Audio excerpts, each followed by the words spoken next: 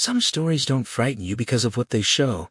They stay with you because of what they quietly ask. How far would you go to bring back someone you love? That question lies at the heart of Pet Sematary, one of Stephen King's most haunting and deeply personal novels. Inspired by a terrifying what-if born from his own family's time living near a busy highway in rural Maine, King wrote a story so unsettling that he once believed it had gone too far. When the novel was published in 1983, it became a worldwide phenomenon, selling millions of copies and cementing its place among the most unforgettable horror novels ever written. By then, King had already captivated readers with works like Carrie, The Shining, and The Stand, earning his reputation as one of the greatest storytellers of modern horror. Its chilling legacy would later reach the screen with film adaptations in 1989 and again in 2019, introducing new generations to its unforgettable nightmare. What you're about to experience is a third-person retelling of this story, not a word-for-word reading of the original work. The visuals in this video are created using today's technology. They may not always perfectly match every scene from the story, but they are designed to help you visualize the world and atmosphere as you listen. As you follow every step into the darkness, you'll also discover fascinating facts, adaptation trivia, and behind-the-scenes stories that make this tale even more unforgettable. Keep listening, because some places change everyone who enters them, and perhaps, by the end, they'll leave a mark on you as well. The story begins.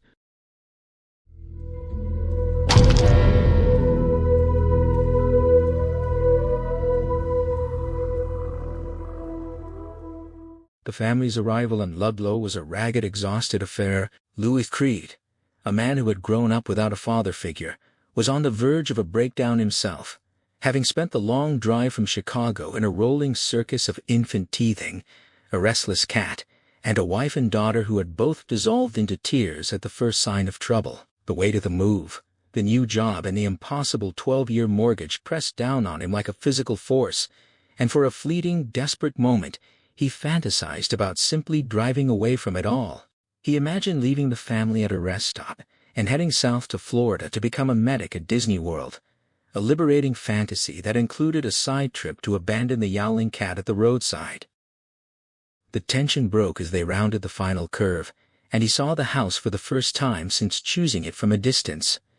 It was a large, handsome colonial, freshly sided and insulated, with an expansive, lush lawn that gave way to a vast field and the promise of endless, private woods. The relief was palpable. His wife's first words of approval lifted a great suffocating weight from his shoulders, and the children's excited cries, culminating in his infant son's first clear word, home, felt like the first seeds of a new life being planted. But the magic was short-lived. The quiet, weary peace of the moment was shattered almost immediately. The house keys, which he had meticulously stored in the glove compartment, had vanished. While he frantically searched the car, his daughter, Eileen, fell from a tire swing, scraping her knee. The ensuing chaos of wails and his wife's demands began to fray his frayed nerves once more. He administered first aid, his patience thin, while the chaos of the move swirled around them. Then, in the midst of the crying and the frustration, a new crisis erupted.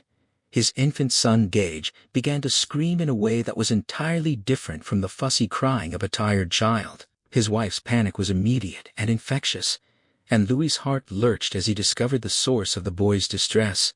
A bee sting on his neck, the stinger still in place. The panic was compounded by the fear that his son's frantic grabbing and his daughter's renewed shrieks of "Bee!"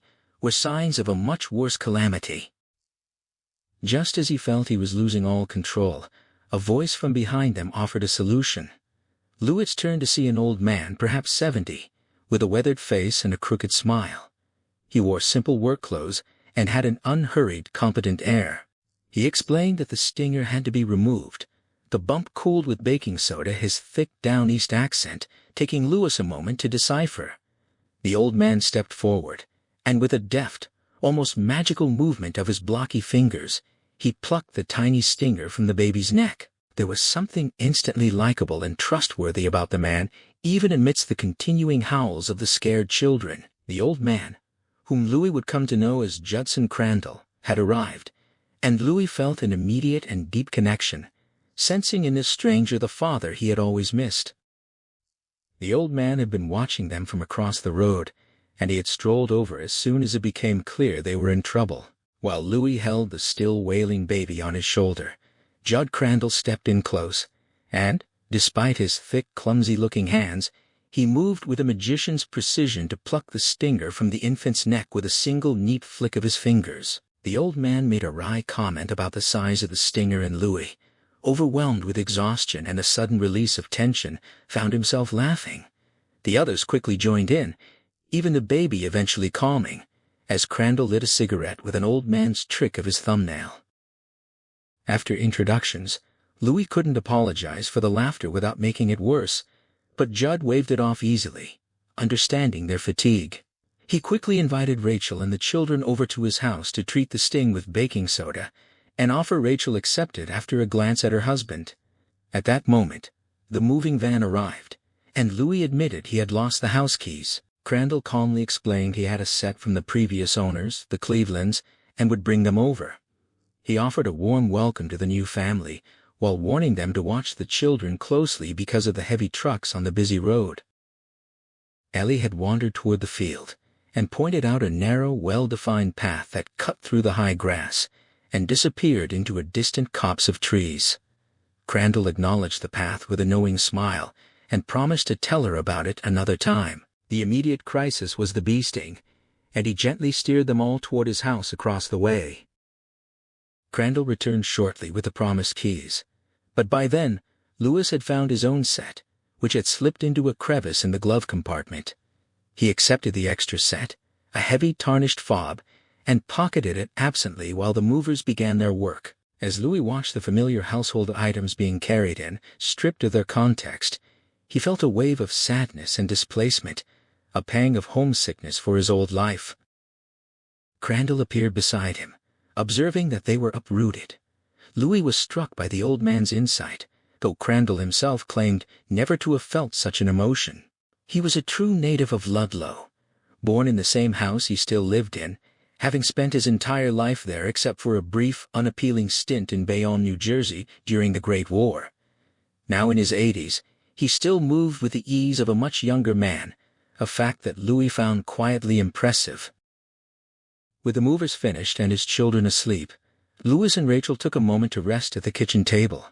He noticed the deep exhaustion on his wife's face and ordered her to bed, but he declined to join her, explaining he was too wound up to sleep and intended to take Judd up on his offer of a beer across the road. She saw through him easily, teasing that he would end up diagnosing the old man's wife's arthritis.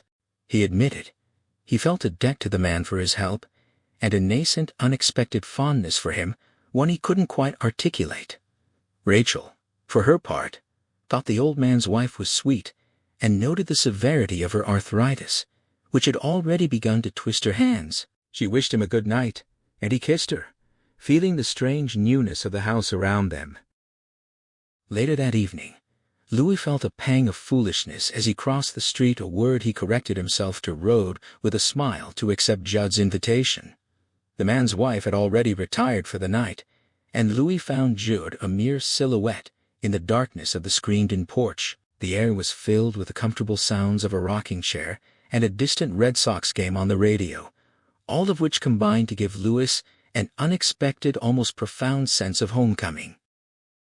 Judd welcomed him warmly and was true to his word about the beer, offering him a cold can from a bucket of ice. Louis took a long, grateful swallow, the cold liquid hitting his throat like a blessing. The old man made a crack about offering him some cheese, and they shared a companionable silence, broken only by the drone of a massive truck passing on the road. Judd complained about the traffic, a constant nuisance that Louis, fresh from Chicago, found barely noticeable. Judd mused about the future of fuel and the quiet that might one day come. The silence that settled between them was not uncomfortable, but felt almost preternaturally familiar, as if they had known each other for years.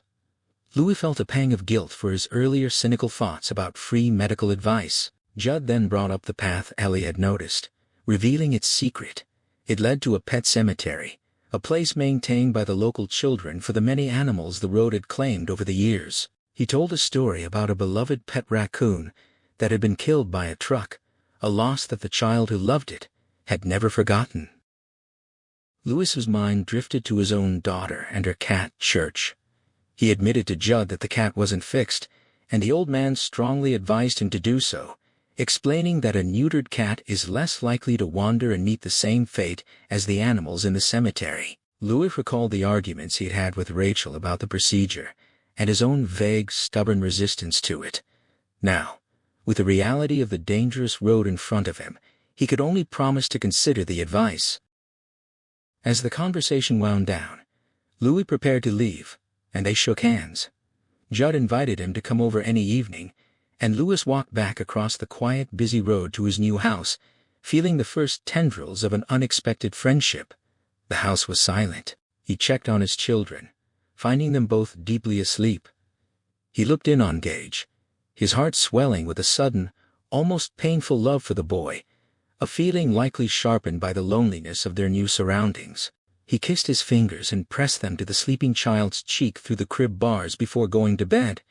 He slipped in next to his sleeping wife, the room around them filled with ghostly unpacked boxes. As he lay on the edge of sleep, he noticed the glowing ember of Judd's cigarette still alight in the darkness across the road, and a strange thought flitted through his mind. Perhaps the old sleep poorly, standing watch for something. With that unsettled feeling, Louis drifted into a dream where he was a medic at Disney World, driving a white van with his young son beside him, a vision of innocent, wholesome joy. The first 2 weeks in Ludlow settled into a busy but steady rhythm for the Creeds.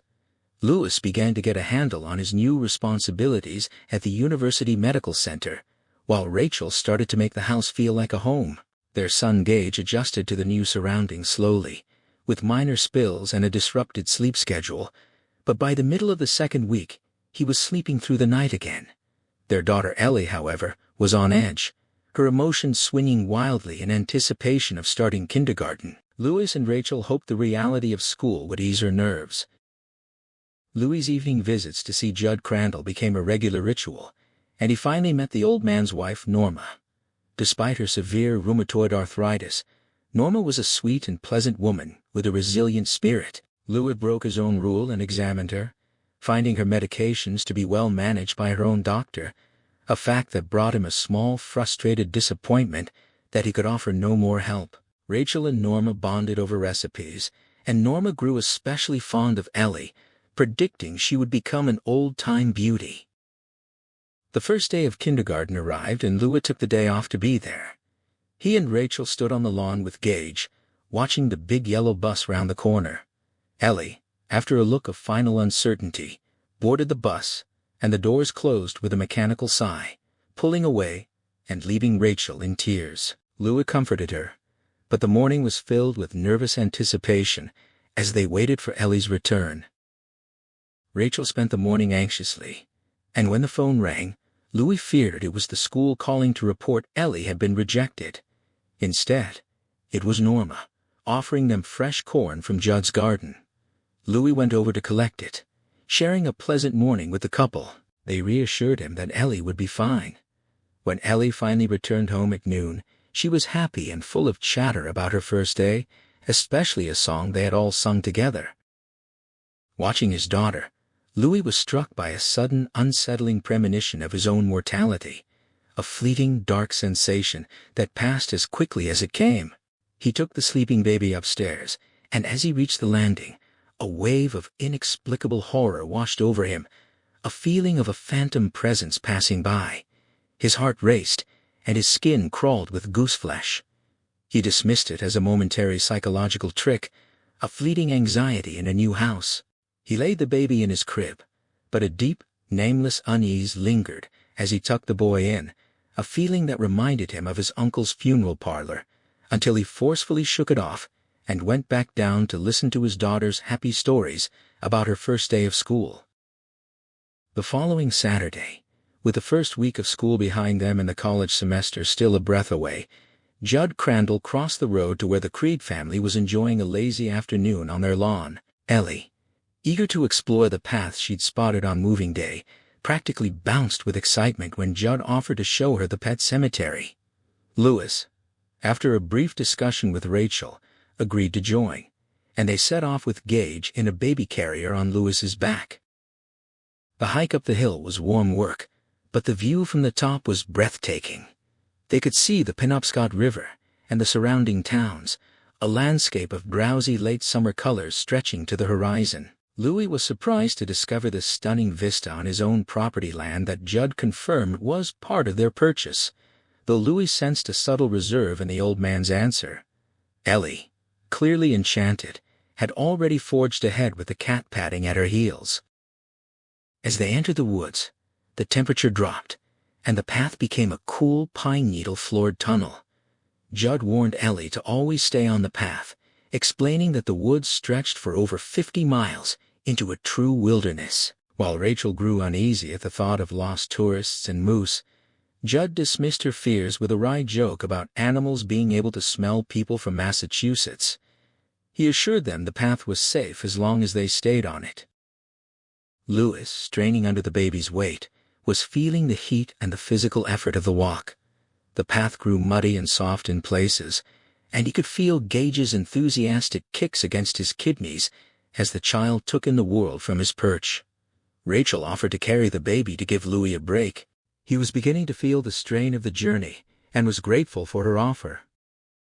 Louis insisted he was fine, though his heart was pounding from the unaccustomed exertion. He was used to prescribing exercise, not doing it. Judd, who seemed to be in remarkable shape for his age, led the way with Ellie. Rachel, walking beside Louis, quietly wondered if the old man truly knew where he was going. Louis waved off her concern. They topped a second hill, and the path narrowed until they passed under a crude arch of weathered boards. Louis and Rachel exchanged an amused glance as they ducked beneath it, and they instinctively reached for each other's hands like a couple at a wedding. On the other side was the Pet Sematary. The clearing was a near-perfect circle of mown grass, surrounded by thick underbrush and a massive, dangerous-looking pile of fallen trees. The ground was crowded with simple grave markers, slats of wood, bits of tin, scraps of slate, each a child's handmade monument to a lost pet. Despite their rough nature, the markers formed a strange, almost hypnotic pattern of concentric rings, lending the site an odd and profound dignity. Judd pointed out the grave of his own first dog, Spot, buried there in 1914. Louis was struck by the age of the place, the markers becoming more primitive and weathered the closer he got to the center. A grave marked Hannah, the best dog that ever lived, dated back to 1929. He was impressed by the love and grief carved into that simple sandstone slab. Judd mentioned he was the last of his childhood gang who had helped maintain the place, and the weight of that solitude was palpable.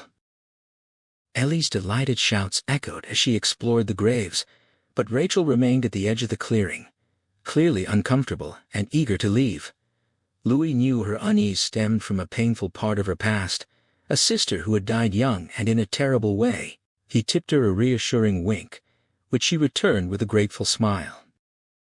Louis, now free of the baby carrier, took a moment to study the place. He noticed the markers were arranged in a rough chronology, with the oldest graves at the center almost swallowed by the forest floor. When he righted one overgrown marker, a small colony of blind beetles scurried out from beneath it. Gage's hungry cries brought the expedition to an end. Rachel wanted to head back, and Louis readily agreed. Ellie was found climbing the dangerous blowdown, the pile of old trees that marked the cemetery's boundary. Judd called out to her to come down, warning that the whole pile could shift and cause an injury. She jumped down, tearing her pants on a dead branch. Judd explained that even experienced woodsmen avoided such piles, and Ellie, now understanding the danger, made a childish complaint at the trees for ruining her slacks. As Louis looked at the blowdown, a strange thought struck him. The way it blocked the path seemed too deliberate, almost like a wall, separating the pet cemetery from the deeper woods beyond. The idea was fleeting, however, as Gage grabbed his ear, and the moment passed. The next morning, Louis was in his study, carefully assembling a detailed model of a 1917 Rolls-Royce. His daughter Ellie appeared, looking troubled. He was absorbed in his work, a hobby he'd had since childhood, a passion that had cycled through various phases from airplanes to war machines to ships and bottles to his current interest in classic cars. His wife Rachel viewed this pastime with a mixture of affectionate tolerance and a hint of contempt, which he suspected was a legacy of her father's low opinion of him. Ellie hovered, her face a clear sign that she had something heavy on her mind. Lua tried to engage her in the details of the model, but she was uninterested. She eventually asked if they were rich, a question prompted by a classmate's assertion that all doctors were wealthy. Lewis explained that his kind of medicine wasn't the path to riches and that he preferred it that way. The conversation turned to the pet cemetery. Ellie, her voice casual but her eyes revealing a deeper concern, asked why pets don't live as long as people. Louis answered with a simplified explanation of metabolism, but he could tell she was still troubled. He reassured her that church was still young and could live a long time, but the words felt hollow. Ellie's fear boiled over. She cried out that she didn't want church to die, that he was her cat, not God's. Her anguish was a raw, honest grief at the thought of losing her beloved pet, a pain that was terrifyingly real to her. Lewis held her, understanding that the cemetery had made death a tangible, frightening concept for his daughter. He considered a comforting lie but remembered his own resentment at being deceived about such things as a child. He knew he couldn't give her easy answers about life and death. Sunday morning light filled the kitchen as Lewis held his weeping daughter, her small body shaking with the force of a grief too large for her years. He tried to offer what comfort he could, but his own words, a patient reminder that death was simply part of living, felt hollow against her raw, furious sorrow. She screamed back at him that it was a terrible part, the worst part, and he had no reply that could soothe her.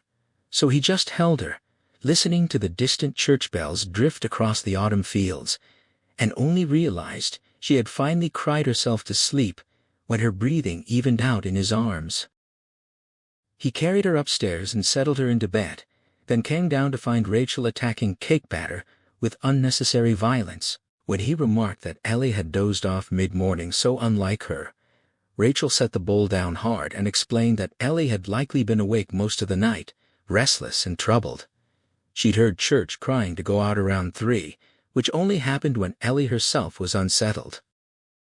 Rachel's anger surfaced, then sharp and accusing, aimed at the pet cemetery. That place had upset Ellie deeply, she said, and she wouldn't be thanking Judd Crandall for that hike. Louis felt a flash of bemusement the way she'd already assigned Judd as his friend, but it was quickly swallowed by distress.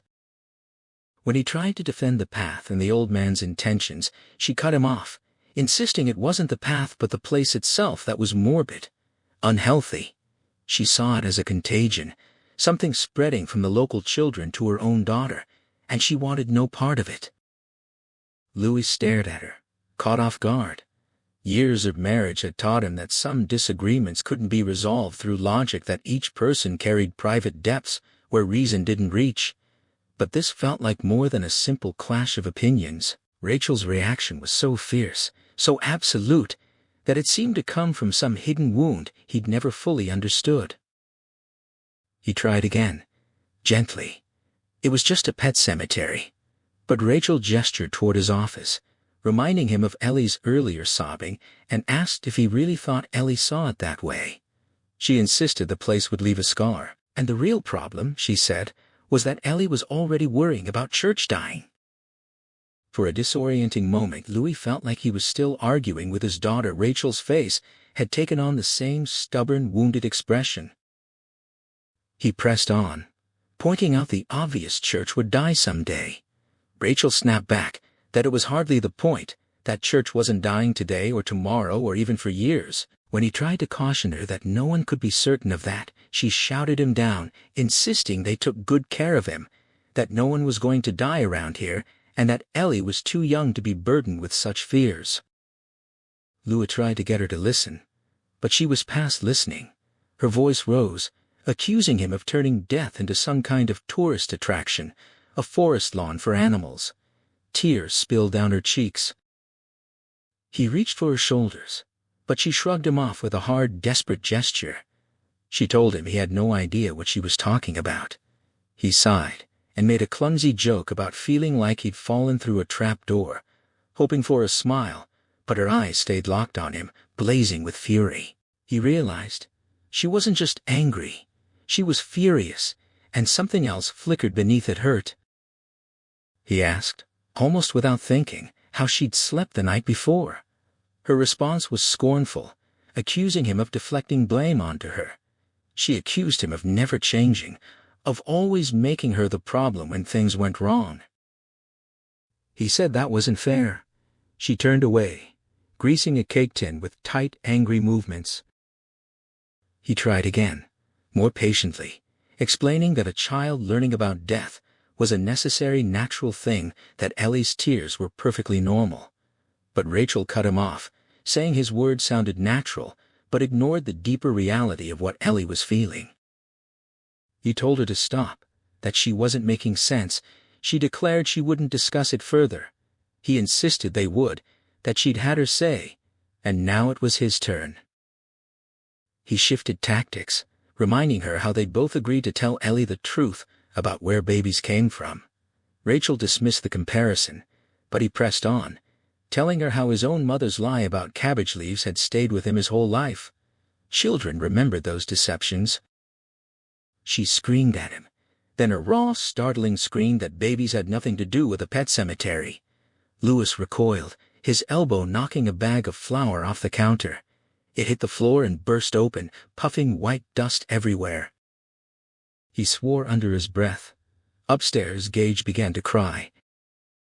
Rachel's voice turned bitter as she blamed him for waking the baby. She moved past him, and he caught her arm. He reminded her, with the weight of his medical training behind it, that anything could happen to a physical being. Did she want to be the one to explain to Ellie if Church got sick, or was hit by a car? She hissed at him to let go.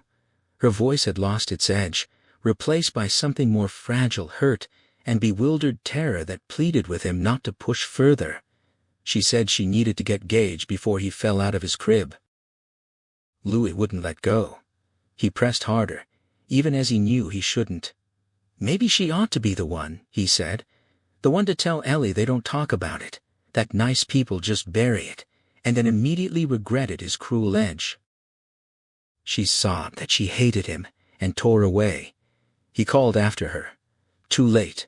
She pushed past him, crying harder, telling him to leave her alone, that he'd done enough. She stopped in the doorway, turning back with tears streaming down her face, and said she didn't want this discussed in front of Ellie anymore. She meant it. There was nothing natural about death, she insisted. Nothing. He, as a doctor, should know that. Then she was gone, leaving him alone in the kitchen. The room still vibrated with the echoes of their voices. He went to the pantry for a broom and swept up the flour, his mind turning over her final words, because as a doctor he knew the opposite was true. Death was, perhaps after childbirth, the most natural thing in the world. He thought of his own certainty that in the end, there was only time, and the markers that eventually faded away. Even sea turtles and sequoias had their limits. He spoke her sister's name aloud. Zelda. That must have been the source of this wound, he realized, the deep fissure he'd never fully understood. The question hung in the air, should he let it go, or try to do something about it? He tilted the dustpan, and the flour slid out with a soft puff, powdering the trash below. The evening had settled into a cool quiet on the Crandalls' porch, the three of them drinking iced tea, as the Sunday traffic thinned along Route 15. Judd Crandall, with his unsettling knack for locating the tender spots in a person's life, asked if Ellie had taken the pet cemetery visit badly. Louis admitted she'd been upset, and Judd nodded knowingly, explaining that for many children, that patch of woods was their first real encounter with death, more vivid and lasting than anything they saw on television. Norma chimed in with a memory about a boy named Billy Holloway, who'd been so haunted by nightmares after visiting the pet cemetery that his parents had worried. But when his own dog died, the funeral his friends organized, complete with a coffin built by the Hall twins and a procession led by Billy's resourceful sister Mandy, who'd consulted an encyclopedia to prove they could have as many pallbearers as they wanted, had somehow healed him. The boy had mourned properly and moved on as people do. Louis listened, thinking of Rachel's near hysteria that morning, and Norma seemed to read his mind, reassuring him that Ellie would recover in time. She observed that people nowadays seemed determined to forget death entirely, hiding from it with closed coffins and sanitized television, while her own generation had lived on closer terms with it through wars, epidemics, and illnesses that had no cure. Death had been a familiar presence in their homes, she said, sometimes an enemy, sometimes a friend. Judd added his own quiet reflection, remembering his brother Pete, who died young from a burst appendix. In those days, he said, you didn't study death in a classroom. It came to you directly, sat at your table, and sometimes you felt its teeth. Louis stood, saying he needed to get back. Tomorrow he'd start his new job at the university.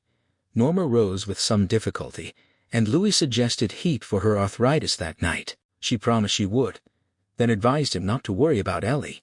She'd be distracted by new friends in school soon enough, and the pet cemetery would fade into just another childhood memory. Judd invited him over the next evening to hear about his first day, and Louis joked about getting him drunk and beating him at cribbage. Judd shot back that he'd sooner let a quack doctor treat him than suffer that humiliation. Louis left on their laughter, crossing the dark road toward his own silent house, where he knew Rachel would already be in bed, turned away from him, the cold distance between them still unresolved. The bedroom was dim and quiet. Rachel curled on her side of the bed with Gage tucked protectively against her, both of them breathing in a slow, synchronized rhythm. Louis stood in the doorway, watching them, feeling the weight of the day's argument pressing down on him. He knew she would eventually come around. They'd weathered other storms, but this one felt different, sharper, more dangerous. The cold distance between them seemed to have settled into something structural, like a hairline crack in a foundation that might widen over time. He moved through his nighttime routine in silence, stripping down to his shorts, setting the alarm, showering, shaving. The roll-aid he crunched before brushing his teeth did little for the acid burning in his stomach. Whether from Norma's iced tea or the sight of his wife so far across the bed, he couldn't tell. He remembered some college lecture about territory defining everything, and the phrase echoed hollowly as he climbed into his own side of the bed. Sleep wouldn't come. His mind churned through the last 2 days, in an endless loop: the pet cemetery, Ellie's furious tears, Rachel's accusations, Norma's quiet observations about how people wanted to forget death, Judd's grim certainty that death sometimes sat at your table. The voices merged in his head, and suddenly he was remembering his mother, who'd lied to him about where babies came from, but told him the brutal truth about death when his cousin Ruthie was killed in a car accident. He'd been 12, and the news had been incomprehensible at first. He'd asked who would bury her, as if that were the crucial question, because he couldn't imagine his undertaker uncle handling his own daughter's body. His mother had explained that a colleague would do it, and then she'd asked him to pray with her. It was only then, kneeling in the kitchen, that the reality had crashed over him. If she was praying for Ruthie's soul, then Ruthie's body was truly gone. He'd screamed in agony, refusing to believe it, and his mother had answered with a flat, terrible finality: Ruthie was gone, and that was that. Louis shuddered in the dark, the old grief surfacing like something that had never really healed. Dead is dead, he thought. What else do you need to know? And then he realized what had been nagging at him, why he couldn't sleep. He got up and went to Ellie's room, where she lay sleeping peacefully, mouth open, her baby doll pajamas already too small for her growing frame. Church was sprawled between her ankles, equally unconscious. Louis watched them for a moment, then went downstairs to the bulletin board where Rachel had written things to put off as long as possible across the top. He found the number for a local vet and jotted it down, adding a note to call about getting Church neutered. He'd resisted the idea before, hating the thought of the cat losing its edge, its wildness, but the sound of a semi-rumbling past on Route 15 decided him. He tacked the memo up and went back to bed. The next morning, Ellie spotted the note at breakfast and asked what it meant. Louis explained that Church would have a small operation and stay at the vet's overnight, and afterward, He'd be less inclined to wander, especially across the road. Ellie accepted this with surprising ease, even enthusiasm, and Louis realized how worried she must have been beneath her calm exterior. Rachel, feeding Gage his egg, shot him a look of warm approval, and the tension between them seemed to dissolve. Later, after the school bus had taken Ellie, she came to him, kissed him gently, and apologized for her behavior the day before. He accepted the kiss, but a faint unease lingered her. Apologies had a pattern, coming most reliably when she'd already gotten her way. Gage toddled to the door, watching for the bus, and Louis remarked on how fast he was growing. Rachel agreed, a little wistfully. Louis joked that at least the diaper phase wouldn't last forever, and she laughed, the old warmth returning between them. She adjusted his tie and gave him an appraising look. He asked if he passed muster, and she said he looked nice, but not like a heart surgeon, just old Lou Creed, the rock and roll animal. He checked his watch and said he had to go, admitting he was a little nervous about his first full day at the university. She reassured him, listing the mundane duties of his new job: ace bandages, flu prescriptions, birth control pills, and he added, with a grin, not to forget the crab and louse lotion. Louis's first tour of the infirmary had left him surprised by the sheer volume of Quell lotion in stock, enough, it seemed, for a military base rather than a modest university clinic. Head nurse Charlton had offered a cynical explanation about the state of off-campus housing, and Louis had filed that away for future reference. On his first real morning, after a lingering kiss from Rachel and a mock stern reminder that he was now an administrator, not an intern, Louis drove toward campus under a flawless September sky. The radio blared the Ramones, and he sang along, the argument with Rachel already fading. He was relieved they'd decided to have church neutered it. It felt like a concrete step away from the unsettling shadow of the Pet Sematary. But the university grounds brought him back to earth. Traffic was suddenly dense with cars, bikes, and joggers who seemed to believe the rules of the road didn't apply to them. One gave him the finger as he braked to avoid a collision. Then he noticed the ambulance was missing from its slot, and his heart lurched until Charlton explained that the radiator had given out. Relief washed over him. It wasn't out on an emergency call, just in the shop. His first patient of the semester was a sunburned girl with a half-degree fever, whom Charlton dismissed as a classic hypochondriac. Louis found the nurse's cynicism sharp, but not unwelcome. He settled into his office, wading through bureaucratic paperwork, and thought the day might actually go smoothly. Then Masterton's voice rang out from the waiting room, ragged with panic. Louis bolted from his chair, and as he burst through the door he was hit by the sight of blood, so much of it. A candy striper was sobbing. Another stood frozen with her fists pressed to her mouth in a horrified, mirthless grin. Masterton knelt over a young man sprawled on the floor, trying to steady his head. The boy was clearly in terrible shape, and Louis knew with a sinking certainty that this was the moment everything would change. Masterton looked up at Louis, his face pale and tight with fear, unable to form words. Outside the glass doors, students were gathering, pressing their faces to the windows to see what was happening. Louis's mind flashed to a childhood memory of watching the Today Show through his own living room window, people peering in at the broadcast. He shook it off and snapped orders: get the drapes closed. The candy striper froze, and Charlton slapped her into motion. The green curtains went up, cutting off the view. Charlton asked about a hard stretcher, and Louis said to get one ready. He knelt beside the young man, assessing the damage in a few brutal seconds. Half the skull was crushed, the neck broken, a collarbone jutting through swollen flesh. Blood and yellowish fluid seeped into the carpet, and through a shattered window in the skull, Louis could see the gray-white pulse of exposed brain. The boy was dying, would be dead even if the ambulance had been waiting outside. Louis snapped at Masterton to call for help, then remembered the ambulance was gone. He asked Charlton what the protocol was, and she admitted they'd never had a case like this. He ordered her to call campus police to get the boy to Bangor any way possible. The dying man stirred, his blood-ringed eyes fluttering open. They were vacant, seeing nothing. Louis told him he'd be all right, the lie bitter on his tongue. The young man tried to speak, but his words were slurred and broken. Louis sent Masterton to find the students who'd brought him in, to keep them away from the worst of it.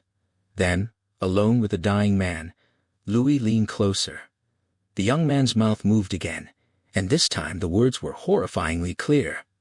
"In the pet cemetery." Louis refused to believe it, told himself it was a hallucination, but the man spoke again. "It's not the real cemetery." Horror surged through Louis, cold and paralyzing. He forced himself to lean even closer, asking what he'd said. The dying man whispered about the soil of a man's heart being stonier, about growing what you can and tending it. He called Louis by name. Louis's voice trembled as he asked who the man was. The response was garbled, something about an Indian bringing fish, and then the young man's body seized, his eyes finding Louis for one brief moment, before going glassy. The stench of death filled the air. The man was gone. Louis sat back, drenched in sweat, the room swimming around him. He thrust his head between his knees, pressing his nails into his gums until they bled, waiting for the darkness to recede and the world to steady itself. The room suddenly flooded with people, as if they'd been waiting off stage for their cue. Louis felt a wave of disorientation so strong it frightened him, like being drugged or trapped in a play staged just for his benefit. The dying man had spoken his cryptic words in private, and now that he was dead, the cast had rushed back in. The candy stripers stumbled in with the hard stretcher, followed by Charlton, who announced that campus police were on their way. Louis learned the young man's name, Victor Pascal. He checked his watch, noted the time of death, and tried to steady himself as chaos erupted around him. One of the candy stripers vomiting, a girl screaming the dead man's name, a cop asking for a blanket, Charlton hesitating over protocol. Louis forced himself to take command, sending Steve to sedate the hysterical girl, ordering Charlton to get the blanket, snapping at the remaining candy striper to stop staring and help her friend. The press conference came hours later. Louis stood beside the head of campus security and gave the facts. Pascal had been struck by a car, driven headfirst into a tree, and died minutes after arriving. When asked about the cause of death, Louis deferred to the coroner. When asked if the students who'd carried him in might have made things worse, Louis firmly denied it. Pascal had been mortally wounded from the start. Afterward, alone in his office, Louis tried to piece together the shards of the day. He and Charlton reviewed the front file of students with chronic conditions: diabetics, epileptics, paraplegics, and others. Then Charlton laid a pink memo on his desk. The carpet would need replacing. Louis stared at it, realizing how absurdly mundane the aftermath felt. He went to the dispensary and took a Tournal, the sedative his old med school roommate had called Toonerville trolley tickets. He needed something to steady himself, to push back the memory of Pascal's dying words, the mention of the pet cemetery, the use of his own name. He told himself it had been a hallucination, a trick of shock and stress, but the unease lingered. Just as he began to feel more in control, the night nurse appeared at his door. His wife was on the line. Louis picked up the phone, grateful for the distraction, and braced himself for whatever news Rachel had to share. The evening nurse had barely finished speaking when Louis noticed the time on his watch. He'd intended to leave the infirmary an hour and a half ago. A quick thank you, and he was already reaching for the phone to call home. Rachel's voice came through the line, full of concern. She'd heard the news, caught his voice on the radio, and the worry in her tone was unmistakable. He assured her he was fine, but the insistence in her voice told him she wasn't fully convinced. When she told him to come home, the word felt like an anchor, the only thing he wanted to hear. He walked through the door to find her waiting in nothing but a net bra and sheer panties. The sight stopped him cold, the day's wait momentarily forgotten. He asked about the kids, and she told him they were with Missy Dandridge until late, a rare window of privacy that she clearly didn't intend to waste.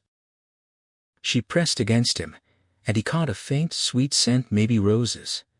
His hands moved to her waist, then lower, as her lips met his with a playful urgency. When they broke apart, he asked if she was his main course. She countered with a mischievous suggestion that she was dessert, her hips moving against him in a slow, deliberate rhythm. He reached for her, but she slipped away, taking his hand and leading him toward the stairs. The night was theirs, and she intended to take full advantage of it. Upstairs, the bath she drew was almost scalding. She undressed him methodically and guided him into the water.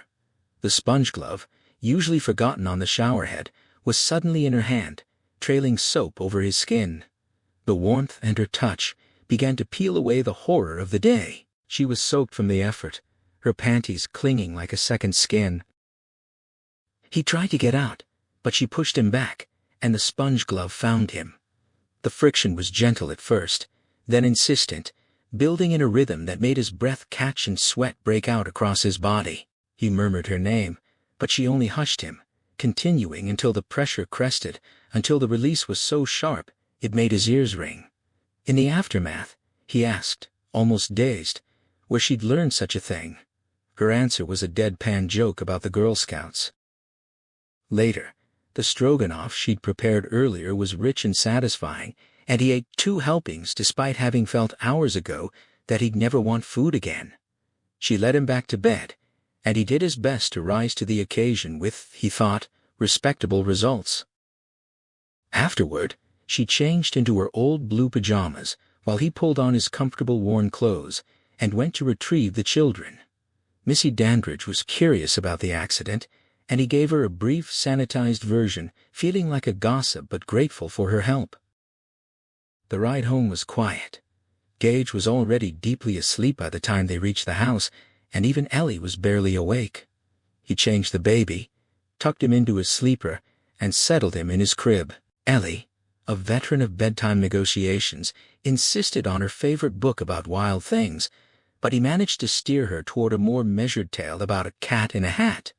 She was asleep within minutes of being put to bed, and Rachel finished the tucking in. Downstairs, Rachel sat in the living room with a glass of milk and a mystery novel. She asked if he was truly all right, and he assured her he was, grateful for everything she'd done to help him unwind. She wondered if he'd be going to Judd's for a beer, but he was too drained. She teased him about having something to do with his exhaustion, then suggested milk and bed. He drifted into the dark, expecting the day's horrors to replay behind his eyelids. Instead, sleep came smoothly, pulling him down like a gentle hand. Much later, a crash jolted him upright. For a disoriented moment, he wondered if a child had fallen. Then the moon broke free of the clouds, casting a cold white light across the room. At the foot of the bed stood the dead man, Victor Pascal, his head caved in, dried blood striping his face like war paint, his collarbone jutting through the torn skin. His grin was a fixed, terrible thing. He said they had places to go. Louis' heart hammered, but he grasped at logic. It was a dream. Pascal's body was in an autopsy drawer, sealed and tagged. He was safe in his own bed, yet the compulsion to move was overwhelming. He swung his legs out of bed, feeling the cold, knobby texture of the hooked rug under his bare feet. The dream was painfully vivid. He wouldn't move until Pascal turned and started down the stairs. The unspoken promise of being touched by a walking corpse held him back until then. He followed, watching the ghostly shimmer of the red jogging shorts ahead of him. They crossed through the house. Pascal walked through the connecting kitchen door as if it were smoke. Louis tried the same, and met unyielding wood. He had to work the latch himself, letting himself out into the garage, but Pascal was already gone. He wondered if the dream was shifting, losing its coherence. Then outside, he saw the dead man again, standing at the head of the path that led into the woods. From the garage, Louis stepped out into the moonlit yard. There, at the head of the path, stood Pascal again, a pale figure against the darkness. The fear came then, not a sudden blow, but a slow seep, filling the hollows of his body with a sick, dirty dread. He stopped, unwilling to go further. Pascal glanced back, and in the moonlight his eyes were silver. The sight of that jutting bone and the dried gore on his face made Louis's stomach turn, but he knew, with a terrible certainty, that resisting was futile. This was a dream of helplessness, a nightmare of being dragged along, unable to change the outcome, just as he'd been unable to save Pascal. Years of training hadn't made a difference when the boy was brought in with his skull cracked open. It was as if they'd called a plumber instead of a doctor.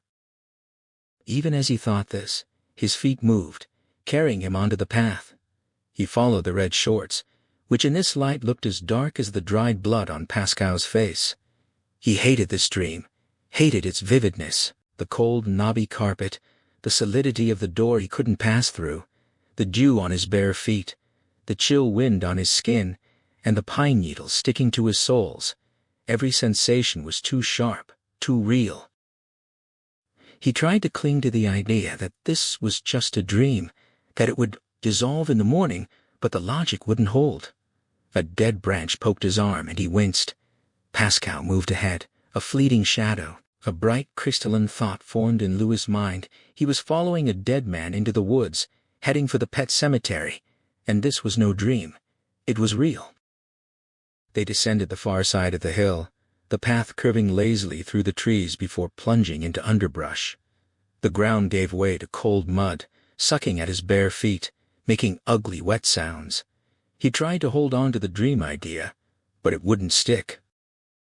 They entered the clearing, and the moon broke free of the clouds, flooding the graveyard with a sickly light. The markers, bits of board, tin, and chipped stone, stood out in sharp, three-dimensional clarity. Pascal stopped near a marker that read, "Smucky the cat."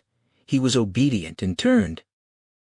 The horror swelled in Louis, a pressure that felt like it would make him burst.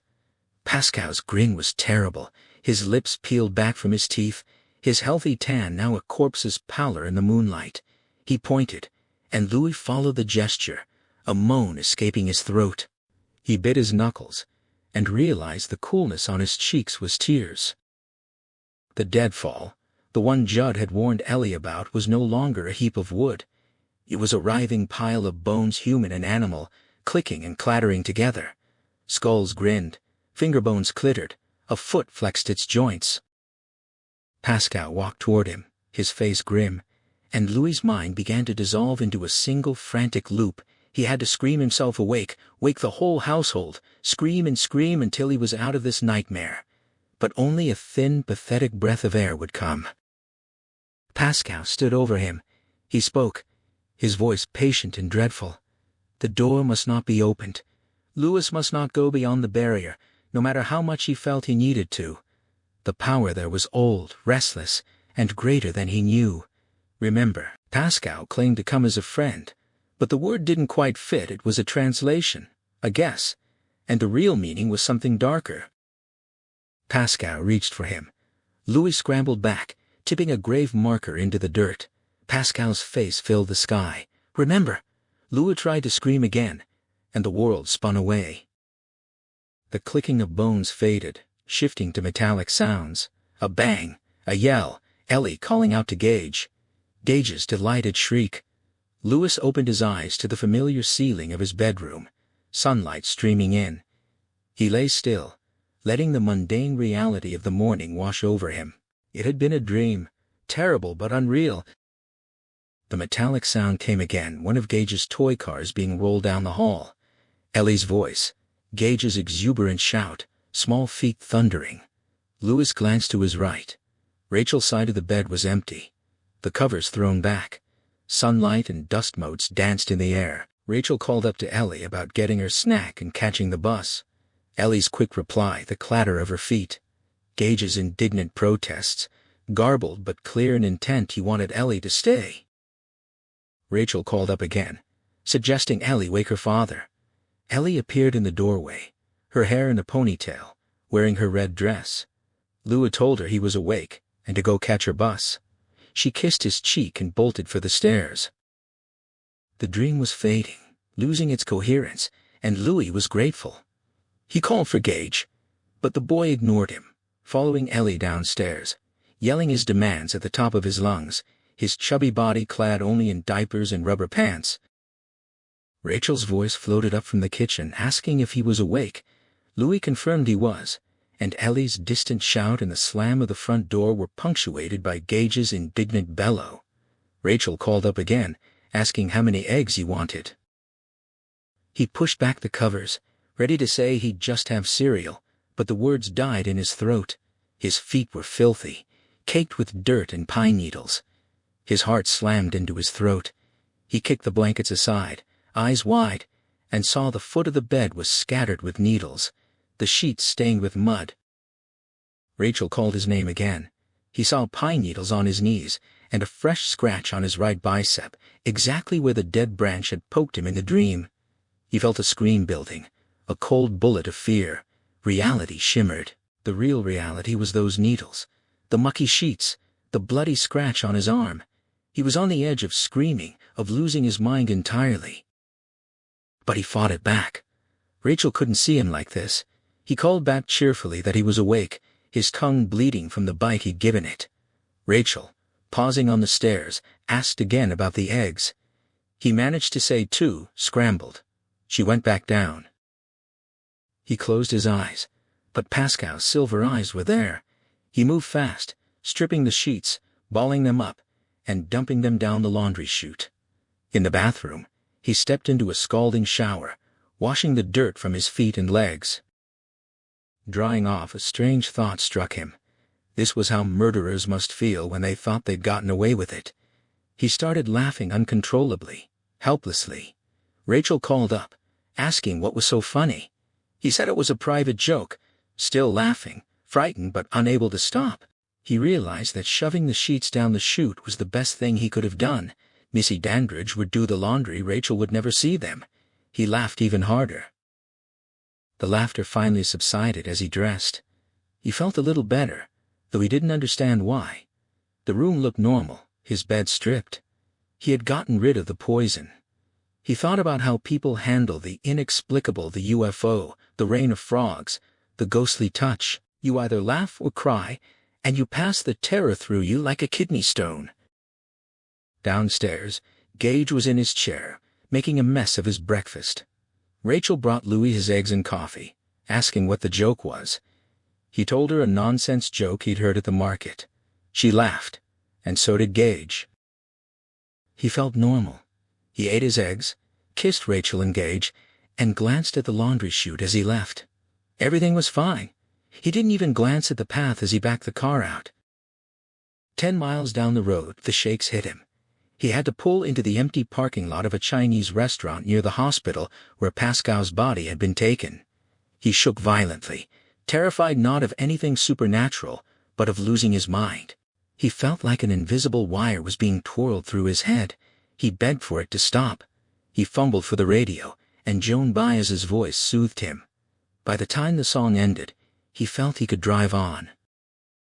At the medical center, he called hello to Charlton and ducked into the bathroom, expecting to look terrible. But his reflection showed only slight shadows under his eyes. He splashed water on his face and went into his office.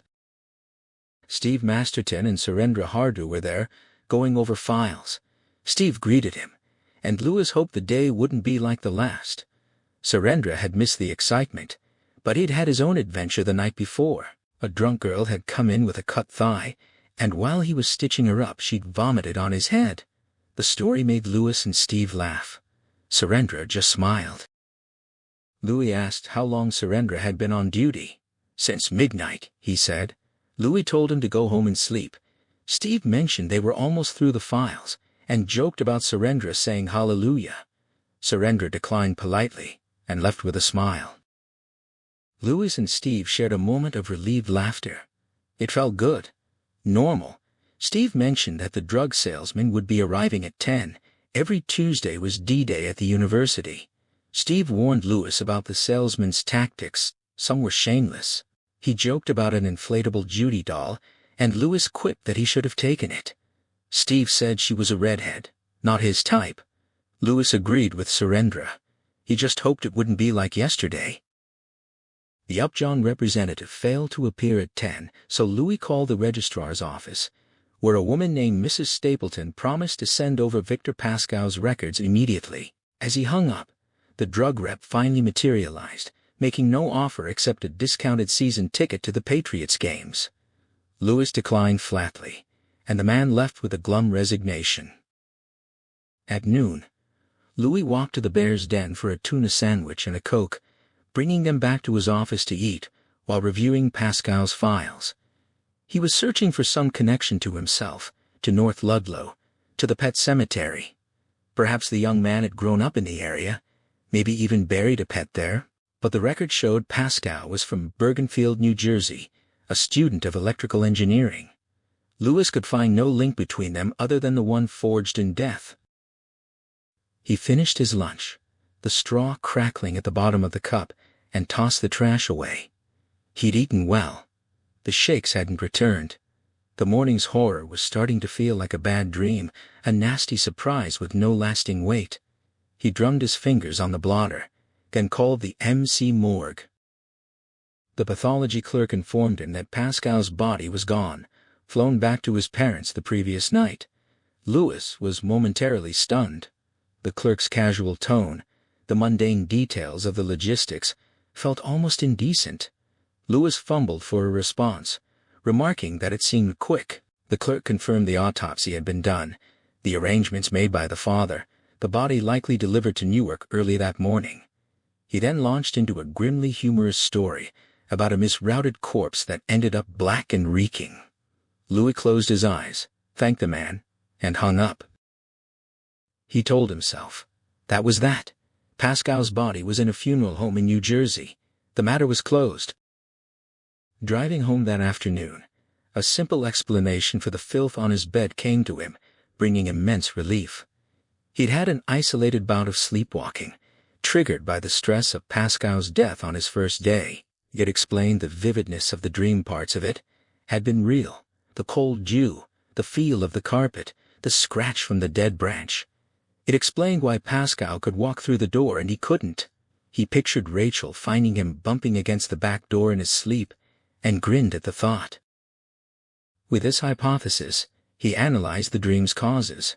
He'd walked to the pet cemetery because it was associated with recent stress, the argument with Rachel, Ellie's first encounter with death. His subconscious had been grappling with it all. He was lucky to have gotten back to the house on autopilot. Waking up by Smucky's grave would have been a nightmare. It was over.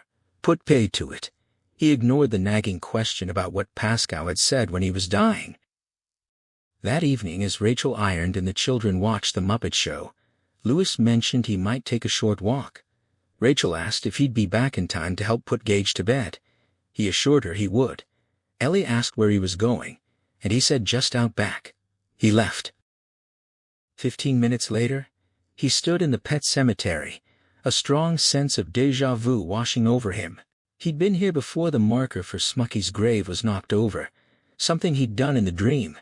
He righted it absently, and walked to the deadfall. The memory of the bones still chilled him. He touched a branch, and it rolled away.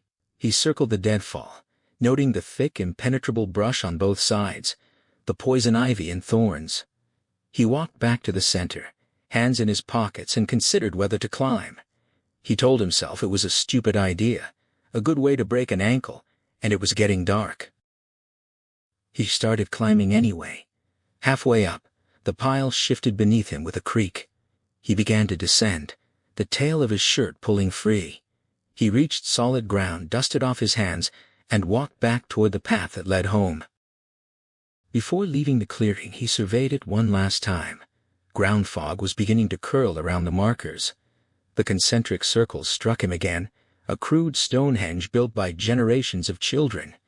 He thought he'd glimpsed a path beyond the deadfall, leading deeper into the woods, but that was none of his business. He let it go.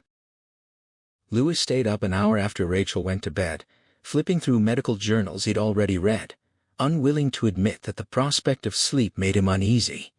He'd never sleepwalked before, and there was no way to know if it would happen again until he tried. He heard Rachel get up and call softly to him. He said he was just coming and turned off the lamp. It took longer than the usual 7 minutes to fall asleep. Listening to Rachel's steady breathing, the image of Pascal felt less like a dream. Every time he closed his eyes, he saw the door crash open, the dead man standing there in his jogging shorts, pallid under his tan, his collarbone jutting. He'd start to drift off, then imagine waking up cold and disoriented in the pet cemetery, surrounded by those moonlit circles, having to walk back through the woods alone. The thought would jolt him awake again. It was after midnight, when sleep finally caught him off guard. He dreamed of nothing. He woke at 7:30 to the sound of cold rain against the window. He checked the bed. The sheets were clean. His feet were clean. He was whistling in the shower. Missy Dandridge watched Gage while Rachel took Church to the vet. That night, Ellie stayed up past 11, restless and thirsty, unable to sleep without the cat. Louis finally cut her off, and she threw a tantrum so fierce that he and Rachel exchanged bewildered looks. Rachel said Ellie was scared for Church and needed to work it out. Louis hoped she couldn't keep it up for long. He was right. Her cries faded to hiccups and moans, then silence. He went to check on her and found her asleep on the floor, clutching Church's empty bed. He gently freed it from her arms, tucked her back in, kissed her, and left a note on the cat bed saying Church would be back tomorrow. He found Rachel in the bedroom. They made love and fell asleep together. Church came home on Friday. Ellie doted on him, bought him treats, and almost slapped Gage for trying to touch him, reducing the boy to tears. Louis watched the cat and felt a quiet sadness. Church had lost his feistiness, no more gunslinger swagger, just the slow, careful walk of an invalid. He let Ellie hand-feed him, and showed no interest in going outside. He had changed. Maybe it was for the best. Rachel and Ellie didn't seem to notice. Indian summer came and went. The trees blazed with color, then faded. After an October rain, the leaves began to fall. Ellie brought home Halloween crafts and told Gage the story of the Headless Horseman, which he rendered as Itchy Bod Brain. Rachel couldn't stop giggling. It was a good time for them, that early autumn. Louis' work settled into a pleasant routine. He saw patients, attended meetings, wrote letters to the student newspaper about VD confidentiality and flu shots. He sat on panels, chaired panels, and presented a paper at a conference in Providence, mentioning Pascal under a pseudonym. The paper was well received. He started working on the next year's budget. His evenings fell into a Rhythm Kids after supper, a beer or two with Judd Crandall. Sometimes Rachel came, sometimes Norma, but mostly it was just the two of them. Louis found the old man as comfortable as an old shoe, and Judd would talk about Ludlow history as if he'd lived it all. He never rambled, never bored Louis, though Rachel sometimes yawned. Louis would cross the road before 10, and more often than not, he and Rachel would make love. They'd never done it so often or so well since the first year of their marriage. Rachel blamed the well water, Louis blamed the Maine air. The memory of Victor Pascal's death began to fade. Louis had spoken to the boy's father, assuring him he'd done everything possible. He didn't mention the confusion, the stain on the carpet, or how Pascal had been dead from the start. Those were things he'd never forget. But for everyone else, Pascal was just another casualty, already dimming. Louis still remembered the dream and the sleepwalking, but it felt like something that had happened to someone else, or on a TV show. His one visit to a Chicago whore 6 years ago felt the same, unimportant, a false resonance. He didn't think about what Pascal had said when he was dying. Halloween night brought a hard frost. Louis took Ellie to the Crandalls first, where she hammed it up, cackling and pretending to ride her broom around Norma's kitchen. Norma declared her the cutest thing she'd ever seen, and Judd agreed. He asked where Gage was, expecting to see him in costume too. Louis explained that Gage had come down with a bronchial cold, his lungs sounded rattly, and the temperature was only 40 degrees. Rachel had been disappointed but agreed it was best. Ellie had promised to share her candy, but her exaggerated sympathy seemed a little too theatrical. Louis suspected she was secretly relieved Gage wouldn't slow her down or steal her spotlight. Gage, oblivious, was at home watching TV with Church. Louis told Jude about Gage's croup, and Norma expressed sympathy, saying next year would be more fun for him. She reached into her treat bowl for an apple and a Snickers, but her arthritic hand dropped them both. Louis was shocked at how claw-like her fingers looked. He retrieved the apple, Judd the candy. Norma offered another apple, but Ellie refused the bruised one. Louis scolded her for being impolite, but Norma defended her, saying children tell the truth. Ellie thanked her, vindicated. On the porch, Judd and Louis talked. Louis noted Norma's arthritis had worsened. Judd said it got worse every winter, and she hadn't been back to her doctor. She was having chest pains and was scared, especially after a friend of hers had died of cancer. Judd asked Louis to examine her, and Louis agreed. Then from the kitchen the Halloween ghosts' chants turned into screams. Ellie's voice, panicked, called out that Norma had fallen. Louis ran inside, leaving Ellie on the porch. Norma lay on the linoleum, surrounded by scattered apples and candy. Her hand had knocked over the bowl. Judd was at her side, looking strained. Louis knelt, his knee crushing an apple, the cidery smell filling the air. He pushed aside the thought of Pascal. Her pulse was weak and rapid, extreme arrhythmia, on the verge of cardiac arrest. He opened her dress, turned her head, and began CPR, directing Judd to take Ellie across the street, fetch his medical bag from the upstairs bathroom, and have Rachel call Bangor Medcrew. Judd left. Louis was alone with Norma. She drew a long, snoring breath, her eyelids fluttering. For a moment, a cold certainty washed over him. She was going to open her eyes and speak of the pet cemetery, but she only looked at him with muddled recognition and closed her eyes again. He was ashamed of his fear. The seizure didn't seem grave. A woman in slacks appeared in the doorway. Louis asked her to wet a cloth and put it on Norma's forehead. Norma's eyes opened again, and she whispered that she'd fainted. Louis told her she'd had a coronary event, not too serious, and to relax. Her pulse was too fast, beating irregularly. Judd returned with the bag. Louis assured him Norma would be fine. The ambulance was coming. Norma whispered that she didn't want to go to the hospital. Louis knelt beside her, holding the tiny Izadil pill between his fingers, and explained he needed her to open her mouth. He described how the medicine, though bitter, would dissolve under her tongue and help steady her heart. Norma complied, and as she settled the pill, Louis caught the stale scent of her breath, and a wave of sorrow washed through him, not just for her present state, but for the girl she once was, healthy and admired. He felt a grim sense of relief. This was not another Pascal, not a life beyond saving. She would live. Her hand reached out blindly and Judd took it. Leaving Judd to comfort her, Louis stood and started gathering the scattered Halloween candy. A neighbor, Mrs. Buddinger, helped briefly before excusing herself to check on her frightened boys. Louis thanked her quietly, embarrassed by her gratitude. She insisted she'd pray for him, and Judd echoed her debt, his eyes steady now, the earlier panic gone. Louis brushed it off, but Judd pressed, making it clear he'd remember this favor. Outside, the ambulance arrived. Louis watched the orderlies load Norma, and he spotted Rachel through the window. He waved, and she returned the gesture. He assured Judd that Norma would be fine, a minor attack. She'd recover with rest and medication, but advised him not to visit tonight due to hospital rules. Judd accepted this, lighting a cigarette. Louis was surprised to realize it was only 8 o'clock. The ordeal had stretched time. He crossed back to his house, where Ellie, still in costume, was reluctant to give up on trick-or-treating. Louis insisted she could continue, and Rachel reluctantly agreed. He felt a weary satisfaction as Ellie ran for her coat.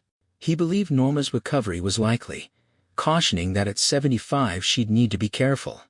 Rachel called it providence. He called it luck. Later, driving home, Ellie asked if her earlier refusal of a bruised apple had caused the attack. Louis was startled by her childish guilt and dismissed it, explaining that Judd had already mentioned Norma's chest pains. He reframed it. Her desire to trick-or-treat had brought him there, so she'd actually helped. Ellie considered this, and then matter-of-factly declared that Norma would probably die anyway. Heart attacks usually repeated. Louis asked where she'd learned that, but she only shrugged. He carried in her candy, marveling at her calm acceptance of Norma's fate compared to her earlier hysteria over church. That night, after the house was quiet, Rachel asked if the incident had upset Ellie. Louis reflected that his daughter seemed unshaken, understanding death with a strange, childlike fatalism. He told Rachel she was fine. They slept. But the wind woke Louis in the early morning, and he half heard slow, dragging footsteps on the stairs. He bolted upright, his mind conjuring Pascal's corpse, 2 months decayed, come to beckon him. He held his breath, waiting, then crept to the door and yanked it open, bracing for horror. The landing was empty. Only the wind howled. He returned to bed, convinced he'd imagined it. The morning after the heart attack, Louis called the hospital and learned Norma's condition was still listed as critical, though her doctor quickly tempered that with a reassuring assessment it had been minor, no lasting damage, and she owed him a great deal. A few days later, on impulse, he stopped by with flowers and found Norma already moved to a semi-private room, a clear improvement. Judd was there, and Norma fussed over the bouquet, directing her husband until the arrangement was just right. Judd made a dry remark about her feeling better, and she scolded him mildly. Then she turned to Louis, thanking him with an unaffected shyness that moved him. He tried to deflect the credit, but Judd pressed the point, teasing him about false modesty. Louis accepted her gratitude gracefully. Norma, growing sleepy, dismissed them both, and Judd eagerly seized the chance to buy Louis a beer. A week before Thanksgiving, the first snow fell, and another storm followed. On the day before the holiday, the weather cleared, and Louis drove his family to the airport. Rachel had been uneasy about leaving him alone for the holiday, but he assured her he'd be fine. Judd and Norma had invited him over. He joked about his aversion to big gatherings, but his real reluctance was rooted in his strained history with her parents. He watched them bored, already feeling the ache of their absence. The truth was simple. The Goldmans had never approved of him. Long ago, her father had tried to buy him off, offering to pay for medical school if Louis would break off the engagement. Louis had refused, exploding with outrage, and the insult had festered ever since. Rachel knew there was tension, but she didn't know the full extent. He could have joined them this trip, but he chose not to.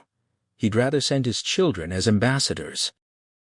As the plane pulled away, he spotted Ellie waving from a window, and then Gage was hoisted into view.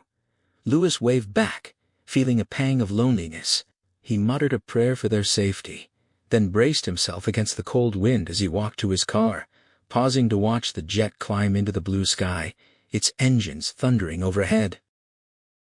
The loneliness had pressed in on him, aching and raw as he waved one last time. That evening, he crossed back to Judd's house after a few beers, trying to shake the hollow feeling. Norma joined them with a glass of wine. Her doctor had encouraged it, and they'd gathered in the kitchen around the small stove. Judd spun a yarn about the Micmacs repelling a British landing centuries ago, their fearsome reputation lingering even in the minds of modern land lawyers. It should have been a pleasant night, but Louis couldn't stop thinking about the empty house waiting. As he finally walked home across the frost-crunching lawn, he heard the telephone ring. He sprinted inside, knocked over a magazine stand, and slid across the kitchen floor to snatch the receiver. It was Rachel. She'd arrived safely, no problems. He told her that was great, relief flooding through him, but underneath it, he wished she were here. Thanksgiving dinner at the Crandalls was fine, and afterward, full and sleepy, Louis went upstairs to his empty bedroom. He kicked off his loafers and lay down, intending only to rest for a moment in the thin afternoon sunlight.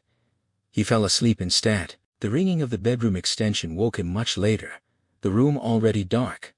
He groped for the phone, expecting Rachel again, but it was Judd. There was a dead cat on his lawn, and he thought it might be church. Louis swung out of bed, dread sinking in his gut. He asked if Judd was sure. Judd wasn't certain, but it looked like him. Louis hung up, sat for a moment, then forced himself to get moving. He told himself, Judd might be wrong. The cat had grown lazy, rarely left the house, but deep down he knew, and his mind raced ahead to the awful prospect of telling Ellie. He remembered a poker buddy's crude question about how he could stay professional with female patients, and his own clumsy answer, a wife's body was different. Just like family was different, shielded by a magic circle. But church had been inside that circle, and now he was dead. He'd compartmentalized, believing tragedy couldn't touch his own, and now he was paying for it. He called out for the cat, but only the furnace answered. The living room couch was empty. He rattled Church's dish, but nothing came. He put on his coat and grabbed a garbage bag from under the sink. Church had gained weight since being fixed. Then he crossed the street. The twilight was fading fast. The wind cut across Route 15, numbing his face, and he felt a strange, faceless loneliness, as if he were the only person left in the world. Judd stood bundled on his lawn, a dark shape against the dying light. Louis nearly stepped into the path of an Orenco truck. Judd waved him back, warning him. He checked carefully and crossed. Judd said Norma was at a church supper and wouldn't be back until 8. Louis knelt to examine the cat, hoping desperately it wasn't Church, but he knew it was. The body wasn't mangled, just still and stiff, with half-open glazed eyes and a trickle of blood staining its white chest. Louis confirmed it was his. He realized he'd loved the cat in his own way, and now, in death, Church looked like the old fierce Tom he'd been before being fixed. Louis dreaded telling Ellie. He considered burying Church in the pet cemetery without a marker, letting the news fade into a vague disappearance, a coward's way out, he knew. Jude asked if Ellie loved the cat, and Louis said yes. He turned Church's head, noting the broken neck, and reconstructed the likely accident. When he glanced up, Judd was staring at the horizon, his face stern and unreadable. Louis pulled out the garbage bag, its crackling sound seeming to jolt Judd back. Judd remarked on Ellie's attachment, and Louis felt a shiver of gothic unease, imagining himself as some grim character from a Bronte novel, bagging the family cat in the fading light. Louis grabbed Church's tail, opened the bag, and lifted the cat. A grimace twisted his face at the sound of the body pulling free from the frost, a ripping, tearing noise. The cat felt impossibly heavy, as if death itself had added weight, and he was glad to drop it into the bag Judd held open. Jude asked what he planned to do, and Louis said he'd put the cat in the garage and bury it in the morning, likely in the pet cemetery. When Judd pressed about telling Ellie, Louis hedged, saying he needed to think it over. Judd fell silent, then told Louis to wait. He moved away with surprising ease for his age, and Louis found himself oddly content, standing alone in the bitter cold with the bag rustling at his feet. He raised his face to the wind, feeling a strange sense of homecoming. Something was going to happen, he thought. Something strange. Judd returned with a flashlight, a pick, and a shovel, insisting they bury the cat tonight. Louis protested. It was dark, late, freezing, but Judd pressed him with quiet logic, asking if Ellie loved the cat, and if Louis loved her. Louis conceded, and Judd's final, "Then come on," left him no choice. He followed. On the walk up, Louis tried to talk to Judd, but the old man didn't answer. The odd contentment persisted, mingling with the ache in his muscles and the biting wind.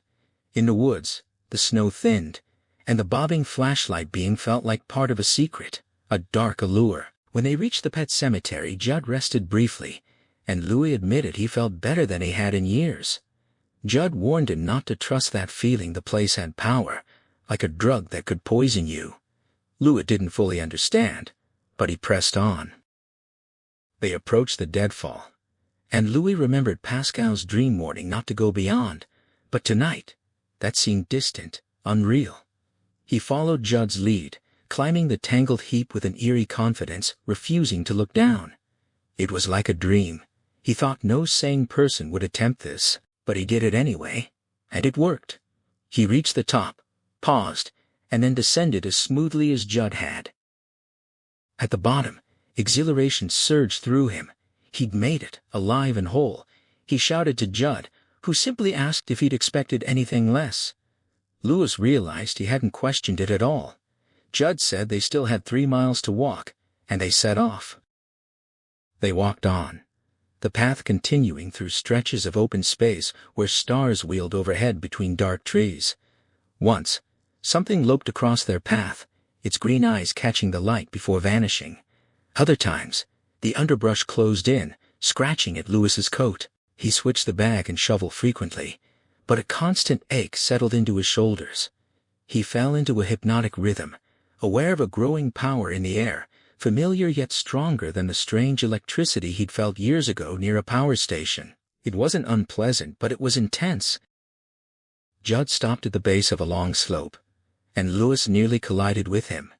The old man said they were close now, warning that the next stretch the edge of what the Micmacs called Little God Swamp required the same steady, unwavering focus as the deadfall. He mentioned quicksand and a strange electrical quality to the air. Louis felt a chill of recognition, thinking of that night in high school. Judd cautioned him about St. Elmo's fire and strange sounds, dismissing them as loons or optical illusions. But Louis sensed something darker beneath his calm words. He asked where they were going, but Judd deflected, telling him to mind the tussocks and follow. They crossed the swamp, stepping from hummock to hummock with an eerie ease. Louis's feet seemed to know where to land. Once, he broke through ice into slimy water, but he recovered quickly. The bobbing flashlight ahead brought back memories of pirate tales, evil men burying treasure, guarding it with a ghost. But they were only burying a cat.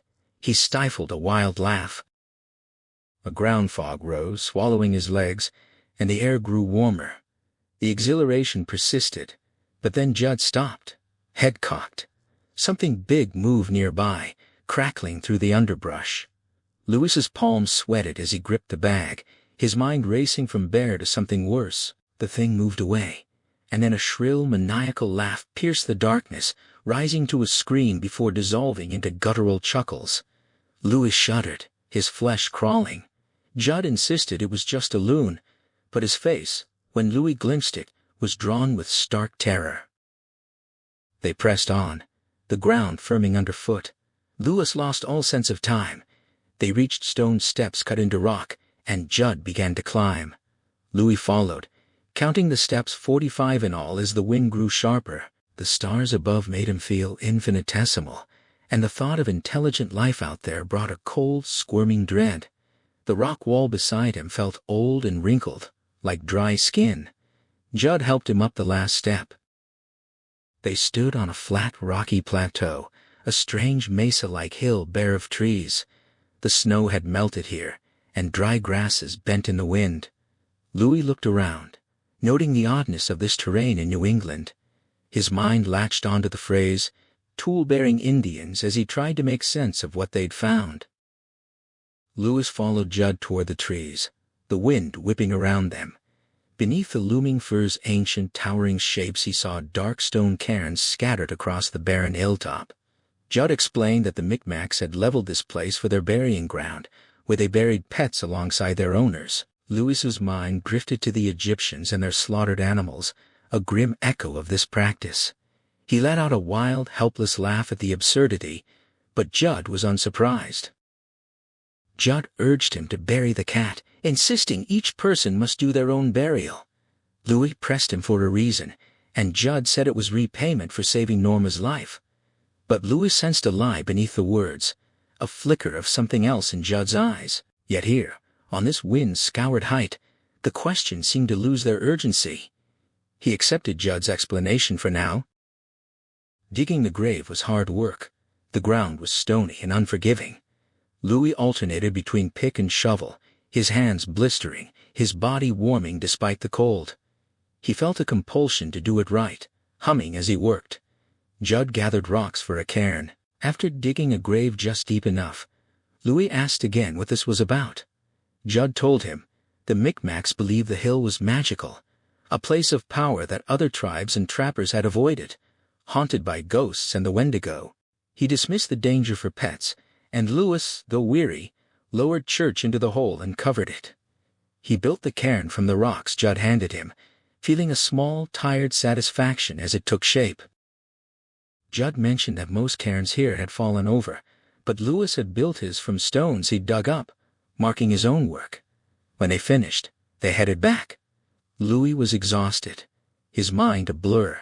The return trip was a haze. He stumbled on the deadfall, but Judd caught him. They passed the familiar graves of Smucky, Trixie, and Marta, and Louis reflected on the danger they'd courted at peril beyond the blisters and exhaustion.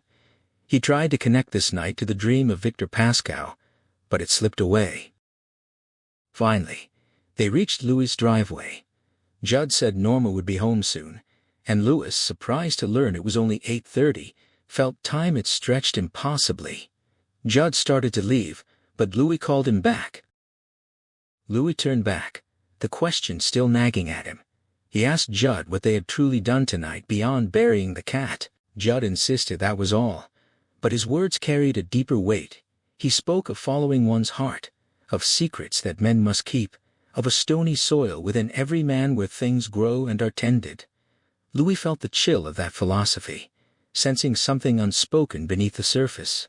He tried to press further, but Judd deflected, urging him to accept what was done and follow his heart. Louis asked how Judd knew about the place. Judd said he'd learned it from Stanny B, but clarified that he'd buried his own dog spot there as a boy, though the story now conflicted with an earlier version Judd had told. Louis was too tired to untangle the inconsistency, and Judd offered no more. They said goodnight, and Louis called out a thanks as Judd crossed the road, raising a hand in acknowledgement. Inside, the phone rang and fell silent before Louis could answer.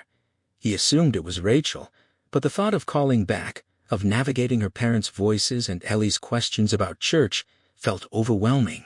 He imagined the lie he'd have to tell that church had been hit by a truck, that they'd buried him in the old Micmac ground. He rehung the phone, washed the sweat from his body, and made a hearty sandwich, eating with grim satisfaction. He went to bed, his aches fading into a low throb, and slept deeply until 3 a.m. In the bathroom, the discrepancy struck him. Judd had said tonight that Spot died when he was 10, from a barbed wire wound, but earlier he'd said the dog died of old age during the Great War. Louis rationalized it as old age and forgetfulness, but the inconsistency nagged at him. He lay awake, listening to the wind, and eventually drifted off, imagining he heard slow footsteps on the stairs. He thought of Pascal. But the sound faded, and though many strange things followed, Louis was never troubled by that specter again. The morning sun poured through the east-facing windows, rousing Louis from a deep and dreamless sleep. He was still blinking the fog from his mind when the telephone's sharp ring cut through the quiet. He reached out and grabbed the receiver without thinking. It was Rachel's voice on the other end, bright with teasing affection. She asked if she'd woken him, and he answered with a playful insult that made her laugh. She chided him for his language, and then asked about his evening, whether he'd spent it across the street. He let the hesitation pass in less than a heartbeat, offering a simple confirmation and adding a vague mention of beers shared with Judd. When she pressed about the Thanksgiving supper at the Crandalls, he glossed over the details, the lies settling into the space between them with a weight he chose not to examine too closely. The conversation drifted into the familiar rhythm of family updates. Rachel recounted her parents' doings, and while the subject held no real interest for him, he found a petty flicker of amusement in the news about her father's receding hairline. Then she offered to put Gage on the line. Louis smiled, warning her to guard the phone from the toddler's tendency to disconnect calls. After some rustling and coaxing, Gage's small voice came through, bright and warm. Louis responded with cheerful enthusiasm, asking about mischief, hoping for more, and Gage babbled back in the half-formed language of a child, on the verge of speech words like mommy and car and, to Louis' private delight, a word Rachel would have frowned upon. When Rachel finally reclaimed the phone, Gage's protest echoed in the background, and Louis felt a wave of relief wash over him. He loved his son fiercely, missed him in the hollow spaces of the empty house, but holding a conversation with a toddler was like trying to solve a puzzle with half the pieces missing. Rachel asked how he was doing on his own. He answered quickly, almost too smoothly, and felt the faint prickle of awareness that he'd crossed a line that she'd asked about last night, and he'd given her a version of the truth that was neatly trimmed of everything that mattered. He could hear Judd's words in his mind, a quiet murmur about how men keep their secrets, how they tend what grows in the stony soil of their hearts. He admitted the house was quiet, dull even, and that he missed her. Ellie's voice came through, eager to talk. Rachel handed her the phone, and Louis listened to his daughter's delighted chatter about her grandmother's doll, a trip to the stockyard she'd found fascinating and disgusting in equal measure, and the trouble Gage had caused, culminating in a small act of toddler vandalism near her grandfather's study. Louis couldn't suppress a grin at the mental image. Then Ellie's voice changed, softer, more tentative. She asked about church. The grin faded from his lips, but his voice stayed steady and unconcerned as he answered, telling her the cat was fine, that he'd fed it last night and put it out. The lie slipped out with an ease that unsettled him, a fleeting thought about how smoothly a person could deceive when they chose to. Ellie asked for a kiss to be passed along, and he deflected with a joke, making her giggle. She asked if he wanted to speak to her mother again, and he said yes. The call ended with a final exchange of affections. Louis hung up, and the words left his mouth without his permission. That's that. He stood in the bright, empty kitchen, and what struck him most was how little he felt. No guilt, no pang of conscience. The weight of his deception should have pressed down on him, but instead it floated somewhere out of reach, insignificant. The phone rang again not long after, and Louis snatched it up, but this time it was Steve Masterton, bright and eager, offering a full day of racquetball at the nearly empty university gym.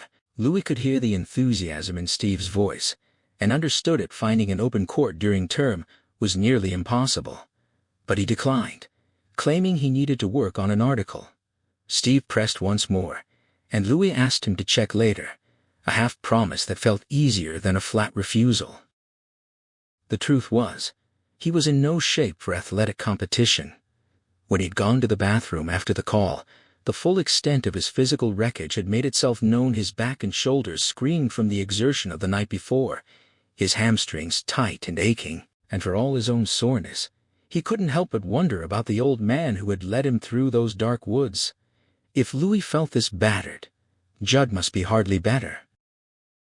He tried to focus on his article, the yellow legal pad spread across his desk, but the silence of the house pressed in on him, and concentration slipped away. After an hour and a half of fruitless effort, he gave up. He pushed the papers aside, pulled on his parka, and crossed the road. The Crandall house was quiet. No sign of Judd or Norma, but tacked to the porch was an envelope with his name written across it. Louis pulled it free and opened it. Inside, Judd's handwriting explained that he and Norma had gone to Bucksport, and he was welcome to stop by that evening for a beer. More importantly, the note carried advice about Ellie, a nudge not to rush into telling her about the cat. That was already done, Louis thought. It was done, and buried. The night's work was a weight he carried alone. But there was more, a request for discretion about the Micmac burying ground, with a mention of others in town who knew of it. Even a story about an old farmer's bull buried up there. Judd's tone was careful, threading between humor and seriousness, speaking of old superstitions that still held power in the quiet minds of the townspeople.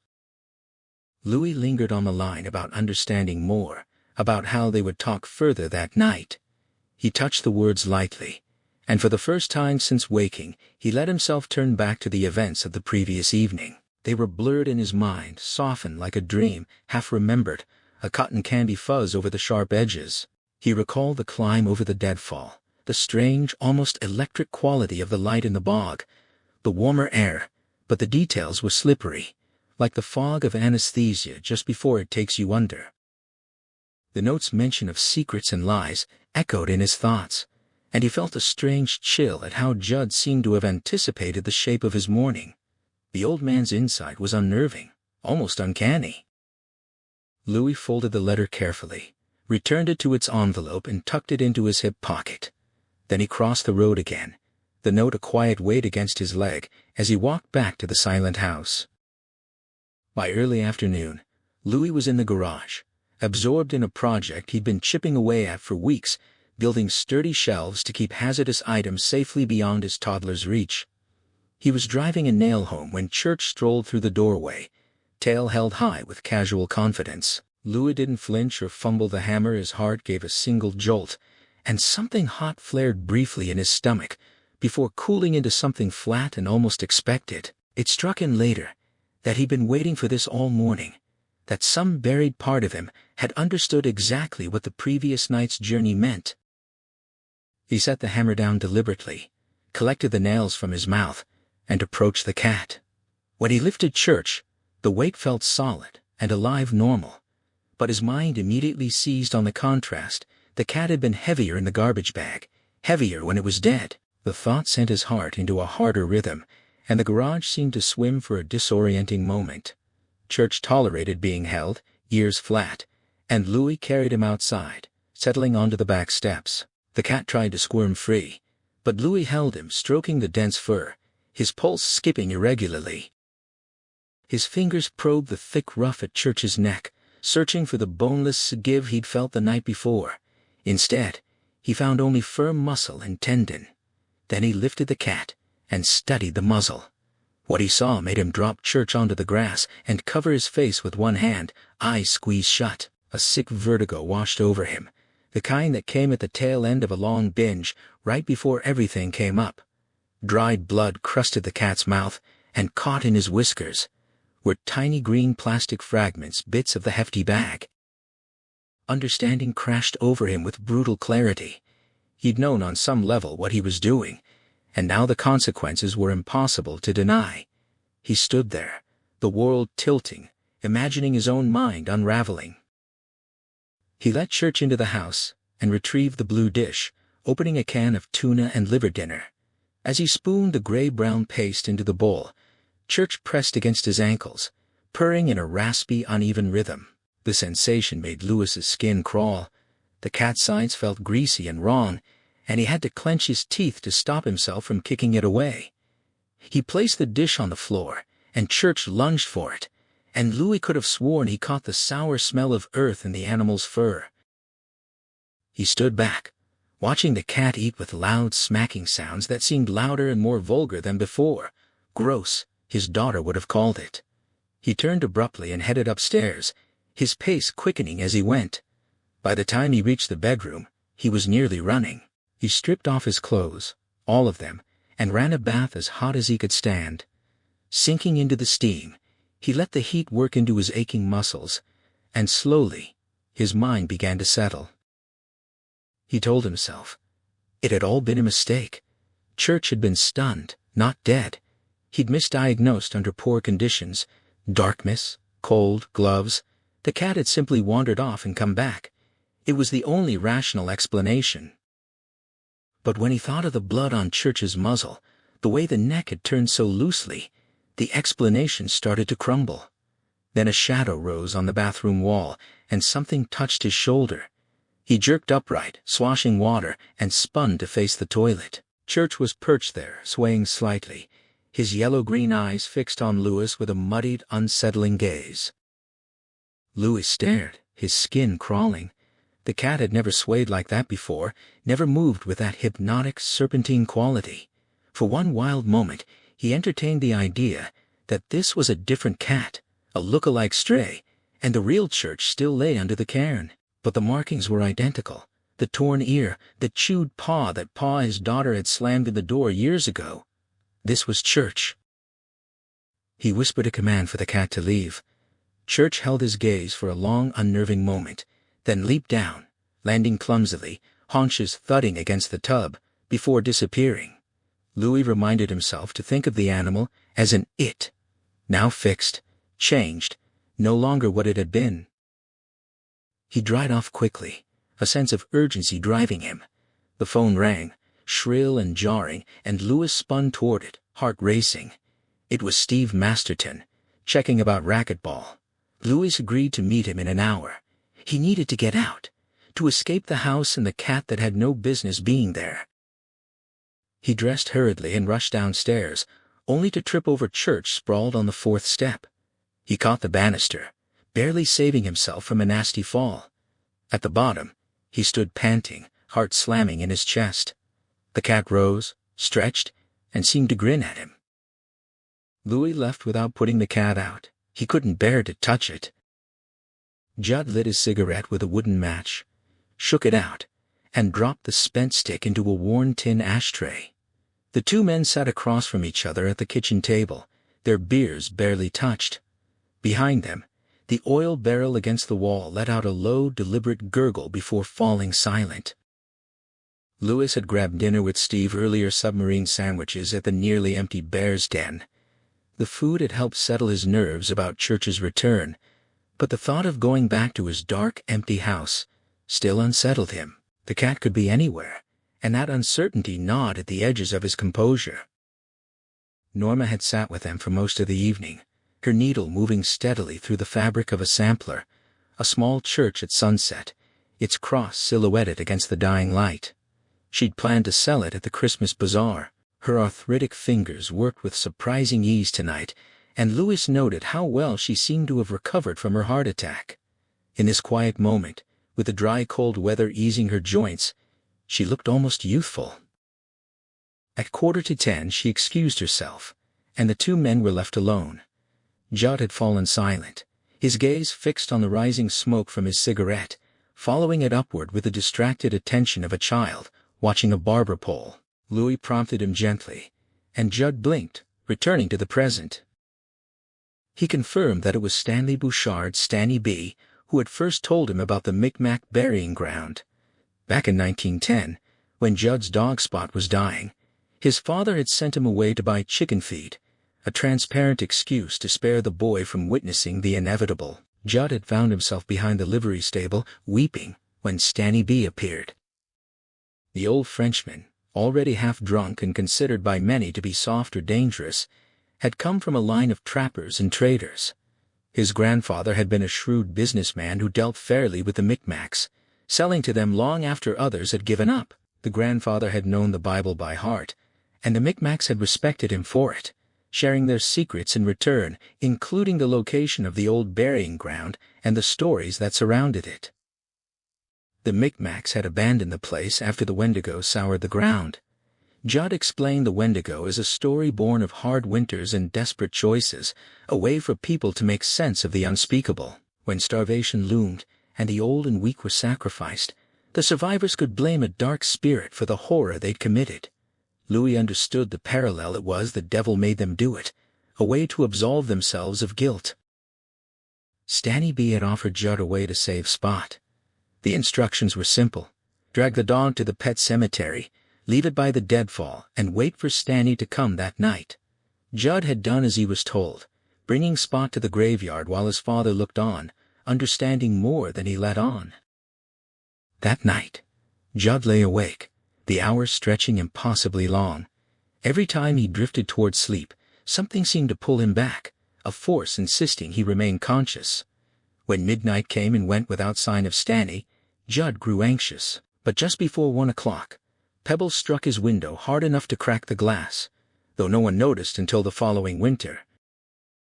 He threw open the window and found Stanny B swaying in the driveway, drunk but determined. Judd crept down the ivy trellis, too frightened of his father to risk the stairs, and joined the old man. Louis listened, the weight of the story pressing down on him, and asked for another beer. Judd obliged, and as Louis settled back, the old man resumed his tale, the cigarette smoke curling upward in the dim light.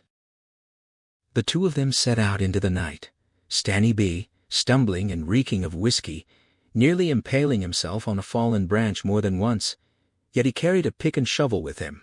When they reached the pet cemetery, Judd expected the old man to simply collapse and let him do the digging, but instead Stanny seemed to sharpen, his drunkenness receding as he announced they needed to go further over the deadfall and deeper into the woods, to another burial ground. Judd protested, certain the drunk would break his neck on the treacherous pile of fallen trees, but Stanny insisted he could walk it easily, and Judd could lug the dog.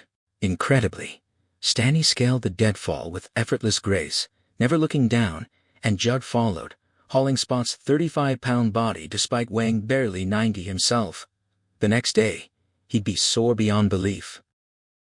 They walked for what felt like forever through spooky woods alive with unfamiliar bird calls and the rustle of unseen animals. Judd's imagination began to play tricks. He started to believe he was following not Stanny but an Indian, painted and armed, ready to scalp him.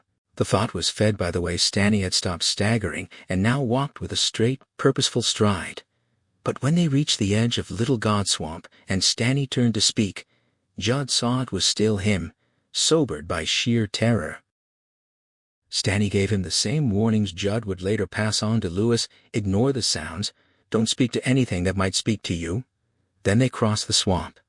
Judd saw something there, something he would never describe, something he'd never encountered on any of his subsequent visits. He declared that his trip with Louis had been his last. Louis sat with his beer, his rational mind trying to dismiss the tale as the ramblings of a senile old man. But he couldn't. Church had been dead, and now he was alive, and something about him was fundamentally wrong. Judd had done what he thought was a favor, but the medicine of the Micmac burying ground was proving to be bad medicine, and Louis could see in the old man's eyes that he knew it. He remembered the gleeful, capering look he'd glimpsed in Judd's expression the night before, and he wondered whose will had really driven them to take that journey. He had no answer, and he pushed the question aside. Judd resumed his story. He buried Spot and built the cairn, and by the time he finished, Stanny was fast asleep. He had to shake the old man awake to get him moving again, and by the time they descended the 45 steps, Stanny was walking steady. They made their way back through the swamp and the woods, and it felt like hours had passed, but it was still full dark when they reached Judd's house. Stanny told him to wait and see what might happen, then staggered off. As it turned out, Spot outlived Stanny by 2 years. The old man's liver finally gave out. Judd climbed back up the ivy trellis and fell asleep instantly, but the next morning, his mother was screaming for him. He went downstairs to find her backed into a corner of the pantry, terrified. Spot stood in the doorway, covered in dirt and mud, his belly fur matted and filthy. He wasn't growling, but he had clearly cornered her. Judd's joy at seeing his dog alive was crushed by the understanding that he'd put his mother in terror. He called Spot, and the dog came slowly, jerking toward him, clumsy. He led him outside, fed him scraps, and hugged him, overjoyed until Spot licked his face. The dog's tongue was cold, like a dead fish. Judd gave Spot a bath, and for the first time the dog didn't resist. He sat passively in the tub, like washing meat. Judd saw the old wounds where barbed wire had torn him, their flesh dimpled and scarred as if healed for years. Then he noticed the place near Spot's ear where his father had shot him. The fur had grown back white in a small circle. Louis tried to explain that bullet wounds to the head aren't always fatal, but Judd insisted if his father said Spot was gone, he was gone. Louis admitted that he thought the cat was dead when they'd carried it up there. Judd pressed him, pointing out that he was a doctor and needed to be sure. Louis faltered, reminded that the conditions had been poor darkness, cold, gloves, but he couldn't escape the weight of what they'd done.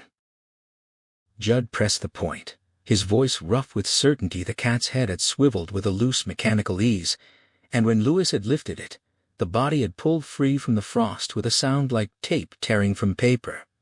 "Living things don't do that," he insisted.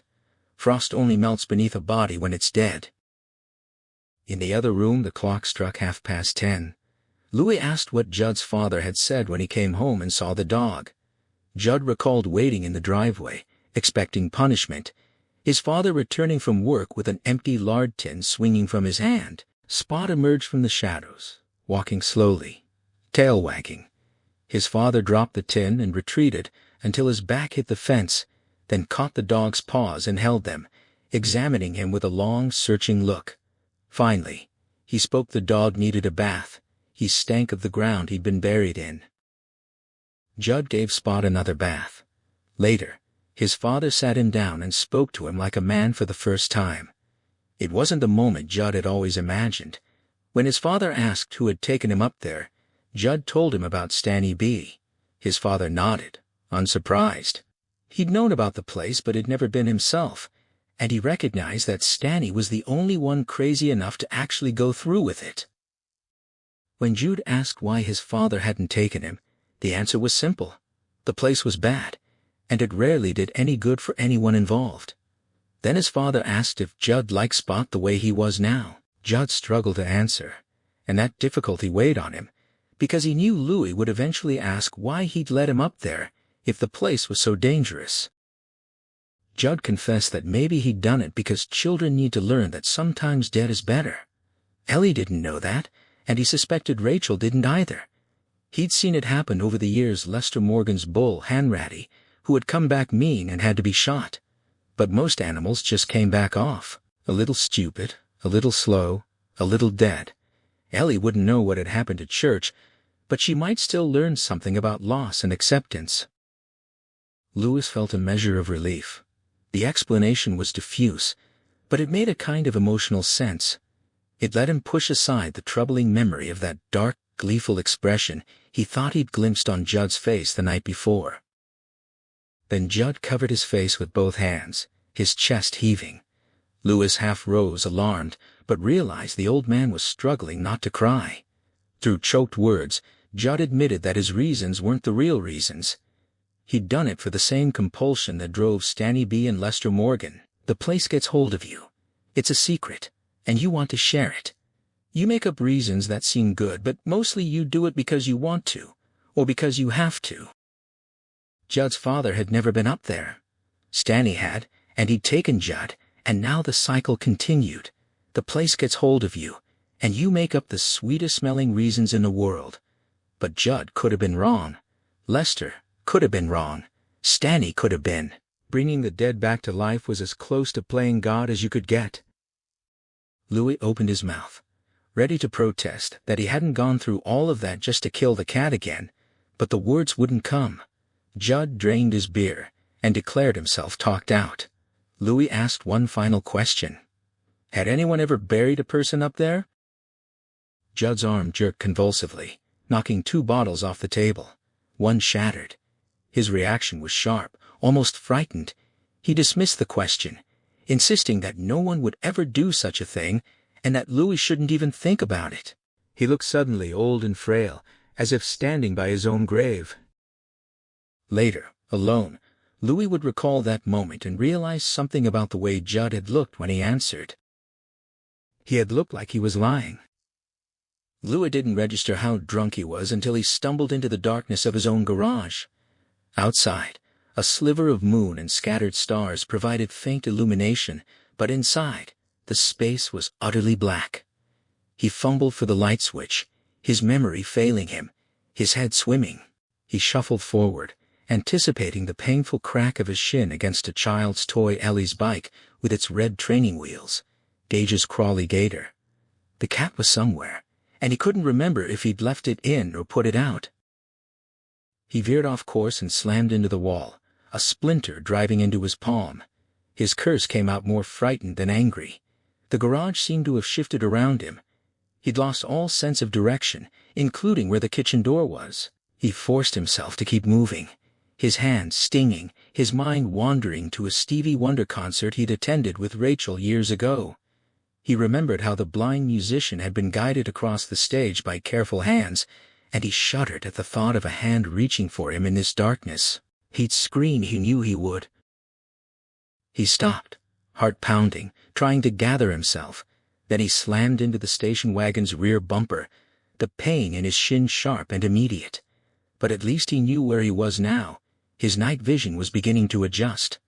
He remembered that he'd left the cat inside, and then Church's warm, furry body slid against his ankle, its tail curling like a snake around his calf.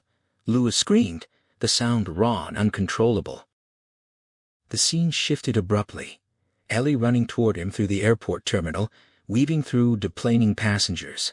He grinned, embarrassed but pleased, as she launched herself at him.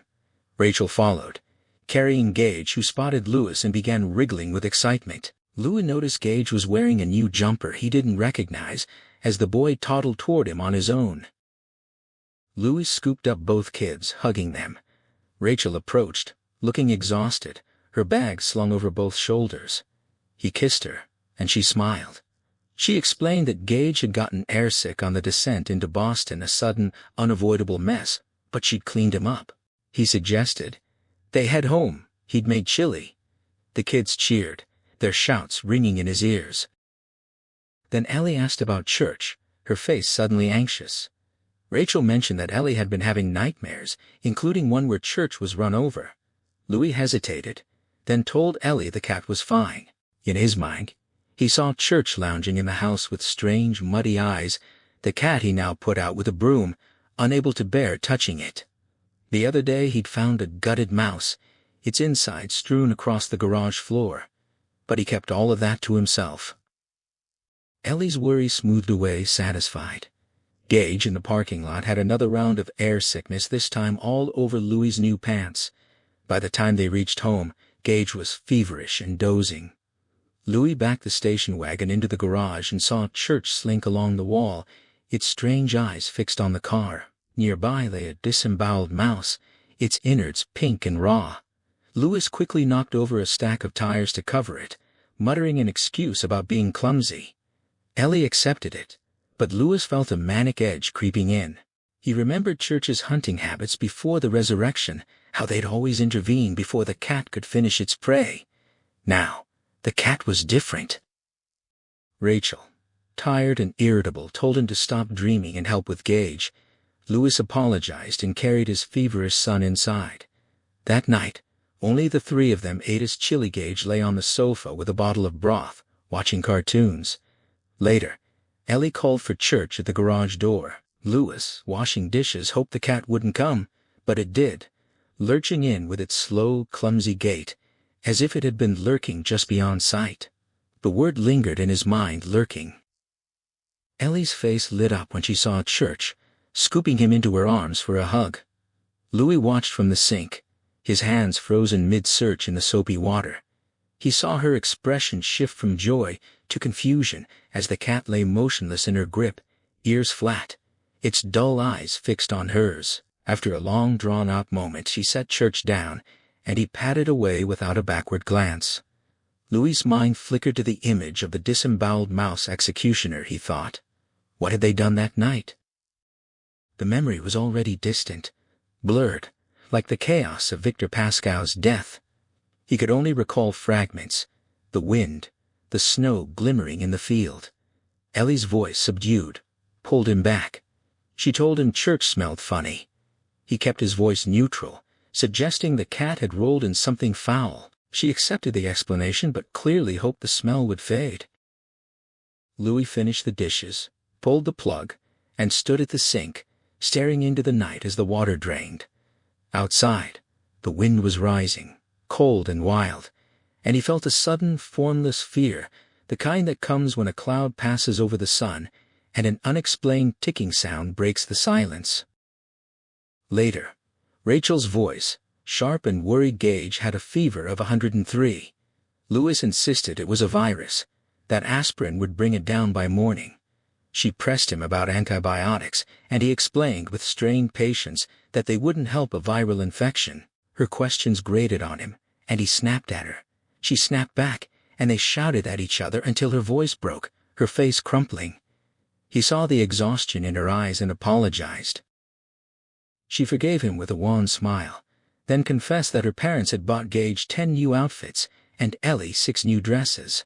Louis's anger flared, hot and irrational. He felt the sting of Irwin Goldman's attempts to buy affection, and for a moment, a wild thought rose in his mind. He'd brought the cat back from the dead, so who loved her more? He choked it down, knowing he'd never speak such a thing aloud. Rachel touched his neck, asking him to be understanding. Her parents were getting old, and they loved the children. He muttered that he'd recognize her father anywhere, and when she pressed him to be kind, he admitted that it hurt him, even if it shouldn't. Ellie called out from her room, and Louis went to check on her, leaving Rachel with Gage. He found Ellie half asleep, sitting up in bed with Church sprawled on the covers like a dark shadow. The cat stank, and Ellie asked him to put it out. He complied, his voice eerily calm, carrying the cat downstairs. He wondered how Church had gotten in. He'd swept it out earlier. The cat lay hot and heavy in his arms, its eyes fixed on him with unsettling focus. He tossed it into the garage, a little too hard, and it landed clumsily, gave him a look of ugly green hate, and staggered off. Louis wished Judd had kept his mouth shut. He washed his hands and forearms vigorously, the words echoing in his mind, "Once you've been up there, it's your place, and you belong to it." He couldn't blame Judd, he'd gone of his own free will. But the thought lingered. Was it his place now? He pushed it away. Upstairs, Rachel had Gage in bed with her, apologizing for the arrangement. Louis assured her it was fine, and went to set up the hide-a-bed. She asked about Ellie, and he explained about Church. Rachel noted that Ellie had never asked to have the cat taken away before. Louis mentioned the smell, suggesting the cat had rolled in something. Rachel expressed sympathy, then curled up with Gage. Louis kissed her and turned out the light. Downstairs, Louis set up the hide-a-bed, stacking the couch cushions and pulling out the frame. He spread 2 blankets over the sheeted mattress, then paused mid-undress, struck by a thought. He decided to check the house thoroughly, making sure Church hadn't found a way back in. He toured the ground floor, testing locks on doors and windows, finding everything secure. The cat was nowhere to be seen. He muttered a challenge to the night, a mental wish that Church would freeze, though he knew the cat no longer had anything to freeze. He switched off the lights and lay down. The metal rod under the thin mattress dug into his back almost immediately, and he expected to lie awake for hours, but sleep came quickly, pulling him under into a dream. He was in the burying ground beyond the pet cemetery, alone, having killed Church and buried him deeper, only to hear the cat crying beneath the earth, a sound like a weeping child, the air thick with a sickly sweet smell of decay that pressed against his chest like a weight. The crying continued, and the weight was still there when he woke to Rachel's alarmed voice. Gage was choking. Louis opened his eyes to find Church curled on his chest, its greenish-yellow eyes inches from his own, the stink of it washing over him in waves. It was purring. He cried out in disgust and shoved the cat away. It thumped to the floor, staggered upright, and lurched off. His skin crawled with revulsion. Rachel's voice came again, frightened. He stumbled upstairs to find Gage on his side, vomiting but not clearing his airway, his face flushing with the onset of asphyxiation. Louis grabbed the boy, hoisted him onto his shoulder and snapped backward, jerking Gage's neck. A thick flag of vomit flew from the child's mouth, and Gage began to cry, a solid bawling sound that meant he was getting air. Rachel's knees buckled, and she collapsed onto the bed, shaking. Louis walked the room with his son, soothing him, assuring Rachel that the chances were good Gage would have cleared it himself, though she couldn't shake the fear of how close he'd come. Louis reminded her gently that they were all close, all the time. The vomiting had been caused by milk. Gage had woken with a hungry cry, and Rachel had given him a bottle, then dozed off. An hour later, the choking began. Louis decided no more milk, and Rachel agreed. He went back downstairs around 2 a.m. and spent 15 minutes hunting for Church. He found the cellar door ajar as he'd suspected, and remembered his mother's story about a cat that could paw open old-fashioned latches. He found Church dozing under the stove and tossed it out the front door, then returned to bolt the cellar door securely. By morning, Gage's fever had nearly broken. He was bright-eyed and chattering, his vocabulary suddenly expanded. Over breakfast, Ellie tried to teach him to say, "shit," and he happily complied, then added, "farts," to his repertoire, sending Ellie and Louis into helpless laughter. Rachel, less amused, tried to curb the vulgarity, but Gage continued his cheerful chant until he abruptly threw up his cereal. Ellie fled, and Louis laughed until he cried, the release feeling almost like a return to sanity. He told himself it was over, and for a while it was. Gage's virus lingered for a week, then cleared, only to be followed by bronchitis that swept through the family, leaving Louis untouched. Rachel seemed to resent his immunity. At the university, the final week of classes was hectic. Bronchitis, mono, and pneumonia cases filled the infirmary, capped by a bizarre toboggan accident involving 6 drunken fraternity boys and a Civil War cannon. The injuries were numerous, but not life-threatening, and Louis found himself laughing uncontrollably when he told Rachel about it. She didn't understand his reaction, but he couldn't explain that it was relief, a sense of triumph that they'd all walk away. The bronchitis cases in his family finally cleared as Ellie's school broke for the holidays, and the 4 of them settled into a happy old-fashioned country Christmas. The house, once strange and hostile, now felt like home. On Christmas Eve, after the children were asleep, Louis and Rachel crept downstairs with arms full of brightly colored boxes, toys for both kids, and sat together by the fire, assembling the gifts in a warm, pleasant glow. It was one of the most enjoyable evenings he could remember. The cat brushed against Louis's leg, and he pushed it away with a reflexive grimace, his fingers recoiling from the foul odor clinging to its fur. Later, from across the room, he watched Church attempt to settle beside Rachel, only to see her shove the animal aside with an impatient gesture. A moment afterward, he noticed her palm rubbing against the silk of her thigh, an unconscious, almost compulsive motion, as if she were wiping away contamination. Church shuffled over to the brick hearth and collapsed with none of its former feline grace. It had lost that quality entirely, Louis realized, on a night he tried not to recall. And something else was missing too. It had taken him a full month to identify what. But now he knew the cat never purred anymore, not even in sleep, when its motor had once been loud enough to drive him from his bed to close Ellie's door just for some quiet. Now the creature slept like stone, like something dead. Except for one night, he reminded himself.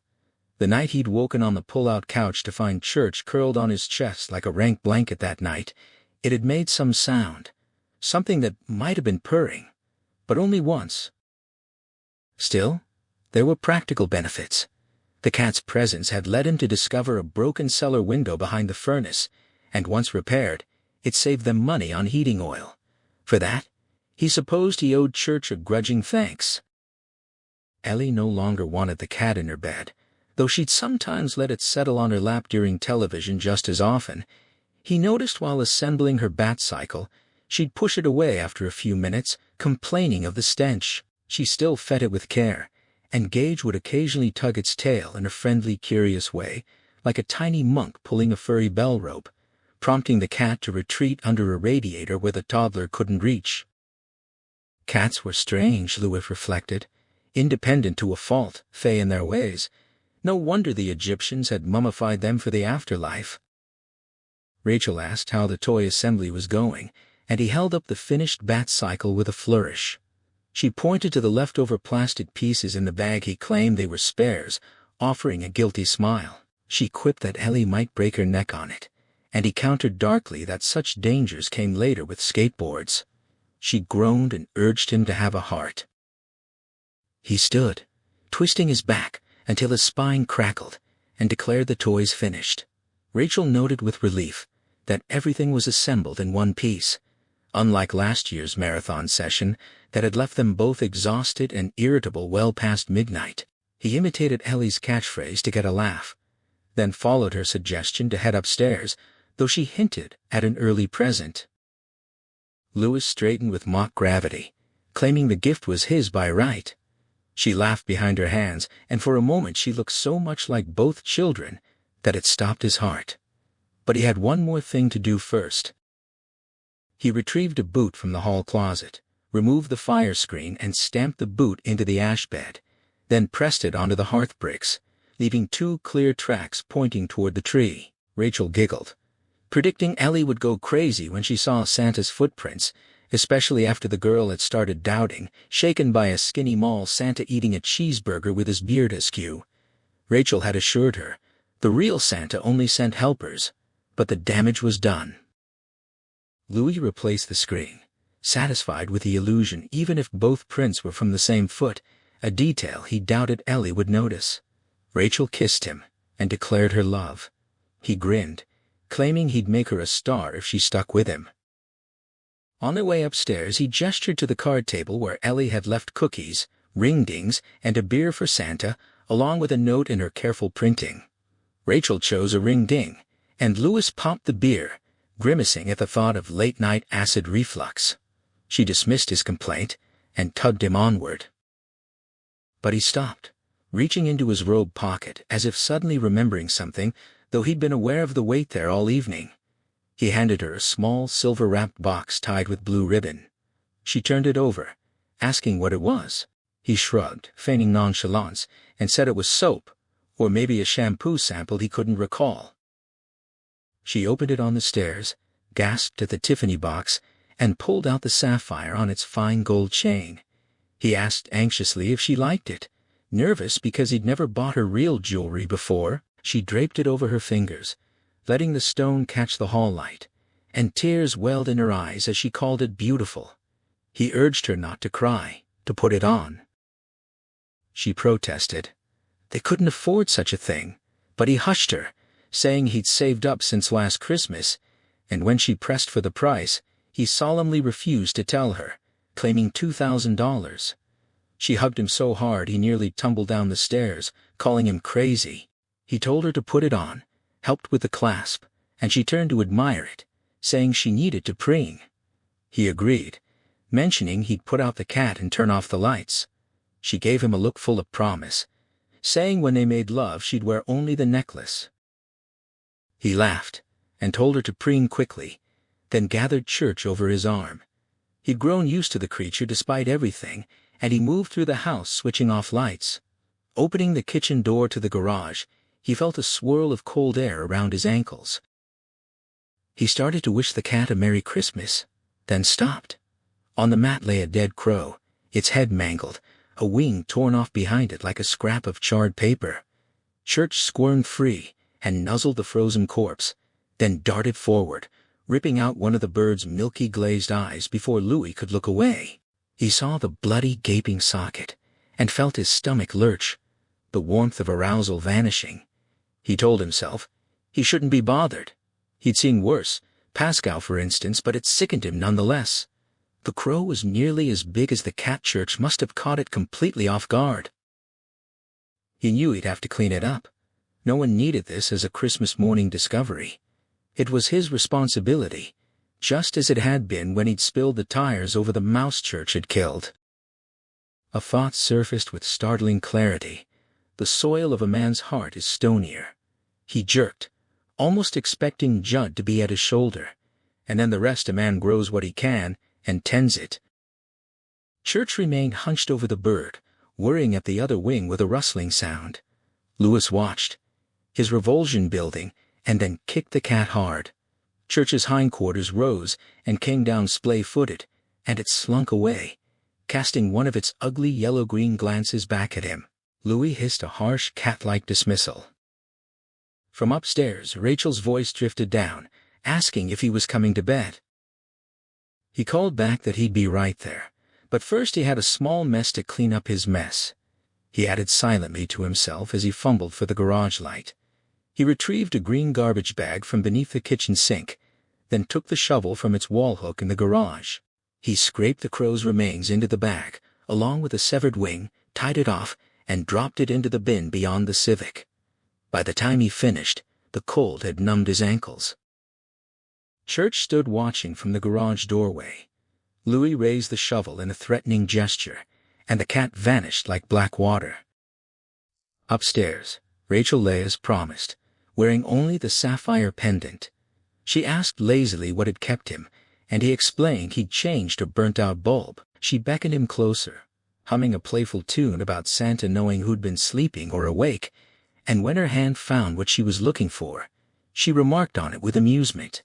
He slipped off his robe, suggesting they should try to put it to sleep before Santa arrived. She rose on one elbow, her breath warm, and asked if he'd been good this year. He replied that he thought so, though his voice wavered slightly. She offered to find out if he tasted as good as he looked. The intimacy that followed was satisfying, but afterward Louis didn't drift off as easily as he usually did after good sex. He lay in the Christmas morning darkness, listening to Rachel's breathing deepen into sleep, and his mind returned to the dead bird on the doorstep. Church's gift to him.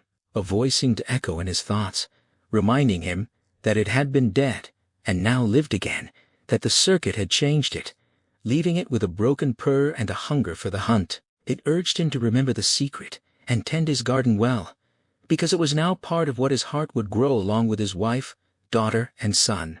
Eventually, he slept. Winter passed. Ellie's belief in Santa was temporarily restored by the boot prints in the hearth. Gage tore into his presents with enthusiasm, occasionally sampling the wrapping paper, and by afternoon both children had decided the boxes were more entertaining than the toys inside. The Crandalls visited on New Year's Eve for Rachel's eggnog, and Louis found himself studying Norma with a physician's eye. She had that pale, translucent look. He recognized the look his grandmother would have called failing. Her arthritic hands seemed suddenly covered in liver spots, her hair thinner than before. They left around 10, and the Creeds watched the new year arrive together on television. It was the last time Norma would set foot in their house. Louis's semester break was mostly rainy and sloppy. He appreciated the thaw for the heating costs, but the weather remained dismal. He busied himself building shelves and cupboards and assembling a model Porsche in his study. By the time classes resumed in late January, he was relieved to be back at work. The flu hit hard less than a week into the spring semester, and Louis found himself working 10 or 12-hour days, coming home exhausted but not unhappy. The warm spell broke violently at the end of January with a blizzard followed by a week of bitter sub-zero temperatures. Louis was examining a young man's healing broken arm, the student hoping in vain to play baseball that spring when a candy striper interrupted to say his wife was on the phone. He took the call in his office, alarmed by Rachel's crying. His mind immediately went to Ellie, a sledding accident, a broken arm, a fractured skull. But Rachel sobbed that it wasn't one of the children, it was Norma Crandall. She died that morning, right after breakfast. Judd had come over looking lost and dazed, so old, thank God Ellie was at school, engaged, too young to understand. Louis' brow furrowed, his concern shifting to Rachel, not for the news itself, but for her attitude toward it.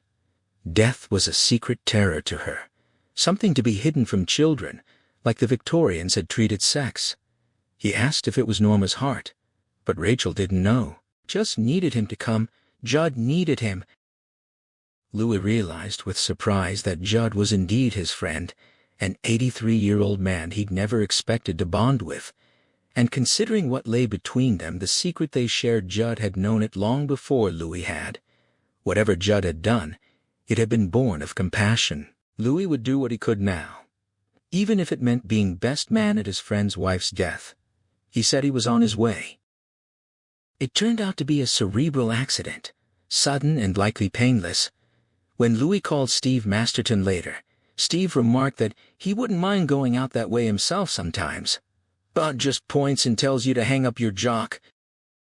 Rachel refused to discuss it at all.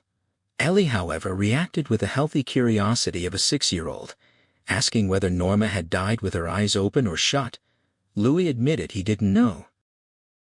Judd handled things as well as could be expected for a man who'd shared nearly 60 years with his wife. Louis found him sitting alone at the kitchen table, smoking and staring blankly, a beer before him. He stated flatly that she was gone, and Louis thought the news hadn't fully penetrated. Then Judd's face crumpled, and he covered his eyes. Louis put an arm around him, and Judd wept openly. Louis cried too, telling him it was good to let it out, that Norma would have wanted it, and would probably be angry if he didn't. After 10 minutes the storm passed. Louis listened carefully as Judd spoke, assessing him with a doctor's ear for any circular thinking, any confusion about time, any use of Norma's name in the present tense. He found no signs that Judd was losing his grip.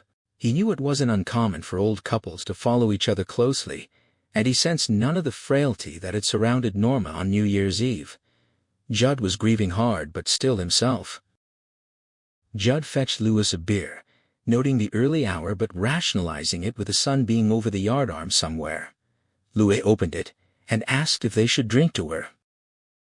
Judd insisted they drink to her, recalling how striking she'd been at 16, returning from church with her jacket unbuttoned, enough to make the devil himself swear off drinking. Louis raised his beer and offered a toast to Norma, and they clinked bottles. Judd, smiling through fresh tears, wished her peace and an end to arthritis wherever she'd gone. Louis echoed the sentiment, and they drank. That was the only time Louis ever saw Judd more than mildly tipsy, and even then he remained functional. Between warm, vivid reminiscences of the past, Judd handled the present with an efficiency Louis could only admire. If Rachel had died suddenly, he doubted he could have managed half as well. Judd made phone calls to the mortuary, arranging details, embalming, a dress he'd provide, underwear, and a refusal of the special lace shoes. He asked about having her hair washed, noting she'd last done it Monday night, and it would be dirty. Louis recognized the undertaker's reassurance that such care was routine. Jude agreed to light cosmetic work. "She's dead and people know it," he said, lighting a cigarette. "No need to tart her up." The coffin would be closed for the funeral but open during visiting hours. She'd be buried at Mount Hope Cemetery in plots they'd bought in 1951. He had the papers and gave the plot number, H101, while he held H102 for himself. He hung up and invited Louis to grab another beer, saying this would take a while. Louis was about to decline, feeling a bit unsteady, when a grotesque image flashed in his mind, Judd hauling Norma's corpse through the woods toward the Micmac burying ground. The thought struck him like a physical blow. Wordlessly, he fetched another beer. Judd nodded, and continued calling the church. The cemetery administration, tasks most bereaved, wouldn't think to handle themselves. Louis admired him all the more. Later, Judd called surviving relatives, paging through an old address book, and between calls he drank and remembered. Louis felt not just admiration, but love for the old man. That night, Ellie came downstairs in her pajamas and asked, almost in a whisper, if Mrs. Crandall would go to heaven. Rachel was in the kitchen making a chicken pie for Judd.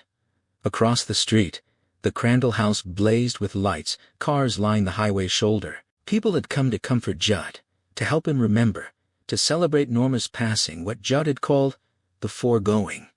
A bitter February wind blew between the houses. The road was patched with black ice. The coldest part of winter had arrived. Louis took Ellie on his lap. He realized, uncomfortably, that she knew more about Ronald McDonald than about Moses or Jesus, the daughter of a non-practicing Jew and a lapsed Methodist.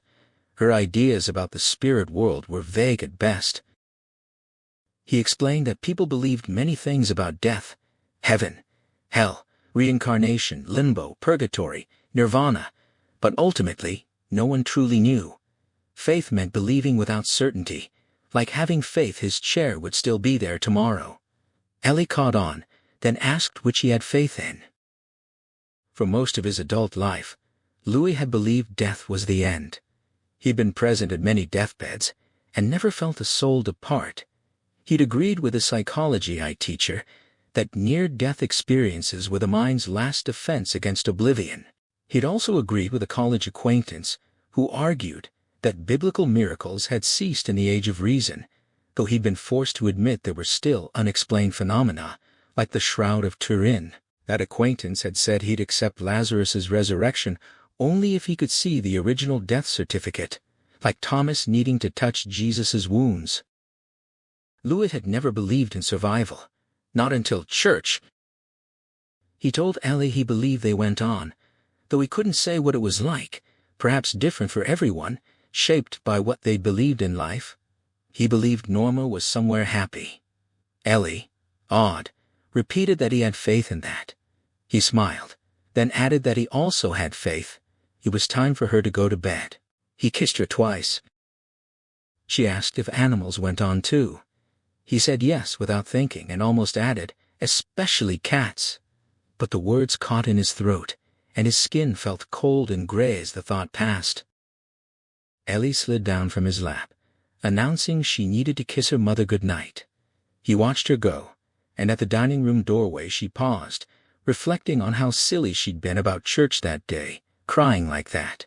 He assured her she hadn't been silly at all. She considered this, then declared that if church died now, she could handle it. The thought seemed to surprise her as she said it, but she nodded to herself as if confirming it, and went to find Rachel. Later in bed, Rachel admitted she'd overheard their conversation. Louis asked if she disapproved, bracing for an argument. But her response came with unusual hesitation. She just got scared sometimes, she explained, and when scared she became defensive. Louis sensed he was treading on fragile ground, realizing he'd never heard her speak with such effort before. He asked if she feared death itself. She said not her own, not anymore, but as a child. She'd lost sleep over it, dreaming of monsters that all wore her sister Zelda's face. Louis recognized this as the moment he'd long suspected would come. He noted she never talked about Zelda.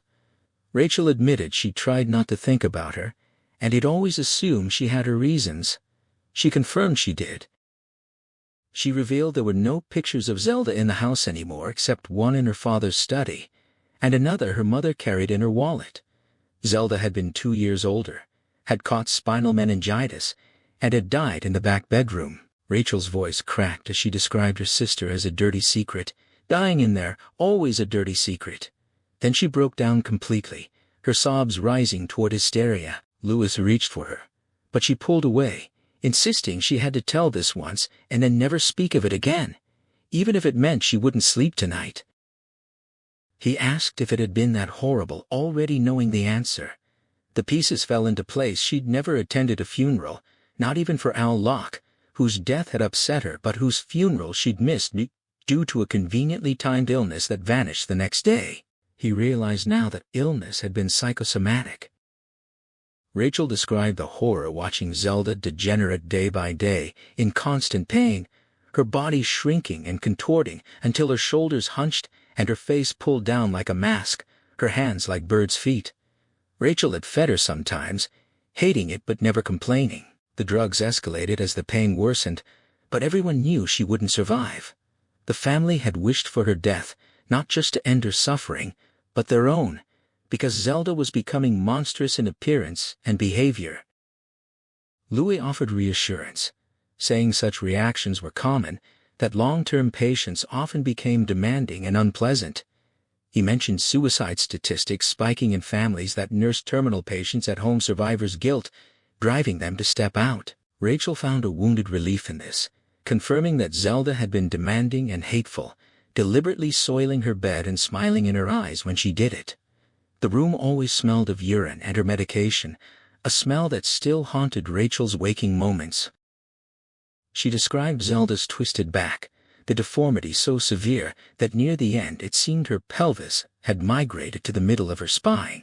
Rachel's eyes took on a glassy, haunted look as she recalled Zelda's hands touching her, the times she'd almost screamed, the times she'd burned herself with soup and had screamed and seen that smile in Zelda's eyes again. The drugs had eventually stopped working, and Zelda screamed constantly. She'd become a foul, hateful thing in the back bedroom, their dirty secret. Then, one Passover, Rachel's parents left for a short visit, and Rachel stayed behind, waiting to administer Zelda's next dose. She couldn't concentrate on her magazine over the screaming, and then suddenly the screaming stopped. Rachel, 8 years old, had grown to believe Zelda hated her for her straight back, her mobility, her future. She suspected Zelda wanted to possess her body, like something out of a fairy tale. When the screaming ceased, she went to check on her sister, and thought Zelda had swallowed her own tongue. Panicked, not knowing what to do. Louis hugged her tightly, asking if anyone had blamed her. No, she said no one blamed her, but no one could undo it either. Zelda hadn't swallowed her tongue. She'd made a terrible strangled sound, and there'd been spit running down her chin. Louis cut her off, saying he understood the symptoms, but she insisted on explaining it was why she couldn't attend Norma's funeral, why they'd had that stupid fight. He tried to dismiss it, but she refused to forget, remembering it as vividly as the day Zelda choked to death in her bed. A long silence settled over the room. Rachel continued, describing how she'd turned Zelda onto her belly and thumped her back, the only thing she knew to do. Her sister's feet beat against the mattress, her twisted legs convulsing. Rachel recalled a sound like farting, which turned out to be the seams of her blouse ripping under the arms as she struggled to turn Zelda over. She saw her sister's face pressed sideways into the pillows and panicked, certain her parents would return and accuse her of murder because she had hated Zelda, because she had wished her dead, and because her first thought when the convulsions started had been relief that it was finally ending. She turned Zelda again, only to see her face gone black, eyes bulging, neck swollen. Then Zelda died. Rachel backed away, hitting the wall, and a framed picture fell, an illustration from an Oz book Zelda had loved, the picture of Oz the Great and Terrible, which Zelda had always mispronounced in that childlike way. The glass shattered, and Rachel began screaming, convinced Zelda's ghost would come for her, a ghost that wouldn't be confined to a sickbed. She ran from the house, her blouse torn, screaming her sister's name over and over, and though the neighbors saw a girl crying, Rachel suspected she might have been laughing instead. Louis said he saluted her for it, but Rachel dismissed his words, certain he couldn't mean them. He let it go, knowing she might eventually release most of this rancid memory, but never that last, buried part. He understood that humans return to such wounds despite the pain. Tonight, she'd pulled out almost the entire rotten tooth of her trauma, and her courage in doing so left him in awe. He turned on the light and told her he saluted her, and if he'd needed another reason to resent her parents, he had it now. She should never have been left alone with Zelda. Rachel defended them, citing Passover, but Louis dismissed the excuse with sudden low savagery. He thought of the candy strippers on the day Pascal died. One had returned, the other never did. Where was the nurse? They'd left an 8-year-old in charge of a dying, probably insane sister, because Dory Goldman couldn't stand the smell. Rachel got the duty at 8 years old, while her parents' overflowing checkbook was nowhere to be found when their daughter was dying and the other was alone with her. He got up to fetch her a Valium. She protested that she never took them, but he insisted tonight she did. She took the pill, and, calmer now, told the rest. The neighbor had found her behind a tree, nose bleeding, screaming Zelda's name. The neighbor called the ambulance and her parents, eventually getting their location. By evening, Zelda's room had been stripped and fumigated, later becoming a sewing room. That night, Rachel's first nightmare came and she woke barely able to move, her back in agony from straining to lift Zelda. To everyone else, it was clearly a simple back strain, but Rachel was certain it was Zelda's revenge from beyond the grave. Zelda knew Rachel had been glad she died, knew Rachel had been laughing, knew she'd been murdered, and now Zelda was giving her spinal meningitis, twisting her back, turning her into a monster who would scream and soil herself and finally choke to death. No one could convince her otherwise, not her parents, not Dr. Murray, who diagnosed a mild sprain and brusquely told her to stop making a childish play for attention. Only the slow ebbing of pain convinced her she wasn't cursed, but for years, 8 of them, she said. Though it was actually longer, she woke from nightmares of Zelda dying again, her hands flying to her back to check its straightness. She often imagined Zelda lurching from the closet, blue and twisted, to murder the murderer cowering in bed. She'd never attended Zelda's funeral, or any funeral since. Louis said it would have explained a great deal if she'd told him sooner. She said she couldn't. She'd been phobic about death ever since. She knew intellectually he was right, that death was natural, but her body and mind couldn't accept it. She apologized for the fight they'd had, and he dismissed it, accepting her apology if it helped. She smiled, feeling as though she'd purged something toxic. Her eyes drifted closed, then opened again. She asked him not to blame her father entirely. The bills had been sky high, her mother half crazy, and her father had missed his chance to expand. Zelda's death had somehow turned things around financially, but her parents' possessiveness stemmed from guilt more than anything. She asked if he'd be angry if she got sick at Norma's funeral. He said no, then asked if he could take Ellie. Rachel hesitated, worried about her daughter's age. He reminded her Ellie had known about babies for over a year. She finally agreed, if he thought it wouldn't hurt her. They slept back to stomach that night, and when Rachel woke trembling in the dark after the Valium wore off, he soothed her with his hands and whispered reassurance until she slept again. The minister's voice rose in a somber cadence, comparing human life to flowers that bloom and fade, their time but a season passing away. Ellie, dressed in a new navy blue dress, bowed her head so quickly, Louis heard her neck crack. She'd rarely been in church and never at a funeral, and the combined weight of the occasion had hushed her into an odd silence. Louis observed his daughter with a rare detachment. Usually blinded by love, he now saw a textbook child nearing the end of her first developmental stage, a creature of pure curiosity, absorbing information in endless circuits. Even when Judd, transformed by an unfamiliar black suit and lace-up shoes, had kissed her cheek and welcomed her, saying Norma would be glad she came, Ellie had only stared wide-eyed. The minister pronounced the benediction, and then called the pallbearers forward. Louis started to rise, but Ellie grabbed his arm, frightened. He explained. He was one of the men who would carry Norma out himself, 2 of Judd's nephews, and Norma's brother. She asked where she'd find him. He pointed toward the front where the others were gathering, then told her to wait on the steps outside. She made him promise not to forget her, then whispered a plea, "Don't drop her." Louis joined the others. Judd introduced the nephews, really second cousins, big men in their 20s with a strong family resemblance. Norma's brother, late 50s, bore the strain well. Louis felt like an outsider. Jude asked about Ellie, who lingered in the vestibule watching, and Louis raised a hand to her. She raised hers in return and disappeared in a swirl of navy fabric, momentarily looking so adult it unsettled him. They prepared to carry the steel-gray coffin. Judd's voice roughened as he told them to be gentle, then turned away. Louis took his position, and they carried Norma out into the cold February air.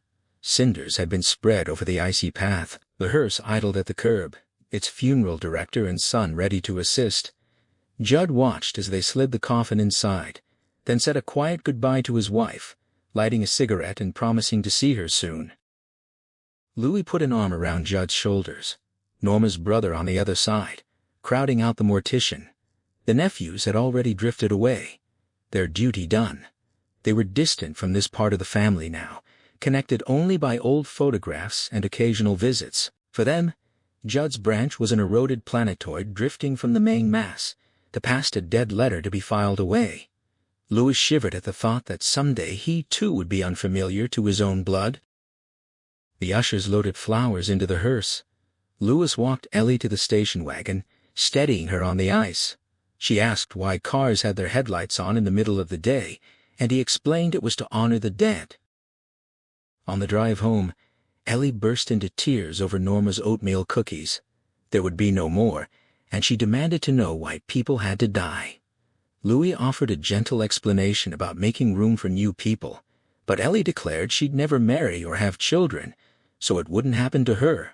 He countered that death was an end to suffering, something he saw constantly as a doctor, and that for the very old it wasn't always so frightening.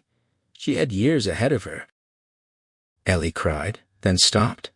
On the radio she found Shakin' Stevens and sang along. At home she told Rachel about the funeral. Rachel listened supportively, though she looked pale. Then Ellie asked if Rachel could make oatmeal cookies, and Rachel rose immediately, asking Louis to watch Gage. Louis spent the evening reading an article on dissolving sutures, planning a dissenting letter. He was hunting for a textbook when Rachel appeared on the stairs, asking if he was coming up. Louis said he'd be a while, then asked if everything was all right. Rachel confirmed the children were deeply asleep, but he noticed she wasn't. She insisted she was fine, had been reading, and smiled as she told him she loved him. He returned the sentiment, his hand finding the textbook he'd been searching for. Then she mentioned church had brought a rat into the house while he and Ellie were gone, a mess she'd had to clean up. Louis apologized, hoping his guilt didn't show. She described having to beat the cat out the door with the vacuum attachment because it wouldn't stop guarding the corpse, and it had growled at her something it had never done before. She wondered if church had distemper. Louis said no, but offered to take him to the vet. She seemed satisfied, but asked him to come upstairs despite his work. He agreed, knowing the letter he'd planned would go unwritten, but that rat had been his after all. They went to bed together, and Louis loved her as best he could, but even in the intimacy he listened to the winter wind and wondered about church. The cat that now belonged to him, stalking and killing somewhere in the night. The soil of a man's heart is stonier, he thought, and not far away Norma Crandall lay in her coffin, the cotton in her cheeks already blackening. Ellie turned 6, coming home with a paper hat and pictures from friends, reporting playground spankings. The flu epidemic passed. They sent 2 students to the hospital, and Surendra Hardu saved a freshman who'd gone into convulsions. Rachel developed a mild crush on a bag boy. Speculating about his genes, Louis suggested she squeeze him, and if he screamed, it probably wasn't toilet paper. She laughed until she cried. February's deep freeze gave way to March's rains and thaws, potholes and orange bump signs. Judd's acute grief softened into mourning, then remembrance, a process that could take months or years. Gage had his first haircut, and Louis joked about his darker hair while mourning privately. Spring came, and Louis came to believe March 24, 1984, was the last truly happy day of his life. The terrible events to come were still over 7 weeks away, but looking back, nothing else stood out with the same color. He suspected genuinely good days were rare enough, maybe less than a month's worth in any man's life. That Saturday, he was home with Gage while Rachel and Ellie went grocery shopping with Judd, who genuinely enjoyed their company. Rachel had been stir-crazy after the winter, and Louis was glad she was getting out. Gage woke from his nap around 2, cranky and in full terrible 2 mode. Louis tried several ways to amuse him, but Gage rejected them all. Then came an enormous diaper change that revealed a blue marble in the middle one of Ellie's, which he could have choked on. Louis decided the marbles had to go, but that didn't solve the immediate problem of entertaining Gage until his mother returned. Watching the spring wind sweep across Mrs. Vinton's field, Louis remembered the kite he'd bought weeks ago. He asked Gage if he wanted to go out. Gage enthusiastically agreed, but couldn't find his sneakers. They were under the couch, along with countless other lost items that seemed to gravitate there in families with small children. His jacket was halfway down the stairs, and his Red Sox cap was in the closet, the last place they looked. Louis told Gage they were going to fly a kite in Mrs. Vinton's field. In the garage, he retrieved the vulture kite from the storage closet, a 5-foot plastic bird with bulging, bloodshot eyes and a scrawny neck. Gage was fascinated. Calling it a bird, Louis assured him he'd like it. They took the kite to the field, and Louis got it airborne on the first try, a feat he hadn't accomplished in nearly 20 years. Mrs. Vinton, frail and elderly, lived in the brick house at the head of the field, rarely venturing out beyond her house. The field gave way to the woods that led to the pet cemetery and beyond. Gage screamed with delight as the kite flew, and Louis laughed, paying out twine so fast it burned his palm. The vulture soared high, and Gage shouted a garbled exclamation of pure joy. The sun broke through the clouds, and the temperature seemed to rise. They stood together in the high dead grass of late March, the kite dancing in the sky, the future still unknown.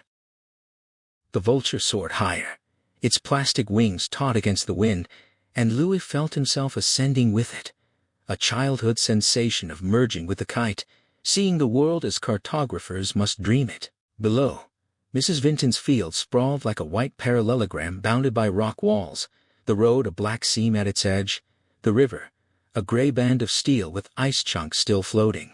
Beyond lay Hampton, Newburgh, Winterport, a ship at dock, perhaps even the St. Regis mill at Bucksport or the Atlantic's pounding shore.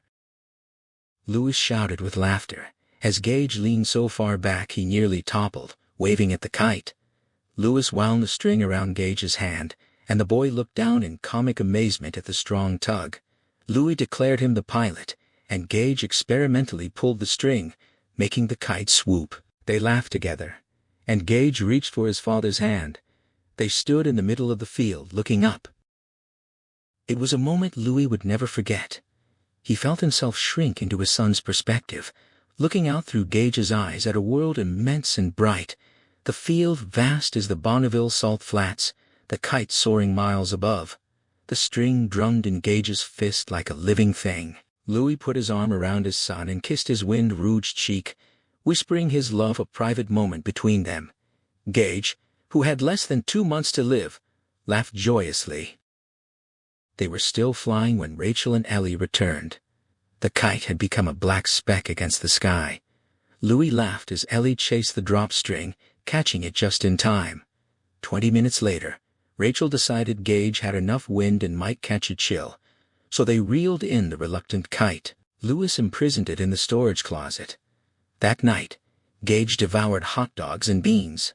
Louis took Ellie aside about her marbles, and because the kite flying had left him in a fine mood, the conversation went smoothly. She agreed to be more careful and went to watch TV. Later, Louis found Gage still awake, finishing a bottle and gazing at the ceiling. Louis kissed his foot and said good night.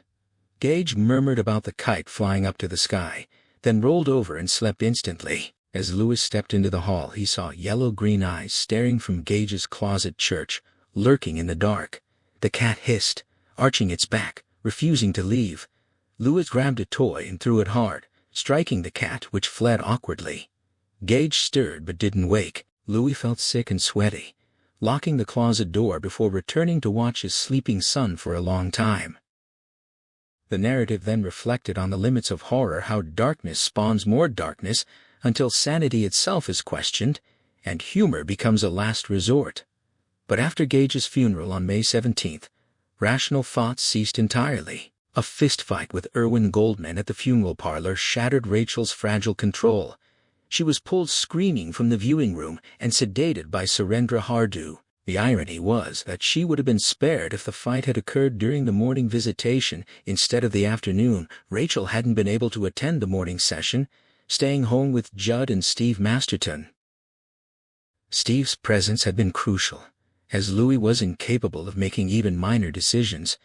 He hadn't even noticed that Rachel had intended to go to the viewing in a misbuttoned housecoat, her hair tangled, her face gaunt and doughy, her eyes sunken like a living skull. She sat at breakfast, babbling disjointed nonsense, mentioning a Winnebago Louis had last spoken of buying in 1981. The morning of the funeral, Louis Creed sat at the kitchen table, mechanically finishing a bowl of Cocoa Bears. The cereal had been one of his son's favorites, and he craved it with a dull, irrational need, even as the sugary taste turned cloying and wrong in his mouth. He was dressed in his best charcoal gray suit, clean-shaven and neatly combed, a man who looked outwardly composed, but was in fact hollowed out by shock. His wife and daughter sat with him, but he was incapable of registering their conditions.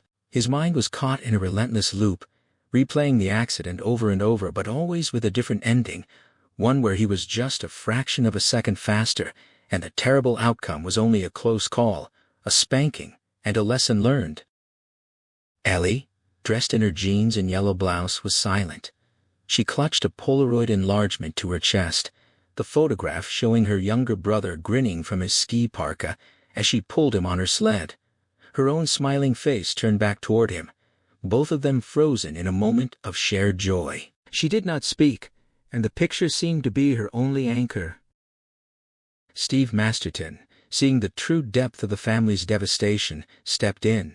He forbade Rachel from attending the morning viewing, aware that her grief had made her fragile, and he kept Ellie at home as well. Rachel protested weakly, but Ellie accepted the decision without a word, still holding the photograph. Steve administered a sedative to Rachel and a colorless liquid to Ellie, who took it without her usual fuss. By 10 o'clock, Ellie was asleep in her bed, the picture still in her hand, and Rachel sat before the television in a daze, her responses slow, and her expression dulled, though the frightening vacancy of her earlier distress had faded. Judson Crandall, with the same quiet efficiency he had shown 3 months earlier when arranging his own wife's funeral, had handled all the practical details. But it was Steve who took Louis aside in the garage before he left for the funeral home. The air was warm and the day was bright, but Louis seemed to exist in a separate gray world. Steve tried to reach him, explaining that he would bring Rachel to the afternoon viewing if she was capable, and that Judd would stay with Ellie then. He stressed the urgency of Louis' presence, pointing out that Ellie had stopped speaking, and that Rachel's grasp of reality had been damaged by the shock. Louis responded with absent affirmations, his thoughts fixed on the moment of the accident, imagining himself just a little quicker, his fingers just brushing the back of Gage's jacket before it was too late. Steve, his own voice breaking with emotion, pleaded with Louis to pull himself together, to be there for his family. Louis, trapped in his own replaying nightmare, only agreed and then excused himself to leave. Later that day at the funeral home, the scene of grief was set. Louis stood at the entrance to the East Room, greeting the stream of mourners who filed past to sign the book and pay their respects to Gage. It was a familiar, numbing ritual, but he was beginning to emerge from his daze as he was moved through the motions of a standard funeral. The real trouble started when his in-laws arrived.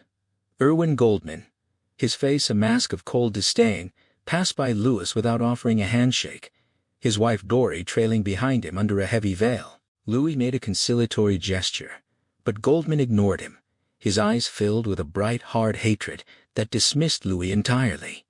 They moved past to the coffin, and Goldman took a small black skull cap from his pocket.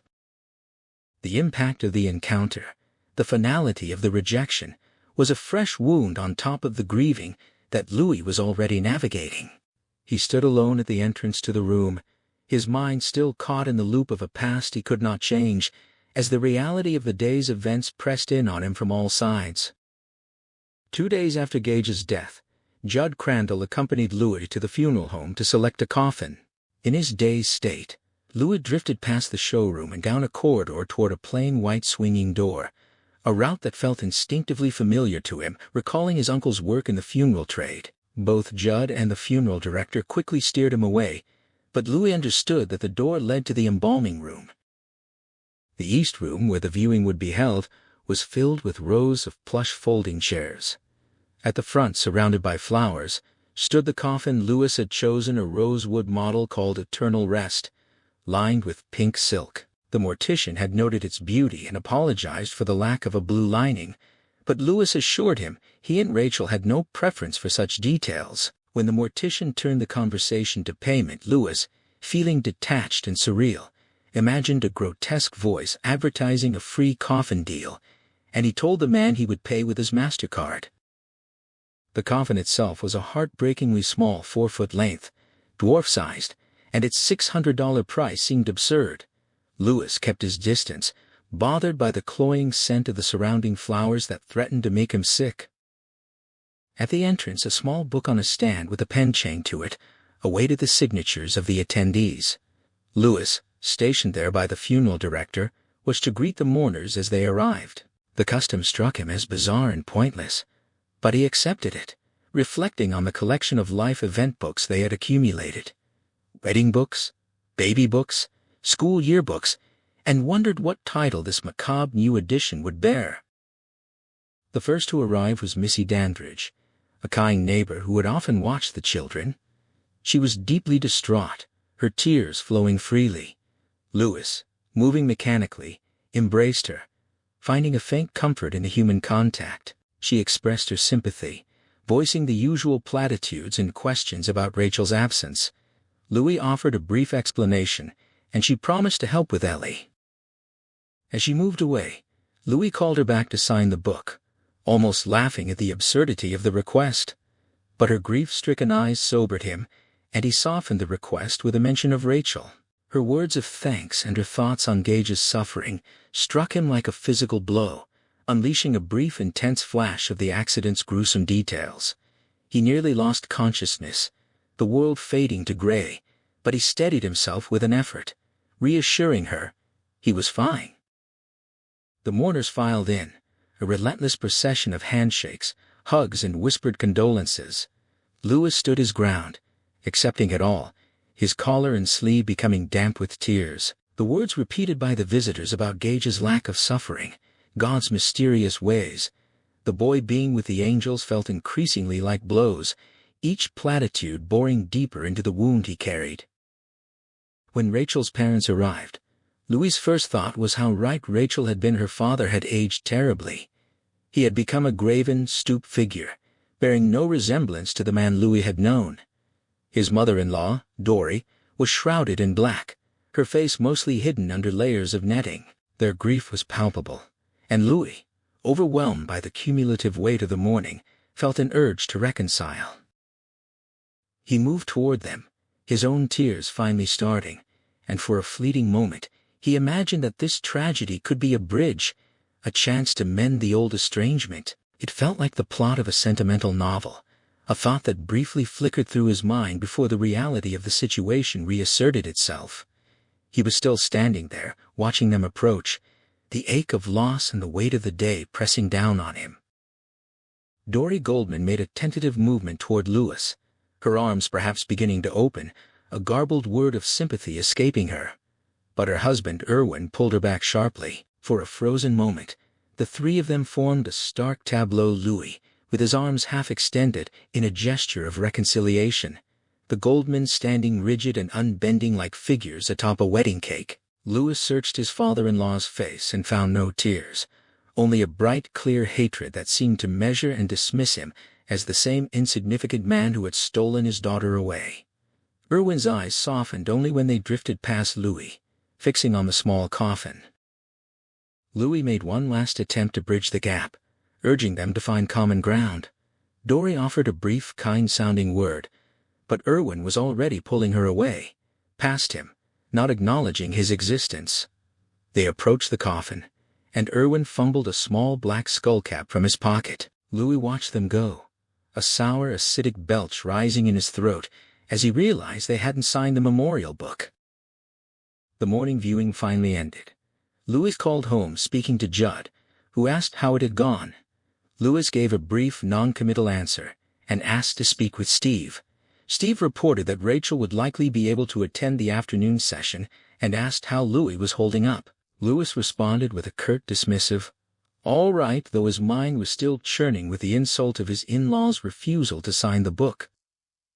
Steve suggested they meet for lunch, a concept so foreign to Louis' current state of numb grief that it struck him as absurdly alien, like a custom from another planet. He agreed, his sarcasm sharp, and Steve accepted the choice of Benjamin's restaurant without protest. At Benjamin's, the group, Louis, Rachel, Judd, and Steve, sat in the nearly empty dining room. Louis picked at his food, drinking heavily, while Judd matched him beer for beer. Rachel, who had been silent and subdued, announced abruptly that she would give Gage's clothes to the Salvation Army, a declaration that hung in the air, shocking them. She broke down, crying into her hands. A heavy, expectant silence settled over the table, all eyes turning to Louis. He felt the weight of their unspoken demand that he should comfort his wife, but he couldn't. A strange, irrational thought about the cat church and its bloody kills flashed through his mind, severing him from the moment. He stared into his coffee cup, paralyzed, letting Rachel weep beside him. It was Steve who finally reached out to comfort her, his eyes on Louis filled with reproach. Suddenly, Irwin Goldman appeared, his breath reeking of scotch, his presence a new source of tension. He accused Louis of having brought this tragedy on them all, of being a fraud who had ruined his daughter's life and caused her son's death. His voice rose to a cruel pitch, the words sharp and bitter. Louis, still struggling to process the earlier confrontation, could only stare in disbelief, his mind reeling as his father-in-law continued his tirade, painting Louis as the architect of their family's destruction. Louis Creed watched his own arm extend, his fist connecting with his father-in-law's mouth. The impact was sickening, his knuckles pressing against the old man's dentures beneath the soft, yielding flesh of his lips. There was no satisfaction in the blow, only a dull revulsion. Goldman stumbled backward, his arm striking Gage's coffin and knocking it askew, a flower vase toppling with a crash. Rachel's scream pierced the chaos, her struggle against her mother's restraint. Goldman, his mouth now bloody, taunted Louis for striking an old man. Louis, kneeling from a blow to his neck, was helpless as Goldman kicked him in the kidney, sending him to the floor.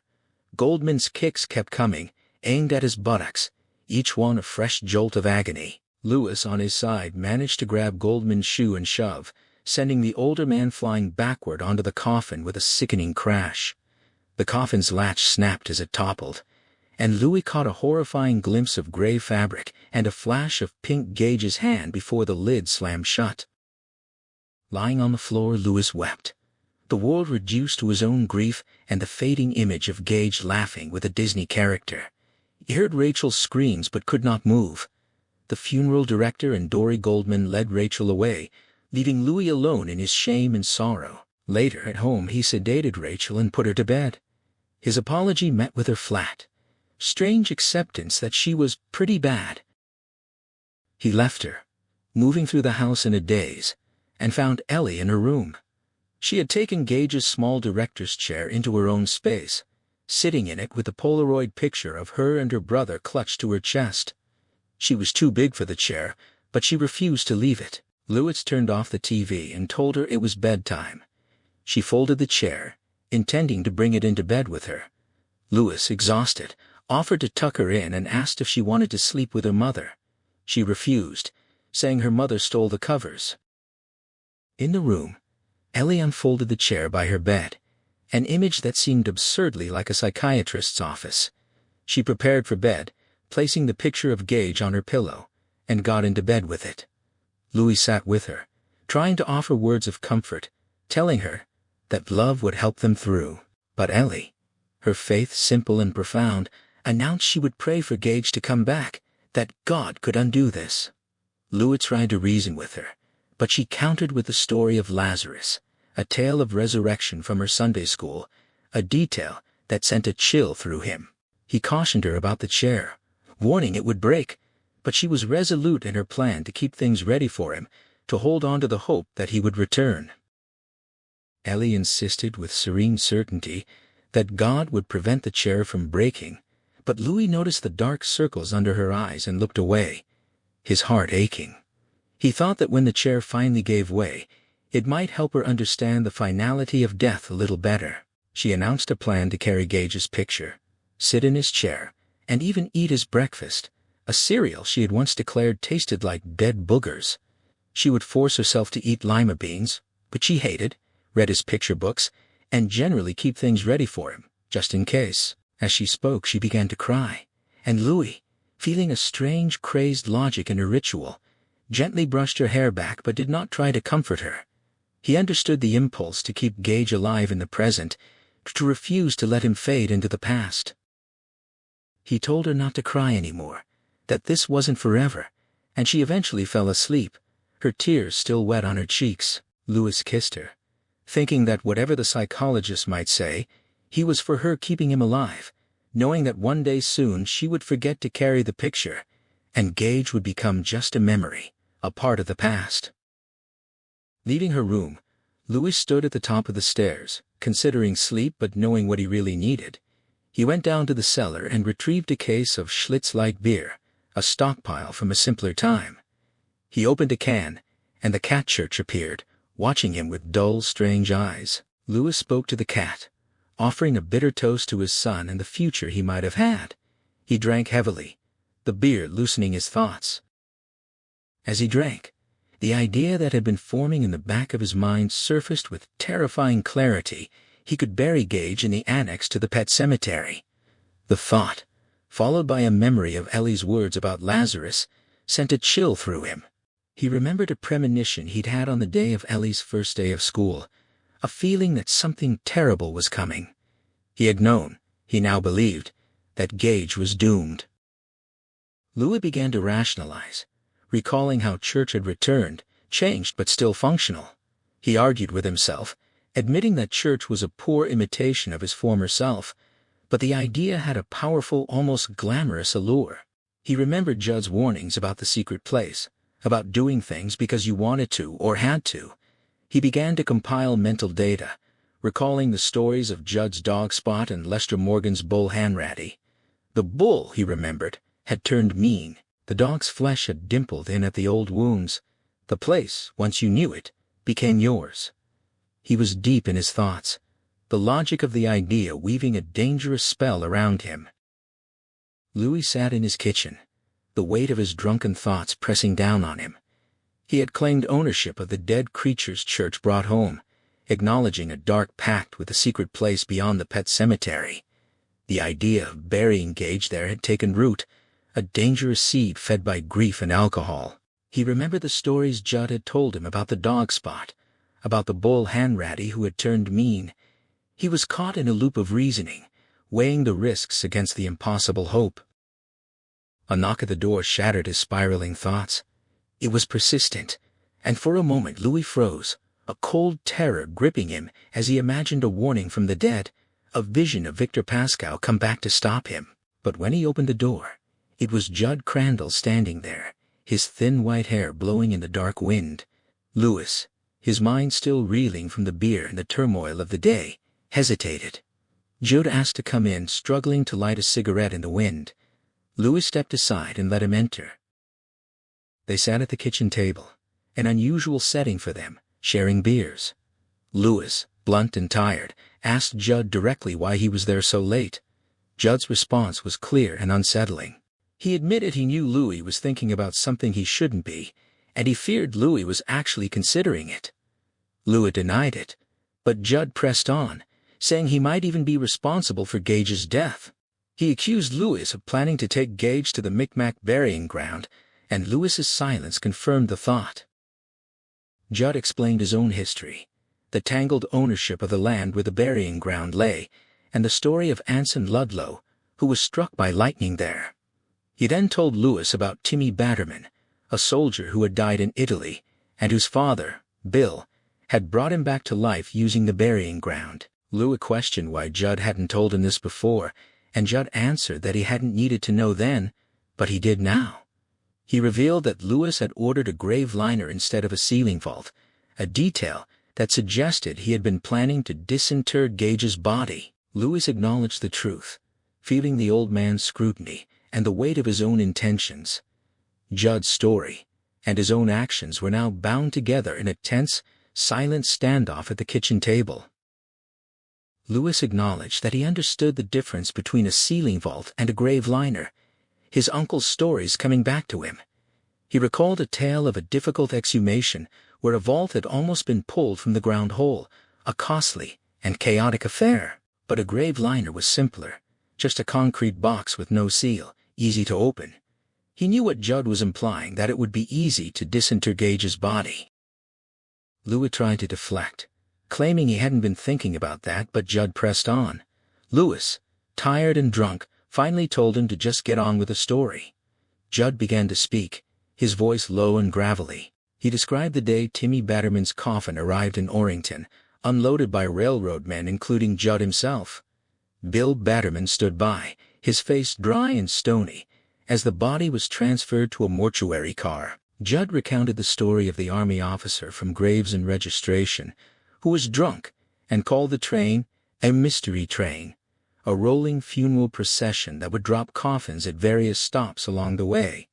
The officer offered the engineer a drink, but the man declined. The train continued on a somber journey through small towns. Timmy Batterman had died in Italy on July 15, 1943, and was buried in Pleasant View Cemetery a week later. But just days after that, people began to see him. A male woman named Marjorie Washburn saw him walking up the road, lurching, pale, with hair sticking up. She was so frightened. She went home and refused to talk about it. Others saw him too, including a woman named Mrs. Stratton, who saw him standing by the road, his hands dangling, moving like a drunk man. He had spoken to her, his eyes dead and dusty, and asked about her jazz records. She was so terrified she stayed inside for days. Many people had seen Timmy Batterman, Judd continued, though most were now dead. He described Timmy walking endlessly back and forth along the Pedersen Road, his shirt untucked, his hair spiked, his face pale. He was like a zombie from a movie, but there was something more, something sly behind his dead eyes that wasn't quite thinking. It was like a radio signal from somewhere else. The sight of him made you want to scream if he touched you. The town leaders George Anderson, Hannibal Benson, and Alan Purinton had gathered at Judd's house to discuss the problem. A mail woman had refused to deliver on Pedersen Road, and the War Department was getting letters, worried that Timmy might be alive or that someone else had been buried in his grave. They decided they had to go to the Batman place. It was a hot, oppressive evening, and none of them wanted to go. Norma had pulled Judd aside and called it an abomination, telling him to run if anything happened. They drove over and found Bill Batterman on his back stoop with a pitcher of beer, while Timmy stood at the back of the yard staring at the setting sun, his face orange. Bill looked haunted, wasted, his mouth twitching. When Judd mentioned Timmy's death, Bill claimed it was a mistake. He refused to believe his son was dead, insisting he had him back. The men pressed him about the exhumation, but Bill was defiant, saying he didn't care about the Army or the War Department. He had his boy back, and that was all that mattered. Then Timmy walked over to them, moving in a crab-like shuffle, his face marked with red scars from machine gun fire. He stank of the grave. Judd tried to stop the story there, but Lewis pressed him to continue, and Judd reluctantly revealed that Timmy had spoken, his voice low and gravelly, revealing secrets. He had told Alan Purinton about his wife's affair, a truth that hit the man hard. Alan threatened Timmy, but the damage was done. The old man's voice cracked as he tried to silence the thing wearing his son's face, his own features pale and sick with dread, swaying as if the ground had turned to water beneath him. The creature calling itself Timmy paid no attention, instead fixing its gaze on George Anderson. It spoke in a voice that had soured into something cruel, mimicking the exact tone of a scheming relative. It revealed how George's beloved grandson was only waiting for the old man to die, calculating the worth of the money supposedly locked away in the bank. It mocked him with a nickname his family used behind his back, and then twisted the knife deeper, exposing the truth that George was penniless, having lost everything years ago in the crash. George tried to retreat, but his wooden leg gave out, sending him crashing onto the porch and knocking over a pitcher of beer, his face gone ashen. Bill Berderman scrambled to haul the old man upright, shouting at the grotesque mockery of his son to stop. But it wouldn't. It turned its poisonous tongue on others there, spitting out more ugly secrets, and as its words grew wilder, descending into shrieking raving, the men began to back away, then run, dragging George between them because his prosthetic had twisted, the shoe pointing backward. The last glimpse was Timmy standing by the clothesline, his face burning red in the sunset light, the marks of his death standing out starkly, his hair a dusty mess, screeching those cruel nicknames over and over, his laughter merging into something far worse, a sound that was more scream than mirth, something inside him howling. Louis watched his friend's chest heave, waited for the old man's breathing to settle, and then asked the question pressing at him whether the terrible accusations Timmy had voiced had been true. Judd confirmed it with a muttered admission, confessing to past visits to a Bangor brothel. Nothing, he insisted, that many men hadn't done, just an urge to seek something in strange flesh that he couldn't ask of his wife, a part of his private garden he had tended. He'd put that behind him years ago, but the shame was real. Norma would never have left him for it, yet knowing would have killed something precious inside her. The old man's eyes were red and swollen, and Louis found himself thinking of the peculiar ugliness of old grief. But when Judd reached across the table for his hand, Louis took it firmly. Judd reflected that the thing had only spoken the bad, the hidden rot in every man's life, enough of it to be found anywhere. He recounted the aftermath, Lorraine Purinton leaving town days later, with a pair of black eyes. Alan Purinton forever silent on the subject. George dying in 1950, leaving nothing to those scheming grandchildren. Hannibal Benson losing his political office over misappropriation charges that never quite became embezzlement but still wrecked the life he'd built. Yet Judd insisted there had been good in those men too, good that people always forgot. Hannibal's hospital fund, Alan's generous spirit, George's simple wish to run the post office forever. The thing had only dredged up the bad, he explained, because it was bad, and because it sensed danger from them. The real Timmy Batterman who went to war had been an ordinary decent kid. What they'd seen that night, watching the sunset stain his face, was a monster, a demon, a Dybbuk, something the Micmacs would have recognized and named. Louis felt numb, asking what that name might be. Judd answered with a single word: the Wendigo. The old man seemed to hear the lateness of the hour, remarking he'd talked far longer than intended, though Louis assured him he'd been both necessary and vivid. He pressed for the ending, and Judd delivered it with grim economy. 2 nights later, the Batterman house burned flat, intentionally doused with range oil, but both occupants had already been dead. Timmy shot twice in the chest. His father found with a Colt .45 in his hand, having put a bullet through his own mouth after killing his resurrected son and drenching the place with fuel. The county medical examiner concluded Timmy had been dead for weeks. A silence fell between them. Judd rose, his voice weighted with confession. The Micmacs had known that place, but they didn't create what it was. It had been there before them, and would remain long after they were gone. He admitted he'd had no business taking Louis up there to bury that cat, and that the place's power, waxing and waning like the moon, had twisted his good intentions into something evil. He feared it had used him to reach Louis through his son, that he might have been the instrument of Gage's death. Louis refused to accept that explanation, gripping the old man's hand tightly and declaring his son would be buried in Bangor and stay there. He promised he would never go back to the Pet Sematary or beyond. Judd demanded the promise, and Louis gave it. But in some hidden corner of his mind the thought wouldn't quite let go. Except those things never happened. The entire sequence, the truck's drone, the fingers brushing and failing to catch Gage, Rachel's hysteria.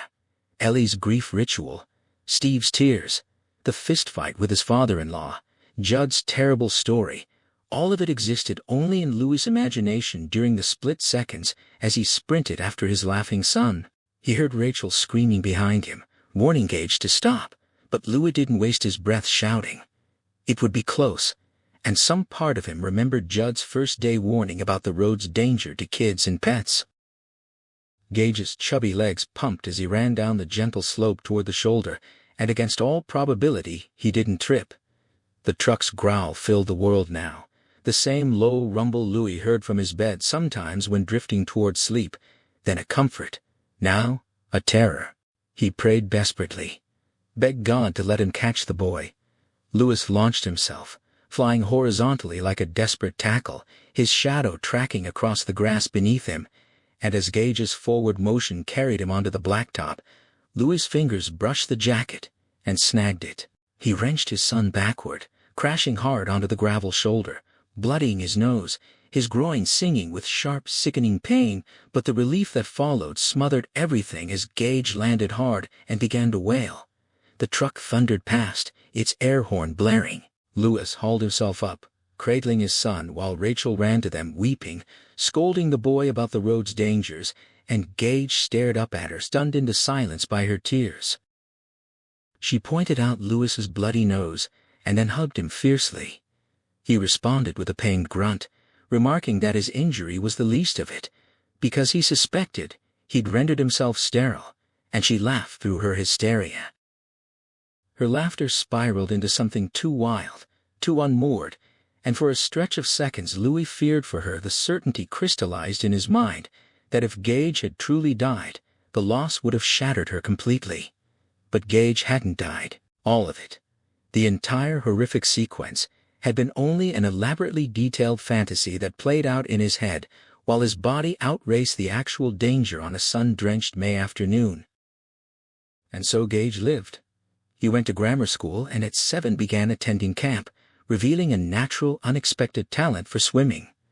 The separation from home, which his parents had braced for, proved surprisingly painless for the boy. By 10, he spent entire summers at Camp Agawam, and at 11, he collected ribbons at the end-of-season swim meet. He grew tall and lanky, but remained essentially the same Gage sweet, perpetually surprised by what life offered, and somehow never tasting bitterness or disappointment. In high school he earned honors and swam for John Baptist, the parochial school he'd chosen specifically for its pool. Rachel bristled when, at 17, he announced he was converting to Catholicism. She blamed it on the girl he was dating, foreseeing a rushed marriage, ruined college plans, shattered Olympic dreams, and a pack of Catholic children by the time Gage turned 40. She painted a grim picture of her son as a pot-bellied, cigar-smoking truck driver, mechanically praying his way toward an early heart attack. Louis, however, suspected Gage's motives ran deeper and purer. The conversion went ahead, and on the day it happened, Louis sent a pointedly nasty postcard to his father-in-law, suggesting he might yet have a Jesuit grandson. Gage didn't marry the girlfriend who was perfectly decent, as Louis had always believed, nor did he follow the trajectory Rachel feared. Instead, he went to Johns Hopkins, made the Olympic team, and on a dazzling afternoon 16 years after Louis had literally raced a truck for his son's life, he and Rachel watched Gage win a gold medal for the United States. The cameras zoomed in on him, his sleek head tilted back, eyes fixed on the flag, the gold medal gleaming against his wet chest. Both parents wept. Louis turned to embrace his wife, but something was wrong. Horror was dawning on her face, aging it in seconds, and when he looked back at the television, it was a different boy standing there, a black swimmer with water still beaded in his tight curls, and Louis understood with sickening finality, his cap is full of blood. He woke in the cold, rain-dreary light of 7 o'clock, clutching his pillow, his head pounding, stomach heaving with acid-bitter beer and the wreckage of his grief. He'd been crying in his sleep. His pillow was wet with tears. Even in the dream, he realized, some part of him had known the truth and mourned it. He stumbled to the bathroom, barely reached the toilet in time to vomit, and knelt there until the world stopped spinning. He flushed, then went to the mirror only to find it draped in sheeting. Rachel had covered all the mirrors, following some obscure tradition from her barely acknowledged past. No Olympic swimming team, he thought dully. No college, no girlfriend, no conversion, no camp. Gage's sneakers had been torn off, his little body nearly dismembered, his cap filled with blood. Back on the bed, rainwater streaming down the window beside him, his grief descended fully, a gray, inevitable weight that dissolved his defenses and left him rocking, sobbing, desperate for any second chance. They buried Gage at 2 that afternoon. The rain had stopped, though tattered clouds still moved overhead. Mourners carried black umbrellas provided by the undertaker. At Rachel's request, the funeral director read the passage about suffering little children. Louis stood across from his father-in-law, who looked back briefly before dropping his gaze. A broken man, hollow-eyed and disoriented, with no fight left, wearing his grief like a shroud. Louis tried and failed to find any pity for him. The small white coffin rested above the grave liner, surrounded by shockingly green astroturf and baskets of flowers. Louis's gaze drifted past the funeral director's shoulder, fixing on a sliver of yellow just visible beyond a monument. It took him a moment to understand it was a payloader, parked out of sight so the mourners wouldn't have to see the machinery that would soon close the grave forever. When the service ended, the operator Oz in his chewable work boots would climb in, fire it up, and cut Gage off from the sun until the day of resurrection. A word Louis knew he should banish from his thoughts. The funeral director said amen, and Louis guided Rachel away, ignoring her murmured protests. He held her arm and Ellie's gloved hand as they approached the cars. Judd came over, looking as worn as Louis felt, asking if he was all right. Louis nodded. Judd checked on Rachel, who whispered she was fine, then turned to Ellie, asking how she was. She insisted she was fine, flashing a forced, terrible smile. Judd noticed the photograph she was clutching her and Gage on the sled, and admired it, asking if Gage had liked being pulled. Ellie, beginning to weep, confirmed he had, remembering how he'd laugh and later grab all the boots and scream with delight. Rachel nodded, moved to speak, but Louis quieted her with a squeeze. Judd returned the picture, gently noting that while Gage was gone, she could keep her memories. Ellie promised she would, stating she'd loved her brother. Judd kissed her, then swept Louis and Rachel with a hard, wordless look, a silent question.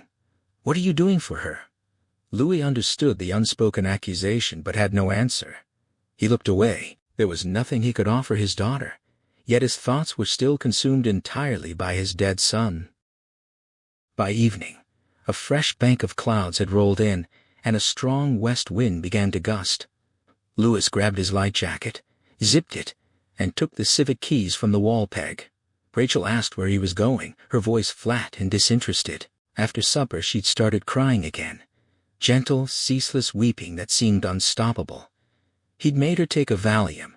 Now she sat with the newspaper open to an untouched crossword, while Ellie watched television in the other room, Gage's photograph held in her lap. Louis said he was going for a pizza. She questioned whether he'd eaten enough earlier. He admitted he hadn't been hungry then, but added the lie that he was now. The afternoon had seen the funeral party at their house, the rite of food. Friends and neighbors brought dishes, casseroles, quiche, ham, cold cuts and cheeses, a key lime pie, apples. The Goldmans attended but kept their distance from Louis, which suited him fine. The gathering was quiet but not subdued, with modest drinking. Louis, after a few beers, found himself recalling funeral anecdotes his undertaker uncle had told him, Sicilian women snipping shroud pieces for luck and love, Irish mock weddings and tied toes to prevent ghosts walking, the DOA tag custom possibly stemming from Irish morgue keepers. But he noticed the faces around him and stopped, realizing such tales would be misread. Rachel broke down only once, and her mother was there to comfort her. She clung to Dory, sobbing openly in a way she hadn't been able to do with Louis, perhaps because she saw them both as responsible, or because Louis, lost in his own strange mental fog, hadn't encouraged her grief. Erwin Goldman stood behind them, his hand on Rachel's shoulder, casting a look of sickly triumph across the room at Louis. Ellie circulated with a tray of canapés, Gage's picture tucked under her arm. Louis received condolences mechanically, nodding and thanking people. His distant eyes and cold manner were attributed to grief. No one, not even Judd, suspected he was beginning to think about grave robbing. Only academically, of course. Not that he intended to do anything. He stopped at a corner store for beer, then called a pizza place and ordered. When asked for a name, he almost said Oz the Gwet and Quibble, but instead gave his own. The pizza would take 45 minutes. Getting back in the car, he realized he'd chosen the pizza joint closest to Pleasant View Cemetery, where Gage was buried. He pushed the thought away. He drove past the pizza place to the cemetery. The wrought iron gates were unlocked. After checking he was unobserved, he slipped through, the latch clicking behind him. The cemetery was landscaped, its trees casting deep, unpleasant shadows in the fading light. Traffic droned from the nearby turnpike. He walked the winding paths toward Gage's grave, his heart pounding too hard. The Pet Sematary came to mind, its rough, concentric circles, its sense of order rising from chaos, a pattern children seemed to create unconsciously. He saw it as an advertisement, a carnival come on the spiral, the oldest symbol of power, appearing in Egyptian tombs, Phoenician barrows, Mycenaean caves, Stonehenge, even the Bible's whirlwind. The spiral was the bridge between worlds. He reached Gage's grave. The payloader was gone, the astroturf removed. A rectangle of raked earth 5 feet by 3 lay where his son was buried. The headstone wasn't yet in place. Louis knelt in the darkening evening, the wind tumbling his hair. The cemetery seemed unguarded. No watchman, no barking dog. The thought surfaced he could come back with a pick and shovel. He could bring Gage back. But he caught himself, recognizing the danger. If caught, he'd face humiliation, job loss, public scandal, sanity tests. Ellie would be tormented at school, and yet the thought persisted. But I could bring Gage back to life. Did he really, actually believe that? The truth was inescapable. He did believe. He'd spent weeks telling himself that church had only been stunned, that the cat had dug its way free from a shallow grave, a child's fantasy with grim undertones. But that wasn't what happened. Church had been dead. The Micmac burying ground had brought him back. Louis sat by his son's grave, trying to sort the known elements into some rational order, as rational as dark magic allowed. He considered the Timmy Batterman story. Did he believe it? Yes, most of it. If such a place existed and people knew about it, someone would eventually try the experiment. Human nature made it harder to believe the practice had stopped at pets and livestock. But did he believe Timmy had become some kind of all-knowing demon? That was harder. He was wary because he didn't want to believe it, and he'd seen the dangers of that kind of wishful thinking before. He couldn't let his desires cloud his judgment. He thought about Hanratty the bull. Hanratty had turned mean, as had Timmy Batterman in his own way, but one bad bull didn't prove all animals went bad.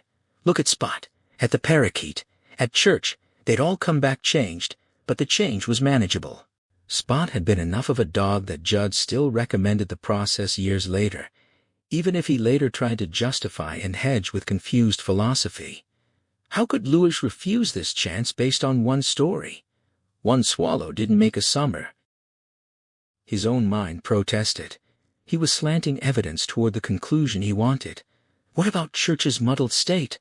What about how vibrant Gage had been the day of the kite? Did he want to resurrect a zombie, a retarded boy, a piece of breathing meat? How would he explain his son's return to Rachel, to Ellie, to the world? What would happen when Missy Dandridge saw Gage riding his trike? Could he face reporters, a film crew? But did any of that matter, or was it just cowardice? Would Rachel greet her son with anything but tears of joy? Yes, Gage might return diminished, but would that change the quality of his love? Parents loved children born blind, conjoined with terrible deformities. Parents fought for children who grew up to commit atrocities. Could he dismiss his son as a divine abortion when another recourse existed? He cut off the thought about public notice. That was the least of his concerns. Looking down at the raked dirt, Louis felt a wave of awe and horror. Without realizing it, his fingers had drawn a pattern in the soil. A spiral. He rubbed it out and left quickly, feeling like a trespasser, expecting to be stopped at every turn. He was late picking up his pizza. It was cold and greasy, tasting like clay. He ate one slice and tossed the rest out the window on his way home. He didn't want Rachel to see a mostly uneaten pizza and suspect he'd been doing something else. Now he thought about time. Timmy Berterman had been dead for days before his father acted. The timeline seemed to be shot on the 19th, buried on the 22nd, seen alive 4 or 5 days later. That made 6 days between death and return, possibly as many as 10. For Gage, it had now been 4 days. Time had slipped away. But he could still beat Bill Batterman's record considerably if he could replicate the circumstances that had made Church's resurrection possible. Church had died when his family was away, in Chicago. No one knew except him and Judd. The final piece clicked into place. Lewis calmly explained to Rachel that he wanted her and Ellie to go back to Chicago with her parents. She stared at him, astounded. He spoke with uncharacteristic glibness, feeling exhilarated like a football player making a sudden brilliant run.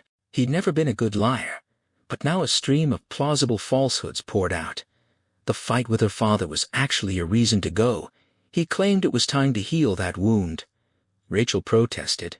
She needed him, and he needed them, she said.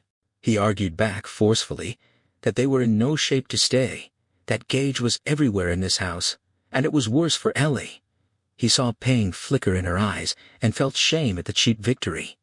He knew the textbook said fleeing was harmful, that you should stay and battle grief on its home ground, but he couldn't risk that. He had to get rid of them. Rachel admitted she understood, her voice breaking. She'd found Gage's Matchbox cars under the couch while vacuuming, waiting for him to come back and play. She'd taken another Valium because she couldn't stop crying. She asked him to hold her. He did, but felt like an imposter, his mind already spinning ways to turn her tears to his advantage. She wept against him, asking how long the pain would last, whether it would ever end. If only they could have Gage back. She would watch him more carefully. The driver's speed didn't absolve them of responsibility. The hurt came in waves, relentless, invading even her sleep with dreams of him running toward the road while she screamed helplessly. Lewis soothed her, murmuring quiet reassurances. She lifted her tear-streaked face and explained that Gage hadn't been misbehaving, it was just a game, and the truck came at the wrong moment. Through her tears, she relayed news from Missy Dandridge. The truck driver had tried to hang himself, was in shock and depression. Lewis responded with cold savagery, dismissing the man's suffering, though his own voice felt distant. A chill spread through him as he recalled Judd's warning about the place's power returning to full strength. He pushed the thought aside, gripping Rachel's arm and urging her to call her parents immediately. There was no reason for her and Ellie to stay in this house another day. She resisted, saying she needed them to stick together, but he insisted he'd follow in 3 or 4 days. He had arrangements to make it work, and Judd could watch the house. Ellie's school would understand. She asked what he was hiding. He denied it. She let it go, saying she'd call her parents if that was what he truly wanted. He confirmed it, the words echoing with finality. She noted he looked feverish.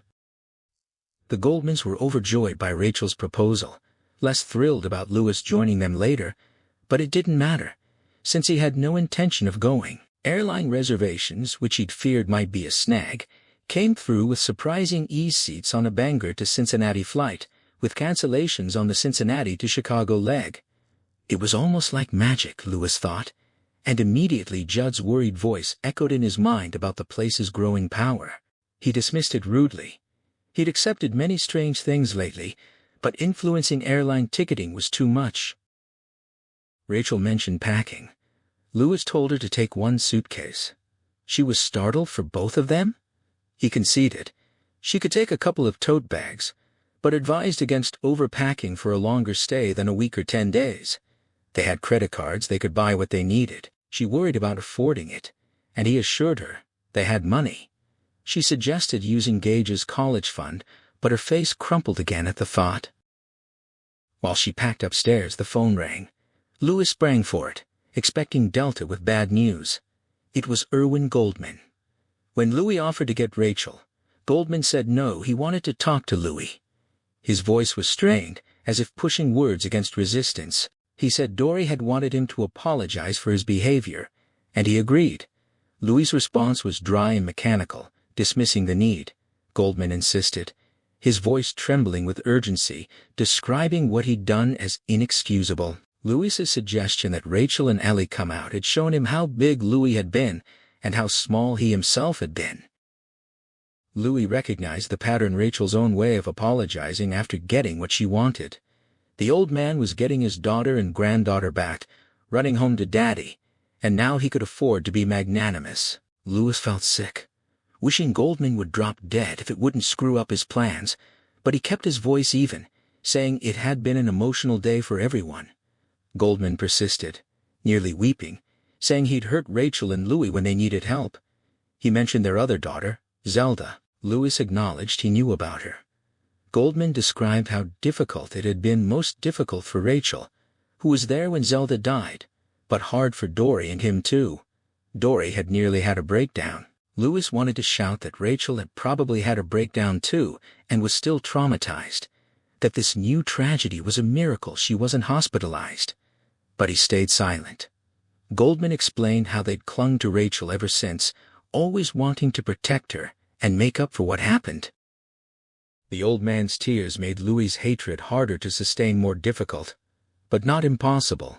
He deliberately summoned the image of Goldman reaching for his checkbook, but the picture was interrupted by Zelda Goldman's ghost, twisted and bitter in a stinking bed, her face a mask of spite, her hands clenched into claws. The Goldman ghost, Oz the Gwet and Tuable. Louis asked him to stop, to let things be. Goldman insisted he believed Louis was a good man, that he'd misjudged him, that he knew Louis, thought this was all convenient, now that he was getting what he wanted. Louis cut him off gently, his own voice trembling, saying he couldn't take any more. Goldman apologized again, and Louis accepted it, closing his eyes against the throbbing in his head. Goldman thanked him for letting Rachel and Ellie come, said they'd wait at the airport. Louis agreed, and then an idea struck him, crazy yet saying, he would let bygones be bygones. He would let Gage stay buried. He'd close that door, throw away the key, do exactly what he'd told Rachel, tidy up their affairs, and fly back to Chicago. They could spend the whole summer there, go to the zoo, the planetarium, boating, take Ellie to the top of the Sears Tower. Come mid-August, they'd return to this sad, shadowy house and start over, weave fresh thread over the ugly, blood-spattered fabric of their current lives.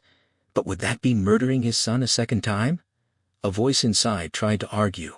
Otherwise he silenced it. He told Goldman he needed to go, and they said goodbye. Upstairs, Rachel was surrounded by clothes, blouses, bras, slacks, shoes. She was packing slowly, methodically. It would take at least 3 suitcases. Louis helped her. As they closed the last one, she asked if he was sure there was nothing he wanted to tell her. He deflected, annoyed. She said the trip felt wrong, as if he were trying to get rid of them. He protested vehemently. She smiled wanly, noting he'd never been a good liar. Then she told him about Ellie's dream. Louis had been sitting at the kitchen table, eyes open but dead, with Steve Masterton screaming. Louis dismissed it as a normal grief reaction, but Rachel insisted there was something prophetic about how she'd told it. She laughed weakly, suggesting maybe he had to be there. He agreed, but the words stayed with him. Rachel asked him to come to bed. The Valium had worn off, and she was afraid of her own dreams. Dreams of Zelda, who said she was coming for Rachel, that both she and Gage would get her for letting them die. Louis assured her it was just dreams, but she wanted him beside her. In the dark, crowded into his single bed, he asked if she remembered the scare with Gage when he was 9 months old. She did. He'd been worried about the size of Gage's skull, which had drifted off the growth chart. He'd taken Gage to a neurologist, who gave them a 50-50 chance of hydrocephalus, possibly higher. A shunt operation would be needed, minor brain surgery. Louis had studied the procedure and didn't consider it minor. The CAT scan was scheduled, and Gage spent a night under anesthesia. Louis and Rachel waited, imagining all the possible disasters. The neurologist came in with 3 cigars, plugged one into Louis' mouth, one into Rachel's, and announced the kid was fine. No hydrocephalus. Rachel laughed and wept, declaring she'd smoke it till she puked. Louis thought grimly that God had been saving Gage for Route 15. He asked Rachel if she could have still loved Gage if he'd been retarded. She said yes, of course. Would she have wanted him institutionalized? No. She'd want him with them if possible. He said he was thinking of Zelda, wondering if she could have gone through that again. She said it wouldn't have been the same. Gage was Gage, their son. That would have made all the difference. She asked if he would have wanted him institutionalized. He said no. She suggested they go to sleep. She said she felt she could sleep now, wanting to put the day behind her. Louis agreed. Later, drowsy, she murmured that he was right. Just dreams and vapors. He kissed her earlobe and told her to sleep, but the earlier thought lingered. It seemed to have a quality of prophecy. He lay awake a long time, the crescent moon peering through the window. The next day was overcast and warm. Louis sweated heavily checking Rachel and Ellie's baggage and getting their tickets. He found some comfort in keeping busy, though it brought a painful echo of the last time he'd put them on a plane, at Thanksgiving. Ellie seemed distant and odd, wearing an expression of peculiar speculation that made him uneasy. She said nothing when told about the trip, just ate her breakfast, then silently dressed. At the airport, she sat calmly with a photograph of her pulling Gage on the sled, while Louis handled the tickets. The Goldmans arrived 40 minutes before the flight. Irwin, looking natty in a cashmere topcoat despite the warm weather, went to return his rental car while Dory sat with Rachel and Ellie. When Louis and Goldman rejoined the others, Louis feared a reprise of the confrontation, but Goldman only offered a limp handshake and a muttered hello, his embarrassed glance confirming Louis's suspicion that the man had been drunk. They sat in the boarding lounge, not talking much. Dory nervously fingered a novel she didn't open, glancing at the photograph Ellie held. Louis asked Ellie if she wanted to walk to the bookstore. She gave him that speculative look again, unsettling him. He asked if she'd be good at Grandma and Granda's. She said yes, then asked if the truant officer would get her for missing school. He assured her he'd handle it, and she could start again in the fall. She worried about being in a real grade. Then she bluntly asked if he was still pissed off at Granda. He gaped, denied it, and she shrugged, saying he always looked that way when talking about him. He called the language vulgar. She apologized, then drifted off to look at books. He marveled at how children seemed to know things. She returned with a Dr. Seuss and a copy of Little Black Sambo. He said yes, then told her he and Granda liked each other fine, a lie that reminded him of his mother's old story about women finding babies when they wanted them, and his foolish vow never to lie to his children. She fell silent, making him uneasy. He asked if she'd have a good time in Chicago. She said no. Why? She was scared. She said not of the plane, but of something she couldn't name. She'd dreamed Gage's coffin was empty. Then his crib was empty but filled with dirt. The phrase Lazarus, come forth, echoed in Louis's mind, and he remembered his own dream after Pascal's death, waking with dirty feet. He told her they were just dreams, that they'd pass. She wished he were coming with them, or that they could stay. He told her just for a little while. He had a few things to do. She fell into a deep, disquieting silence. The flight was called. Louis embraced Rachel, kissed her hard, then picked up Ellie. She gazed at him with solemn, Sybil-like eyes, saying she didn't want to go, didn't want her mother to go either. He assured her she'd be fine. She asked what about him. The line moved, and Rachel pulled her along. Ellie resisted, holding up the line, her eyes fixed on Louis. He remembered her impatience from the last trip. She asked again, "Daddy?" He told her to go. Rachel noticed Ellie's dark, dreamy look, startled and afraid, urging her to move. Ellie's lips trembled. Then she allowed herself to be led onto the jetway, looking back with naked terror. Louis raised his hand in false cheer. Ellie did not wave back. As Louis walked out of the terminal, a cold resolve settled over him. He recognized with clarity that he intended to follow through.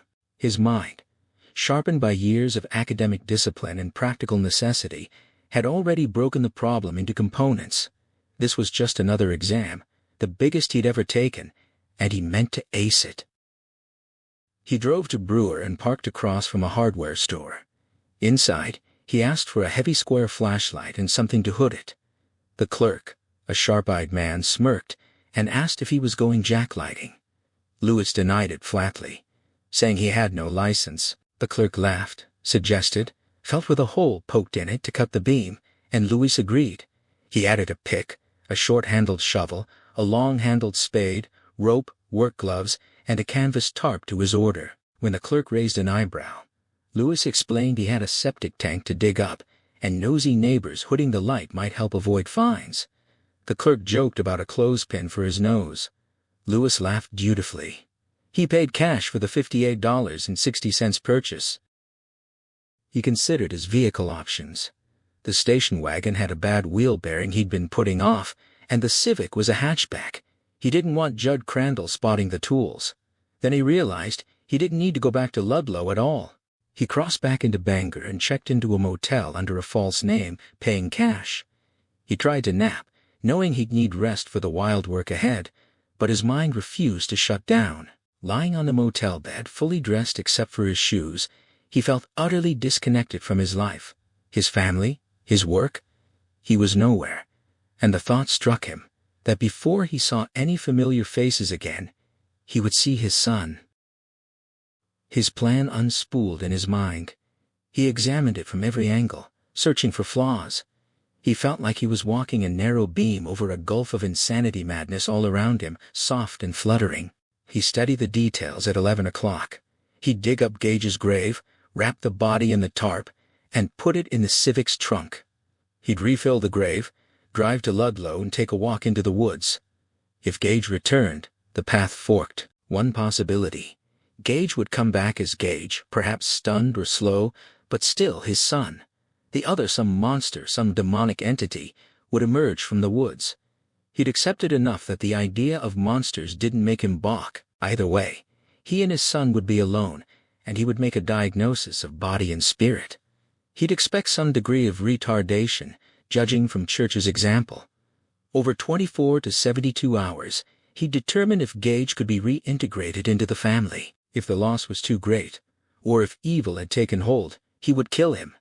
As a doctor, he could do it without being swayed morphine in his bag, a pill in solution. He'd re-enter the body at Pleasant View and trust his luck would hold. He'd considered the Pet Sematary but rejected it. It was too close, and a child might stumble on the remains years later. If the experiment succeeded, he and Gage would leave at night, take papers, never return to Ludlow. They'd cash all accounts, convert to traveler's checks and cash, fly to Florida. He'd call Rachel, tell her to bring Ellie without telling her parents where she was going. He'd convince her to come, ask no questions. He'd bring Gage to the door when they arrived, perhaps wearing a bathing suit. Beyond that, he didn't dare imagine. They'd need new identities, but such things could be done. He remembered his old fantasy of driving to Orlando and working as a medic at Disney World. Maybe it wasn't so far-fetched. He saw himself in white, reviving a pregnant woman who'd fainted on a ride, telling everyone to stand back, and she'd open her eyes and smile gratefully. Spinning this not unpleasant fantasy, Louis fell asleep. He slept through his daughter's nightmare on the plane, her screams about Gage being alive, holding a knife from Daddy's bag, and through Rachel's frantic attempts to soothe her. He slept through Ellie's quiet shuddering and Dory's thoughts about how much she reminded her of Rachel after Zelda's death. He woke at 5:15, the afternoon light slanting toward evening. Wild work, he thought, and got up. The flight's descent into Chicago had done nothing to ease the dread coiling in Ellie's stomach. By the time they deplaned, she was trembling uncontrollably. Her nerves wound so tight that a light touch made her flinch violently, her eyes wide and unfocused, her small body vibrating with a tension that felt almost electrical. Rachel was frightened not just for her daughter, but by the inexplicable force of this terror that seemed to have consumed her. The nightmare on the plane had been bad, but this relentless state of panic was worse, and Rachel had no idea how to reach her. As they walked into the terminal, Ellie stumbled and fell flat on the carpet. She didn't try to get up, just lay there while passengers stepped around her, offering only brief, disconnected glances of sympathy before continuing on their way. Rachel scooped her up and demanded to know what was wrong, but Ellie wouldn't answer. They moved toward the baggage area, and Rachel spotted her parents waiting. She waved them over, her face tight with worry. Her mother asked how Eileen was, and Rachel's response, "Not good," was an understatement. Then Ellie, pale and desperate, announced she was going to be sick and needed a restroom. Rachel hurried her across the lobby, refusing her mother's offer of help with a sharp instruction to retrieve the luggage instead. The restroom was mercifully empty. Rachel guided Ellie into a stall, fumbling for change, and discovered the locks on 3 of them were broken, one defaced with a scrawled insult about the inventor of the flush toilet. Ellie doubled over, retching, but nothing came up. It was the dry heaving of utter nervous collapse. When the wave passed, Rachel washed her daughter's face at the basin and studied the dark circles under her eyes, the waxy pallor of her skin. She asked again what was wrong, and this time, Ellie confessed she didn't know only that she'd felt something was off with Daddy ever since he announced this trip. He hadn't been right. The words hit Rachel like a physical blow. She'd sensed it too, a hidden tension in Louis, something he was trying to conceal. Even Ellie had seen through him. Rachel's own nerves were raw, that premenstrual edginess that made everything feel looming and inevitable, a headache waiting to strike, and then vanish. She pressed Ellie for more, and the girl spoke of a dream, a vision of the Pet Sematary, a place she'd been taken by a man named Paxcow, who warned that Daddy was going there and something terrible would happen. The name triggered a distant, chilling recognition in Rachel, but she couldn't place it. She tried to dismiss it, but Ellie insisted she was still scared. Then a small boy entered the restroom with his mother, a wet stain spreading on his shorts, and the image of Gage struck Rachel with fresh, paralyzing grief, a grief that momentarily drowned out her growing anxiety. Ellie blurted out that the man in her dream had been wearing red shorts. The detail made the name hover just at the edge of Rachel's memory, then slip away again. They rejoined Rachel's mother near the carousel. Ellie looked a little better, but then Rachel's face went white. The name had suddenly locked into place with horrible clarity. She gripped Ellie's arm too tightly and demanded to know if the dream man's first name was Victor. "Yes, it was Victor." Rachel corrected her daughter's pronunciation. Pascal, not Paxcow. The revelation hung between them, charged with dread. Rachel's mother sensed the panic and asked what was wrong. Rachel couldn't fully explain. She only knew she had to call home. Something was wrong with Louis, or about to be. She made a collect call to her house, but no one answered. She hung up, her mind racing, remembering fragments of Ellie's dream. The warning, the word discorporated. She tried to reason it away. Ellie must have heard Pascal's name somewhere, a news report, a schoolyard rumor, but the feeling of dread wouldn't budge. She called the university infirmary next. Charlton answered, accepted the charges, and confirmed she hadn't seen Louis and wouldn't expect to today.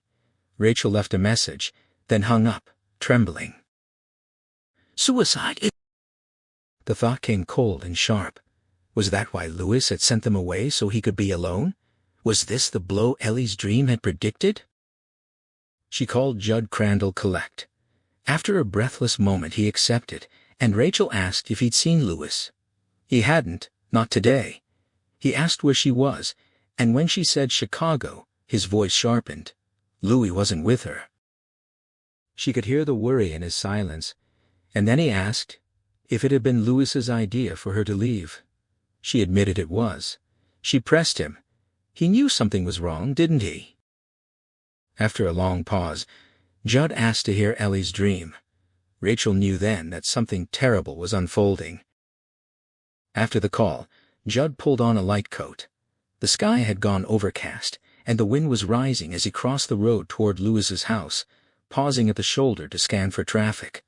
The trucks, those damn trucks, had started all of this. Except they hadn't. Not really.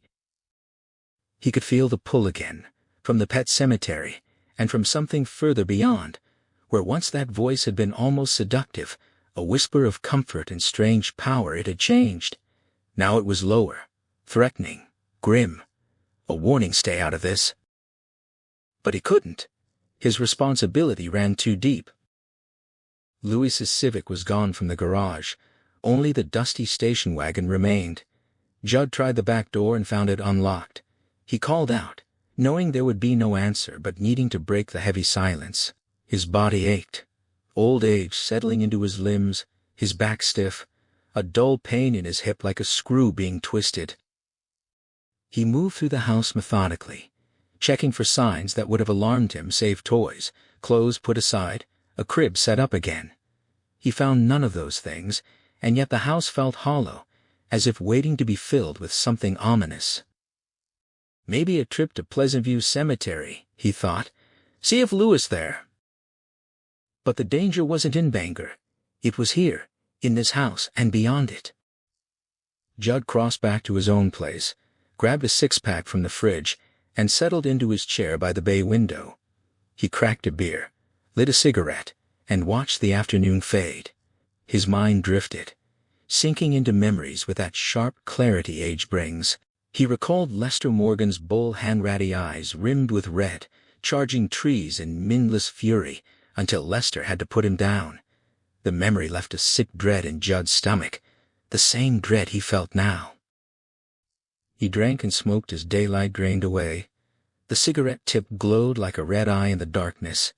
He kept watch on Louis' driveway, planning to intercept him, to talk him out of whatever he was considering. But that pull from the burial ground persisted, ominous and insistent, warning him to back off.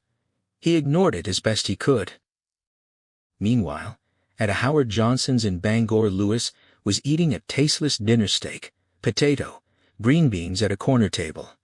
He'd hoped to see someone he knew, to invite questions that might complicate his plans and give him an out. A doctor he recognized, Rob Grinnell, came in with his wife, but they were seated on the far side of the room and didn't notice him. He paid his bill and stepped outside. The wind had risen to near gale force, humming in the wires, clouds racing overhead. He stood for a moment, letting it hit him, then went back to his room and turned on the television. Too early for what he had to do. The night wind unsettled him. He watched 4 hours of sitcoms, a blur of families and single women and wisecracking children. At 11, he turned the set off and went out to do what he'd decided on the moment he'd seen Gage's baseball cap lying in the road, soaked with blood. That coldness was back stronger than ever, but beneath it, something else, a flicker of eagerness, almost like hunger, that kept him warm against the wind. As he started the Honda, he felt that growing power around him, pushing him forward, and he wondered for the first time if he could stop even if he wanted to. Her mother's bewildered protest hung in the air, but Rachel could only shake her head. The need to return had risen in her like a wind first, a faint stirring she barely noticed, then a steady, insistent pressure, and now a hurricane force that threatened to bring everything crashing down. She couldn't explain it. She only knew she had to go. At the dinner table in Chicago, she and Ellie had barely touched their food. Rachel kept meeting her daughter's dark, questioning eyes across the table, Ellie silently asking what she was going to do about Daddy, what she was going to do. Rachel waited for Judd to call with news that Louis had come home. When the phone finally rang, she jumped, startling Ellie, but it was only a friend from her mother's bridge club checking in. Then over coffee, Rachel made her announcement. She tossed down her napkin and told her parents she was sorry but she had to go home. Tonight, if she could get a flight.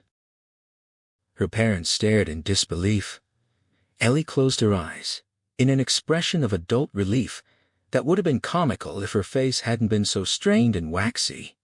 Rachel's father tried to reason with her gently, attributing it all to grief, warning she'd collapse if she pushed herself. She didn't answer.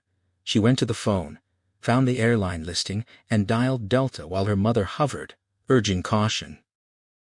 The agent was doubtful about such short notice, but Rachel pressed, her voice cracking with urgency.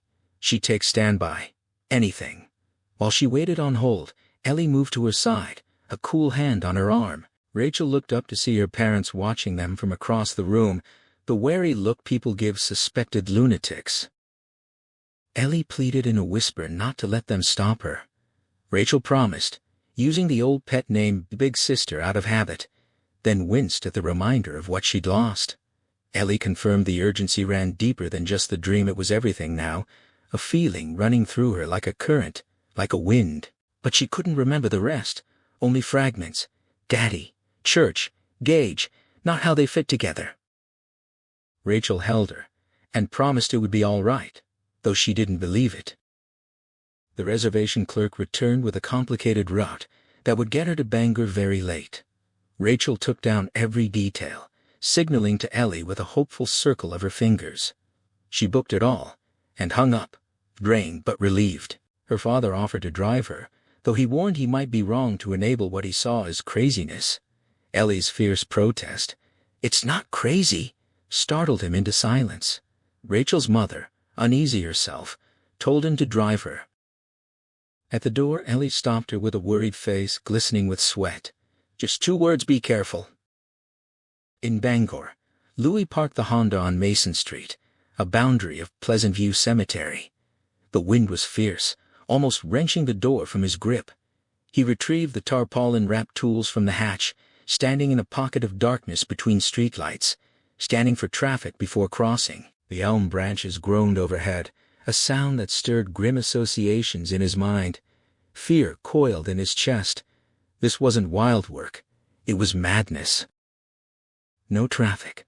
Across the street, lamps cast perfect circles of light onto the sidewalk where children played in safer hours, oblivious to the graveyard except maybe at Halloween, when they'd hang paper skeletons and trade macabre jokes.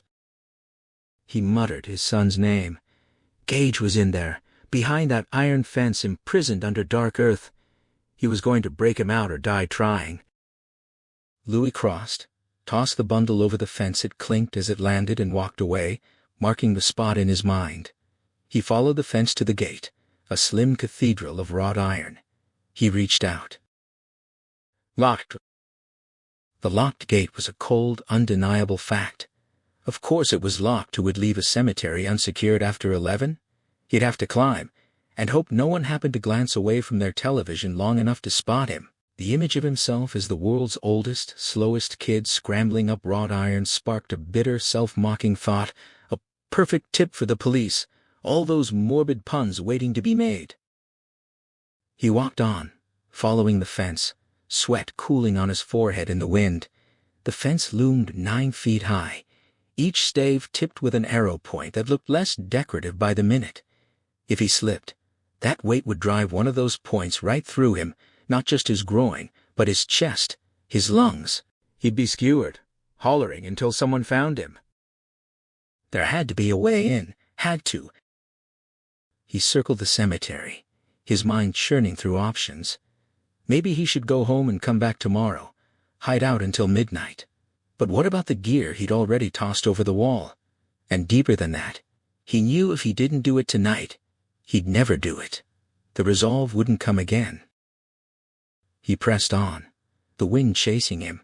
Fewer houses up this way, occasional squares of yellow light, the gray-blue flicker of a television. Older graves leaned at odd angles inside the fence. He reached another stop sign, another turn, and realized he was circling back to where he'd started. Defeat loomed. Then headlights turned down the street. Louis ducked behind a tree as a police cruiser crept past, its spotlight sweeping the fence like a searching finger. He pressed himself flat against the bark, heart hammering, waiting for the light to find him, for the doors to open, for a voice to command him out. But the cruiser passed, signaled, and turned away. He slumped against the tree, breathless. The police would see his parked Honda, but that didn't matter. Parking was legal here. He looked up. The tree forked just above his head. Without thinking further, he reached into the fork and pulled himself up, scrambling for purchase with his sneakers, bark showering down. He got a knee up, then a foot planted in the crotch. If the police came back, they'd find a peculiar bird in this tree. He needed to move. He pulled himself onto a higher branch that overhung the fence. The tree swayed in the wind, leaves rustling. He assessed the drop, then swung off, lacing his hands over the branch, dangling 8 feet above the sidewalk. He pulled himself hand over hand toward the fence, the branch dipping with his weight. His palms were sweaty, his arms burning. The branch swayed more the farther he went. He reached the fence, his sneakers dangling just above the arrow points. They looked viciously sharp. If he fell, the points could drive through his lungs. He groped with his feet, needing rest, but found nothing. Then light touched him, a car coming. He tried to shuffle forward, but his palm slipped. He turned his head, saw the car shoot through the intersection without slowing. Lucky. His hand slipped again. Bark sifted onto his hair.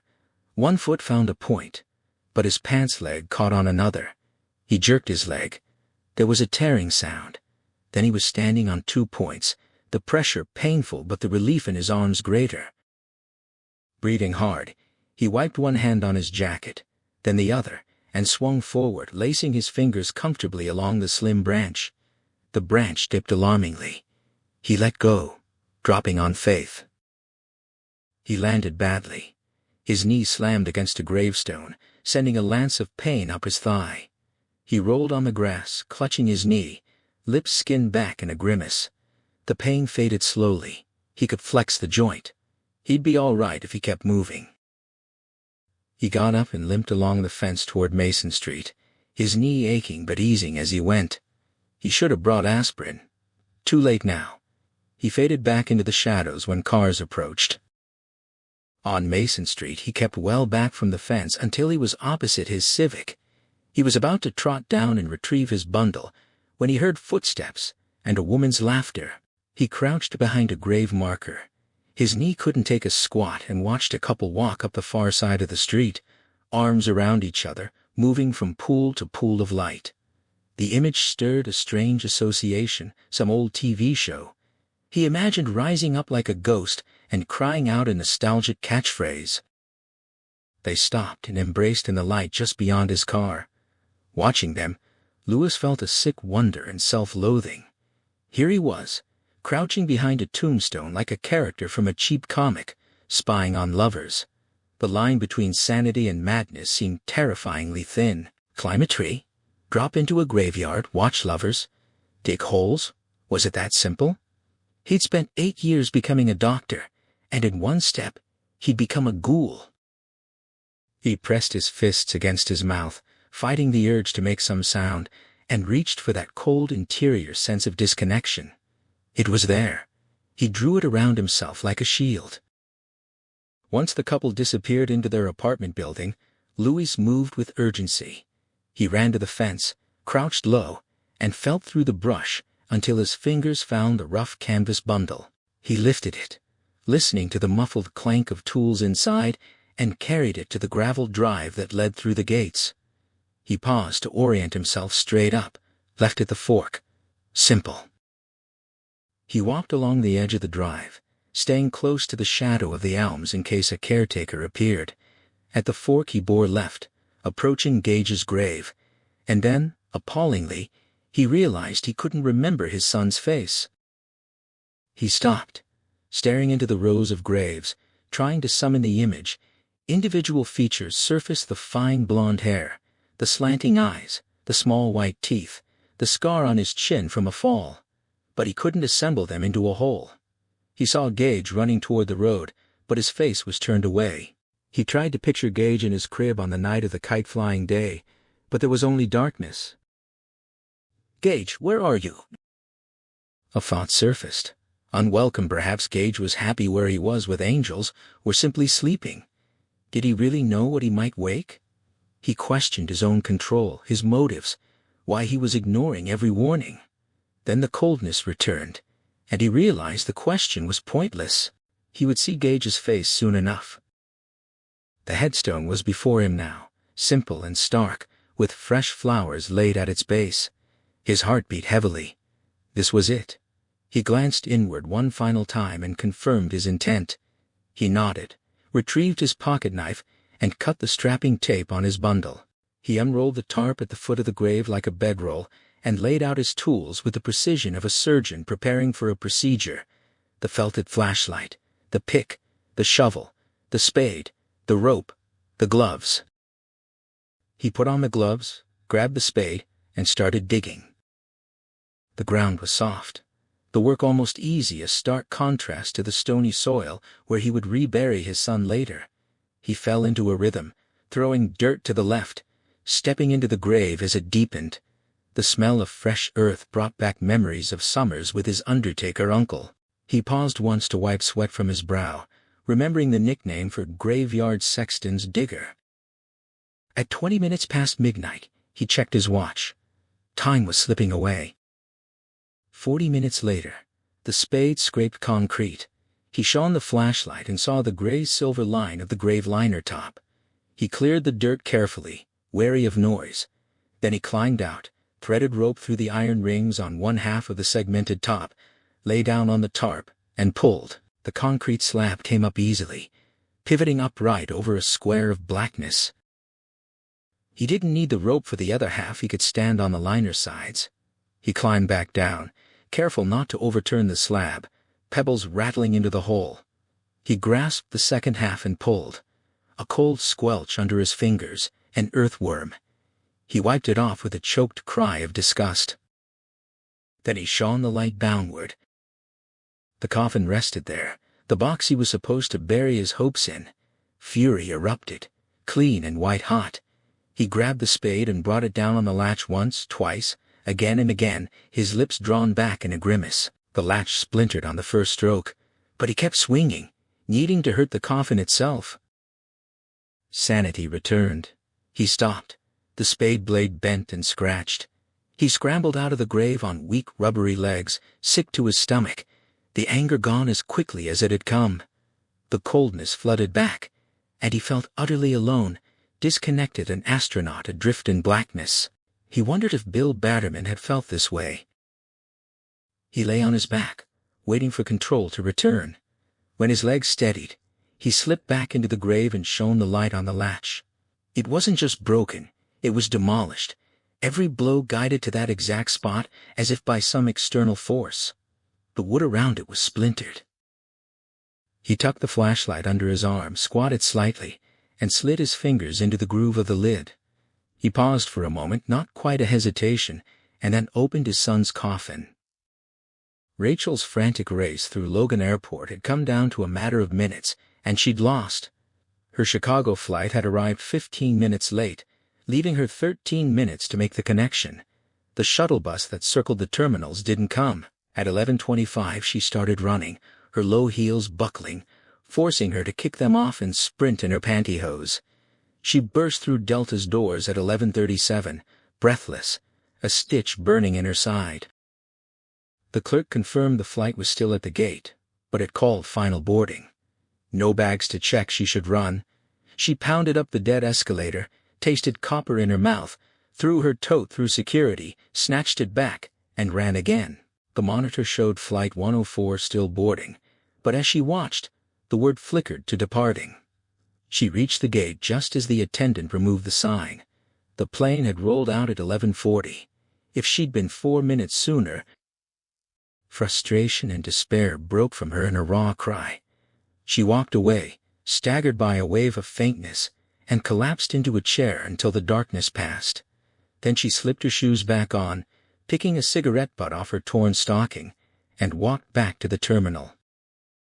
The security guard offered sympathy and a suggestion: rent a car.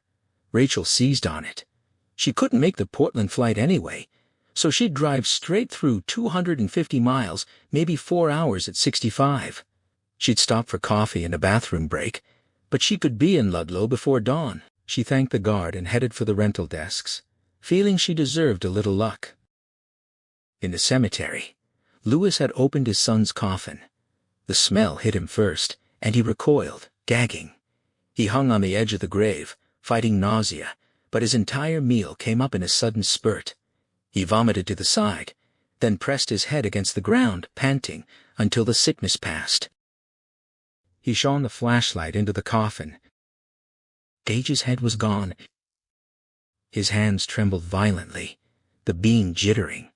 He forced himself to look again, to move the light slowly up the small body shoes, suit pants, little coat, open collar, until his breath caught in a harsh, outraged sound. Fury surged back, drowning his fears. He pulled out his handkerchief and leaned into the grave, wiping away dark moss that had tricked him into thinking the head was missing entirely. Beneath the damp scum, he saw his son, a badly made doll. The head bulged in strange directions, eyes sunken, something white protruding from the mouth. Cotton, he realized. He plucked it out, and the lax lips closed with a soft sound. One cheek sagged hollow. He whispered to Gage that he was going to take him out now, and prayed no one would come. If they did, he'd use the spade. He worked his arms under the body. It lolled bonelessly, and a terrible certainty seized him. It would break apart in his hands, but he forced himself to lift, to wrestle the remains out of the coffin. He sat on the grave's edge with his son in his lap, face livid, eyes hollow, mouth trembling. He rocked the boy, and whispered reassurances, promises that this would end, that he loved him. By 1:45, Louis was ready to leave. Handling the body had been the worst of it, the point where his mind had floated farthest into the void.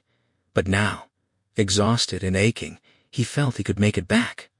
He wrapped Gage in the tarpaulin, cinched it with tape, tied off the rope ends. He closed the coffin, then reopened it to drop in the bent spade. He lowered the grave liner sections using his belt for the second half, and shoveled dirt back in. The grave would look sway-backed, but he couldn't worry about that now. The wind rose, shrieking through the trees. He set the tools aside and walked back to the fence, leaving the body and gear behind for now. Across the street his Civic waited, so near. He turned away from the gate and followed the fence as it angled sharply from Mason Street. Louis peered into the drainage ditch and recoiled. Layers of rotting flowers, masses of them, washed down by seasons of rain and snow, lay in a putrid tangle. He muttered a curse, then corrected himself. This wasn't Christ's work. These offerings were made to something older, something Rachel's sister had named Well Oz, the Gwet and Tuable, god of dead things, of rotting flowers, of the mystery itself. He tore his gaze away with a gasp, as if breaking free of a trance, and moved on. His memory, he realized, had stored a detail from Gage's burial day. There it was, the cemetery's crypt, looming in the windy dark, a hill with double steel doors, where coffins were stored in winter when the ground was too hard, or during rushes of business, what his Uncle Carl had called cold custom. He remembered Carl's stories about February spikes, cancer patients rolling over, the strange ebbs and flows of death. The crypt's hill was landscaped to look natural, cresting just below the fence's arrow tips. Louis scrambled up the slope, saw an outbuilding on the far side, grounds equipment probably, and slid back down, careful of his injured knee. He returned to Gage's grave, retrieved the bundled body, and carried it back to the hill. Without rope, he'd have to run and toss. He backed up, charged the slope, and flung the canvas roll upward as his feet skidded. It landed near the crest. He scrambled up, laid it against the fence, and went back for his tools. At 2:01 he rested against the fence, back aching, hands on his knees. Then he tossed the shovel over, slid the flashlight between the staves, and used the last of his strapping tape to bind the pick to the canvas roll. He hoisted the bundle over the fence, his back screaming in protest, then swung his legs over and dropped to the ground. He found the shovel easily, but the flashlight took longer. He had to feel through the grass on his hands and knees until he spotted its thin shadow. He tested it. It worked. He cut the pick free and moved to the trees, scanning Mason Street. Deserted. One yellow light glowed in an upstairs window. He stepped out onto the sidewalk, feeling horribly exposed, pick and shovel cradled in his arms. He crossed quickly, his Civic only 50 yards away but looking like 5 miles. He leaned the tools against the car and fumbled for his keys. They weren't there. Panic surged. He checked both pockets, turned them inside out. Nothing. He must have lost them when he dropped from the tree. He leaned against the car, wondering if he'd have to climb back in, abandon his son's body to search fruitlessly through the grass. Then a thought broke through. He bent and looked through the window. His keys dangled from the ignition. A grunt of relief escaped him. He snatched them out, remembering a public service warning he'd heard somewhere: lock your car, take your keys. He opened the hatchback, tossed in the tools, and slammed it. He started down the sidewalk, then stopped short. The keys were still in the hatchback lock. He cursed himself and went back. He retrieved Gage's body and was most of the way back to Mason Street when a dog began to howl, a long, gruff wail that filled the street. Louis froze behind a tree, expecting lights to blaze on. Only one did. A man shouted at the dog to shut up. It howled again. Another voice threatened to call the police. Louis pressed against the tree, heart pounding, realizing how false his sense of isolation had been. People were all around him, hundreds of eyes.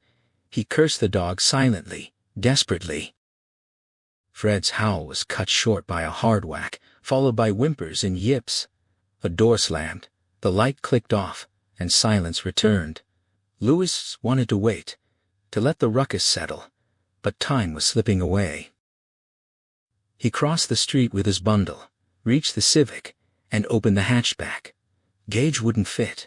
He tried every angle: vertical, horizontal, diagonal, but the compartment was too small. He could have bent the bundle, crushed it in, but he couldn't bring himself to do it. He stood there, frozen, out of ideas. Then he heard a car approaching. Without thinking, he carried the bundle to the passenger side, opened the door, and slipped it onto the seat. He slammed the hatchback as the car passed, drunken voices whooping, and got behind the wheel. He started the engine, reached for the headlights, and then a horrible thought struck. What if Gage was facing backward? He reached over and pressed his hands against the canvas, feeling for contours, like a blind man identifying an object. He found a protuberance: Gage's nose facing forward. Only then could he put the car in gear and start the 25-minute drive back to Ludlow. At 1 a.m, Judd Crandall's phone rang, startling him awake. He'd been dreaming of his youth, 23, in a coupling shed with friends, sharing moonshine around a pot-bellied stove while a nor'easter raged outside. The dream had been vivid, the stories dark and warm, Norma alive in bed at home. Then the phone cut through, and he jerked upright, every one of his 83 years crashing down on him at once. He answered. It was Rachel. She asked if Louis had come home. No, Judd said. Where was she? She was closer, at a rest area in Biddeford, on the main turnpike. She'd left Chicago, couldn't stay. Whatever had gotten to Ellie was getting to her too. She could hear it in his voice. He lit a cigarette, his hand trembling. Outside, the wind gusted, shaking the house. He could feel the power growing, a dim terror in his bones, like spun glass, fragile and fine. Rachel pressed him for answers, but he wouldn't give them over the phone. He told her to drive to Portland and sleep. Something might be happening, or it might not. If it was what he thought, she wouldn't want to be there anyway. He could handle it. It was his fault, she argued. She couldn't sleep, but he insisted, warning she'd be no good to Louis or Ellie if she crashed. He promised to tell her everything when she arrived, but only if she went to Portland first. After a long pause, she agreed, but asked how bad it was. He told her he could handle it. Things had gotten as bad as they were going to get. He watched a car approach the Creed house, then accelerate away. All right, she said. The rest of this drive has been like a stone on my head. He urged her to let it roll off, to save herself for tomorrow. He promised to tell her the whole story over beer. They said goodbye. He searched for caffeine pills but found none. He put the beer back in the fridge and made black coffee instead, taking it to the bay window to watch and wait. The coffee kept him alert for 45 minutes, but then his eyelids grew heavy again. He shook himself, remembering his duty. He'd let it get hold of him. He'd bought something, and now he had to pay. No sleeping on sentry duty. The old man lit another cigarette, the smoke scraping at his throat as he coughed. He set it in the ashtray's groove and pressed his palms hard against his tired eyes. Outside, a heavy truck thundered past, its running lights slicing through the unsettled dark. He felt himself nodding off once more, jerked awake, and slapped his own face with both hands, a sharp, stinging crack that left his ears ringing. Fear crept into him, then cold and unwelcome, finding its way into a place he thought was locked away. Something was drugging him, clouding his mind against his will. He understood the intent with a chilling certainty. He was being kept from watching, kept from intervening, because the return was close. He could sense it, and whatever force was at work wanted him helpless, wanted him blind. He spoke aloud with grim resolve, telling the empty room he wasn't going to let it happen, that he was putting an end to this madness. But the wind moaned at the eaves, and the trees shook their leaves in a rhythm that felt deliberate, almost purposeful.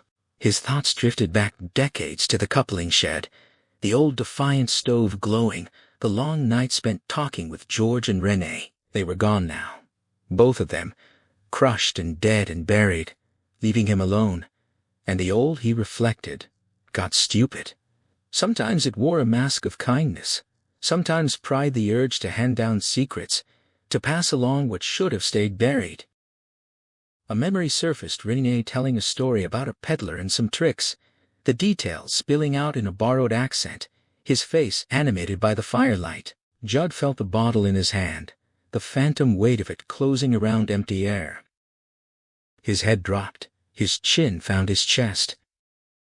The cigarette burned to ash in the tray, the cylinder of gray collapsing on itself like a spent marker. Judd slept on, unaware of the headlights that swept across the road 40 minutes later, unaware of Lewis steering the Civic into the driveway and pulling it into the garage. Inside that garage, Louis discovered a roll of strapping tape in the kitchen and a coil of rope among the winter gear. He bound the pick and shovel together with the tape, then used the rope to rig a crude sling across his back. With the tool secured and his son's wrapped body in his arms, he looped the sling over his shoulders, opened the passenger door, and withdrew the canvas bundle. The weight told him immediately that this was different from carrying Church. Gage was far heavier, and the distance ahead was long. He'd be crawling before he reached the Micmac burying ground, and then there'd be the digging, fighting that rocky, unyielding ground.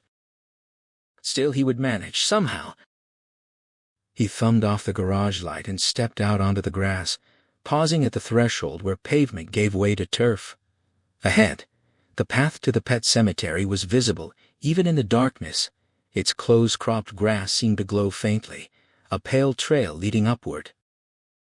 The wind pushed through his hair, and for a moment, the old childhood terror of the dark washed over him, shrinking him, making him feel fragile and exposed. He questioned what he was doing venturing into those woods alone at night, carrying a corpse, but he silenced the doubt and began walking. By the time he reached the cemetery 20 minutes later, his arms and legs trembled with exhaustion. He collapsed, the rolled tarp across his knees, and rested for another 20 minutes, nearly dozing. The fear had drained away, replaced by a bone-deep weariness that somehow felt like safety. When he finally rose, he didn't truly believe he could scale the deadfall. He only knew he had to try. The bundle in his arms seemed impossibly heavy, but as he set his foot on the first fallen trunk, a strange sensation overtook him. It wasn't quite memory. It was more like reliving, as if he'd stepped back into the moment Judd had guided him through before.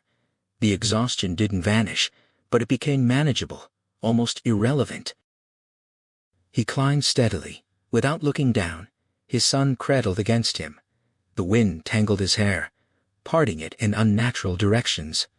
He reached the top in moments, and descended just as quickly, as though moving down a flight of stairs. The tools clinked against his back. Within a minute, he stood on the springy, pine-needled earth of the far path, the deadfall rising behind him like a wall. He moved forward, listening to the wind moan through the trees. It no longer frightened him. The work of the night was nearly complete.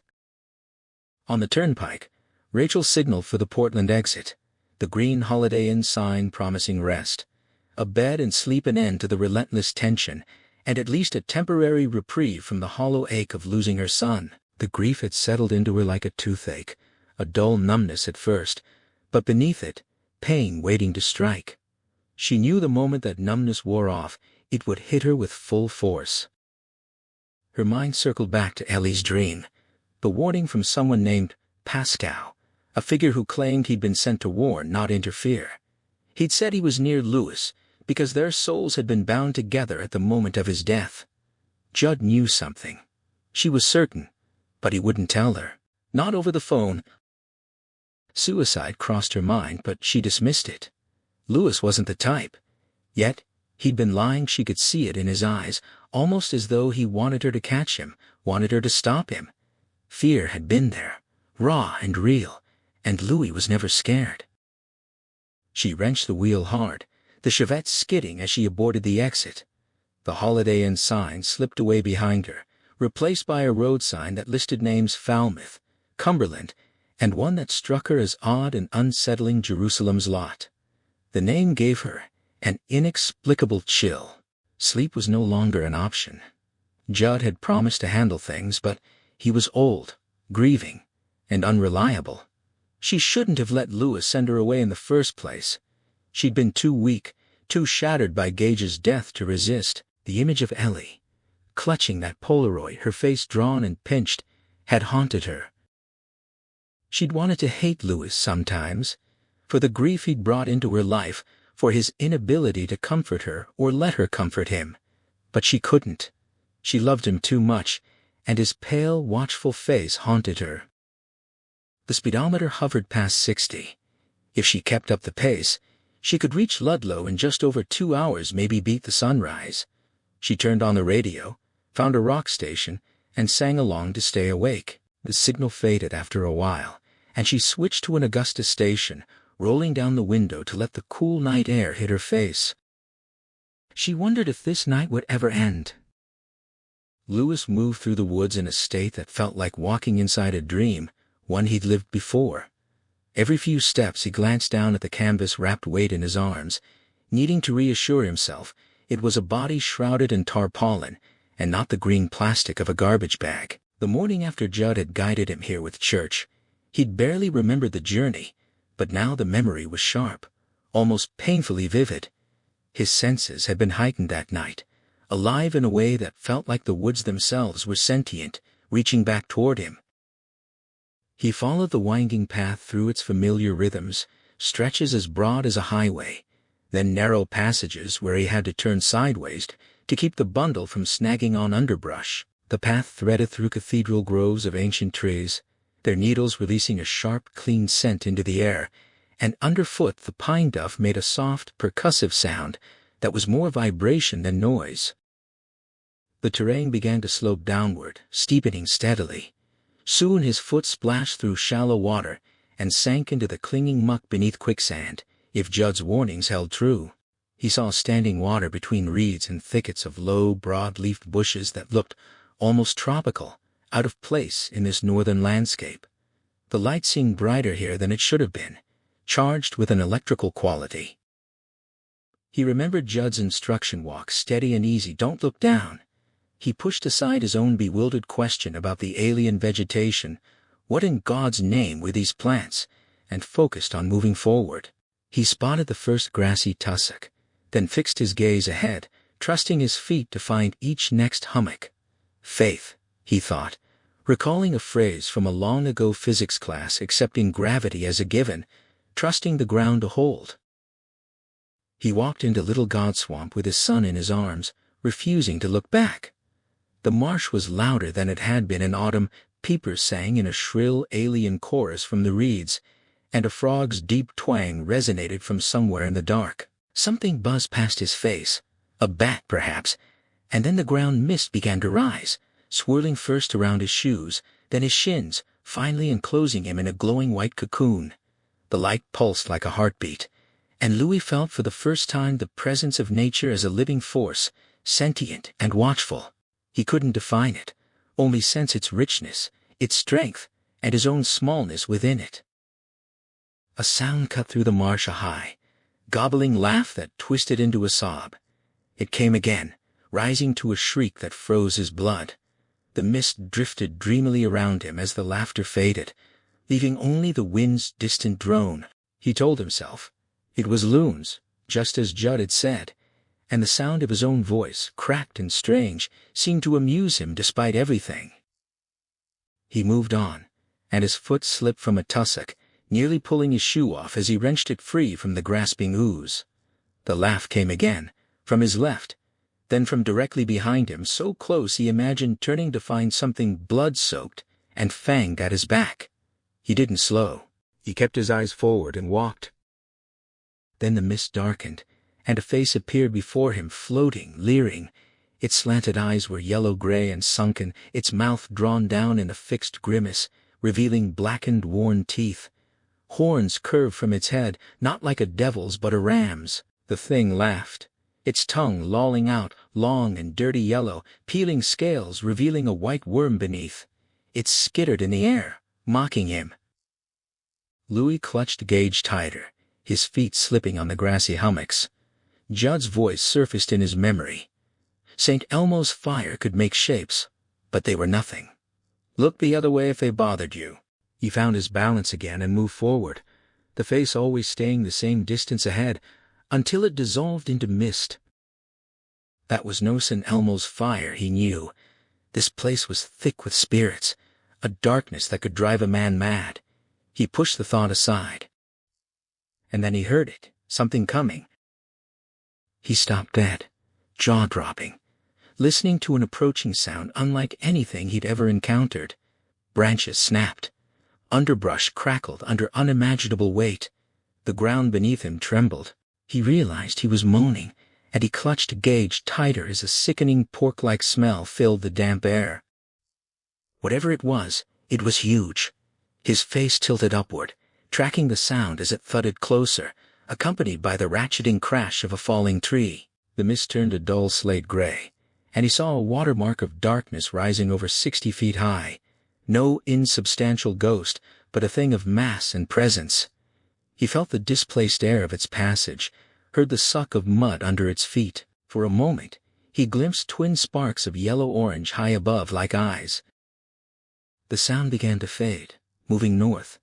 A single peeper called hesitantly, then another, and another, until the chorus resumed. Louis stood frozen, knowing with cold certainty that he'd just encountered the Wendigo, the creature of the north that could touch a man and turn him into a cannibal. It had passed within 60 yards of him. He told himself not to be ridiculous, to be like Judd and explain it away as loons or marshlights. Let it be anything but the crawling horrors of the nightside world. Let there be God in Sunday mornings, not these dragging dark things. He walked on with his son, the ground firm beneath his feet, and soon he came to a felled tree, its crown a gray-green blur in the fading mist. The break was fresh, the yellowish-white pulp still weeping warm sap. He climbed over it, and on the other side found a monstrous indentation bushes crushed into the earth in a shape he refused to recognize as a footprint. He could have looked back to confirm it, but he wouldn't. He pressed on, skin cold, mouth dry, heart racing. The mud gave way to the soft crunch of pine needles, then to the solid bite of rock beneath his feet. He was close now. The ground rose steeply, and he caught his shin on a sharp outcropping. But it wasn't just a random stone. Reaching out with a numb, aching arm, he felt the carved edge of a step. He began to climb, and the exhilaration returned, pushing back against the crushing weight of exhaustion, if only a little. He counted the steps in his mind as he ascended into the cold, into the ceaseless wind that tugged at his clothes and made the canvas shrouds snap like a sail. He glanced up once at the stars, a wild, unrecognizable sprawl that disturbed him enough to look away. The rock wall beside him was rough and splintered, its shapes shifting in the dim light. A boat, a badger, a hooded face with frowning eyes. Only the steps themselves were smooth, carved by hands long gone. He reached the top and stood swaying head down, sucking air into lungs that felt like bruised bladders. A sharp pain stabbed his side as if a splinter had lodged there. The wind roared in his ears, ran through his hair like a living thing. The light was brighter than he remembered from his first visit. Had the night been overcast, or had he simply not been looking?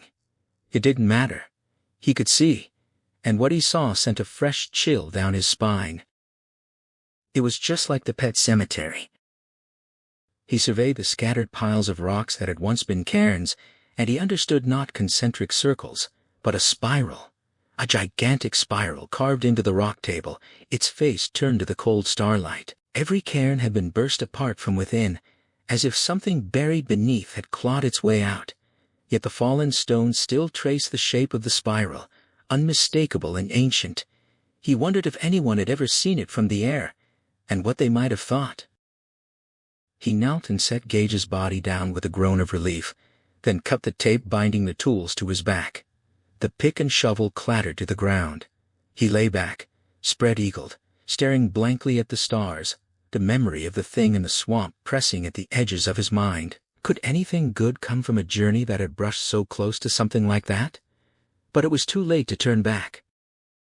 He thought of the black bag in his bathroom, the syringes inside. If something went wrong, if something bad came back, no one would have to know but him. His thoughts dissolved into a wordless prayer as his hands found the pick.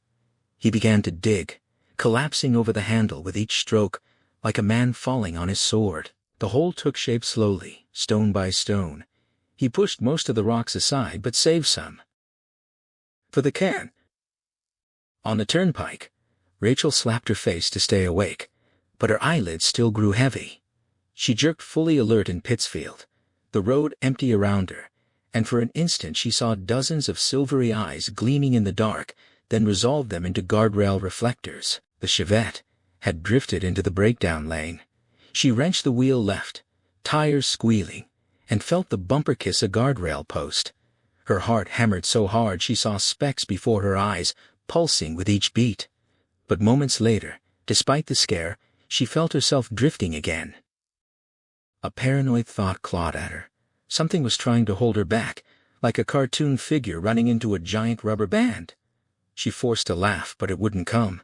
The feeling was too strong, too real. The next time she nodded off, the car scraped along the guardrail cables, paint shrieking. She snapped awake, slammed the brakes, and wept into her hands. Something was trying to keep her from Lewis. When she pulled herself together, she took the Pittsfield exit, found a truck stop, and filled the tank. The gas jockey noted the damage along the side with something like admiration. Inside the diner, she drank 3 cups of black coffee, sweetened heavily, and tried to shake the dread. Back in the car, the engine wouldn't turn over, only a dry click from the solenoid. She beat the steering wheel with her fists, helpless and furious. A brand new car stranded 50 miles from home. She listened to the growl of trucks and felt a sudden vicious certainty. The one that had killed Gage was out there among them, not muttering but chuckling. She lowered her head and cried. Lewis stumbled and fell flat, too exhausted to rise. He lay listening to the peepers from the swamp, feeling the chorus of pain in his body. He remembered slipping the canvas bundle into the hole, pushing the earth back with his bare hands, piling the stones. After that, everything blurred. He'd made it back down the steps somehow, through the swamp to this grove of old pines. He wasn't sure how. The thought of resting here was tempting, but it also spurred him to move because, if he stayed, that thing might find him. He dragged a hand across his face, surprised to see blood, a nosebleed at some point. He found the tools and pushed on. The deadfall loomed ahead. He climbed, stumbling, nearly falling, and then a branch snapped under his foot, sending him tumbling down onto his side with the wind knocked out of him. He lay there, amazed he'd managed to fall in another graveyard tonight. He found the tools again and surveyed his surroundings by starlight. Nearby Smucky. He was obedient, and Trixie, kilt on the highway.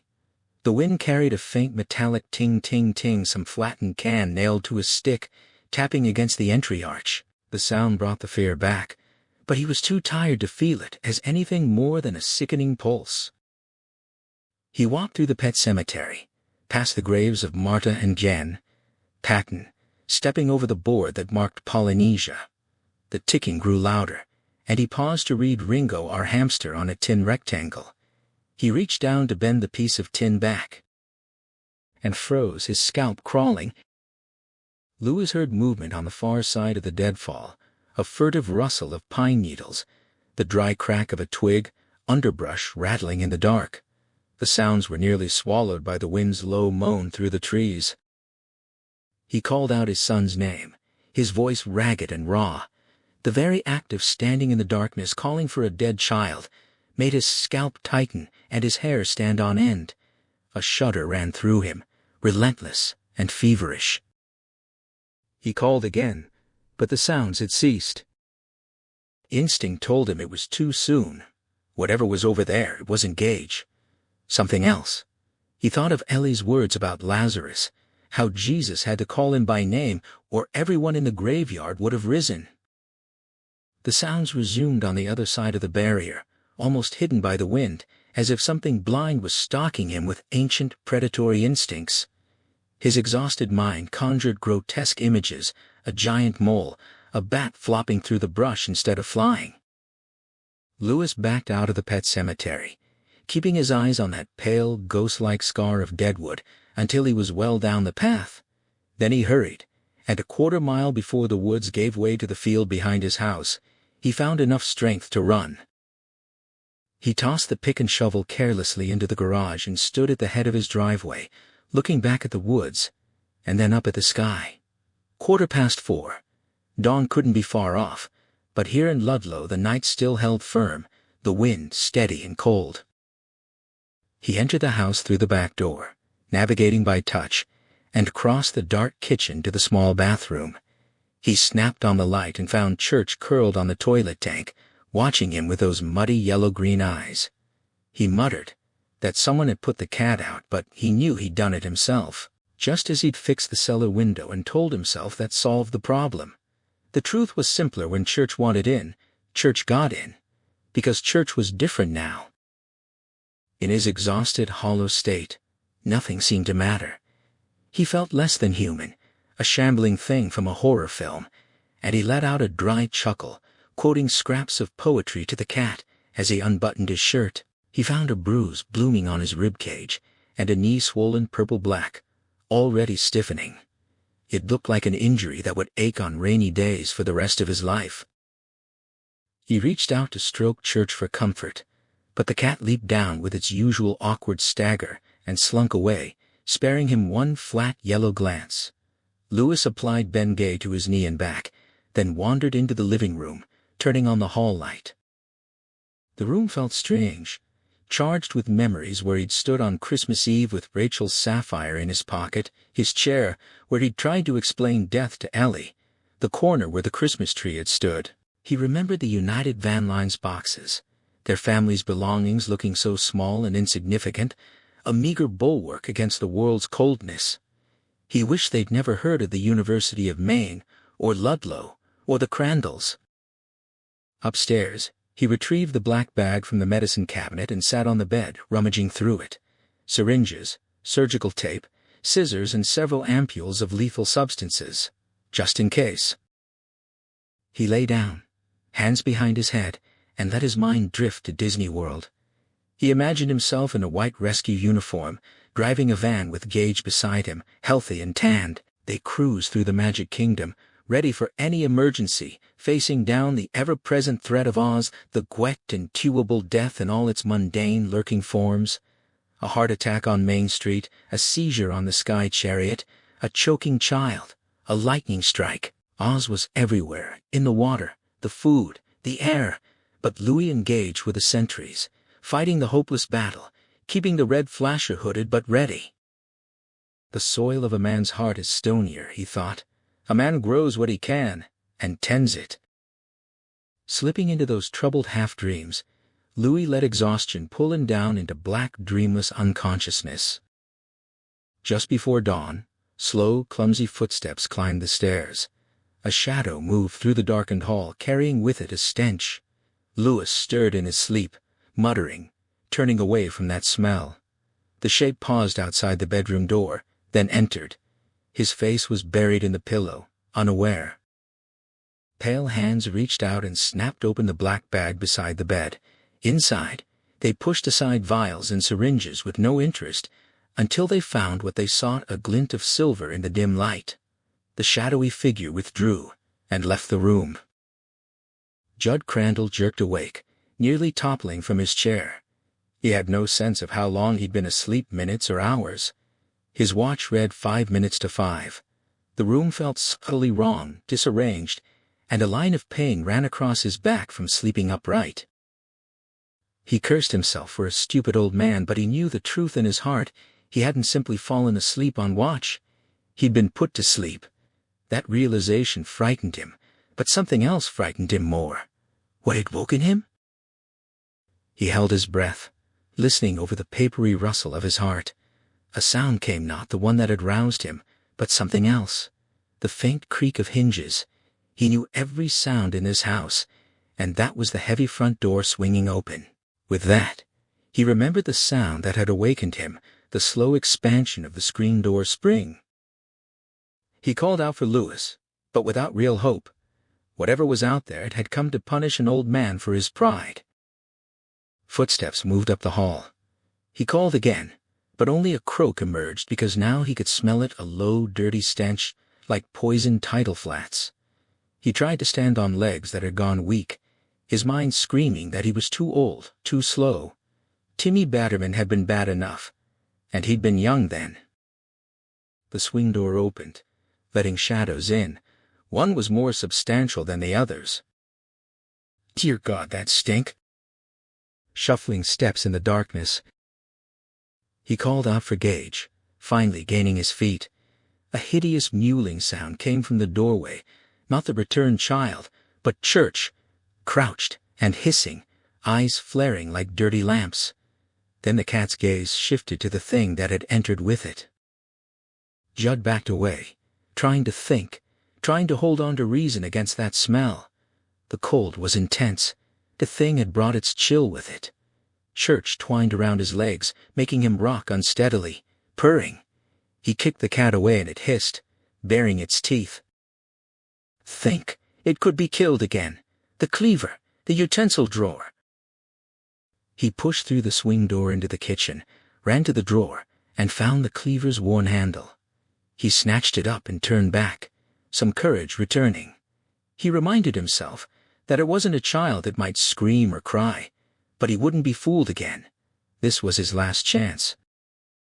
The door swung open. Church came through first, then the other shape. Dawn's first light, faint and milky, filtered through the east-facing windows enough to see. Gage Creed stood in his burial suit, moss growing on the shoulders and lapels, his shirt soiled, his blonde hair caked with dirt. One eye stared off at the wall, the other fixed on Judd. He was grinning. The thing spoke in a babyish voice, announcing its purpose to send Judd's soul to hell, to repay him for interfering. Judd raised the cleaver and challenged it. The Gage thing responded with vile accusations about Norma, speaking in her voice, describing betrayals that made Judd's blood run cold.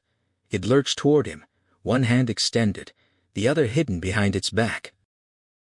Judd screamed at it to stop, but the voice continued, Norma's voice laughing at him, describing acts of humiliation. He sprang at the small figure, cleaver raised. And Church arrowed out from under the butcher block, hissing, tripping him. The cleaver flew from his hand, skittering across the floor and sliding under the refrigerator. He realized he'd been fooled again, one last time. The cat was on his legs, and then Gage was on him, grinning, and his hidden hand held a scalpel from Louis's bag. Judd raised his hand to block the blow, but the blade seemed to pass through both sides of his palm at once. Warmth drizzled down his face. The Gage thing chortled, promising to fuck with him, and Judd grabbed its wrist. Skin peeled away like parchment. The scalpel was yanked free, leaving a vertical wound, and came down again, and again, and again.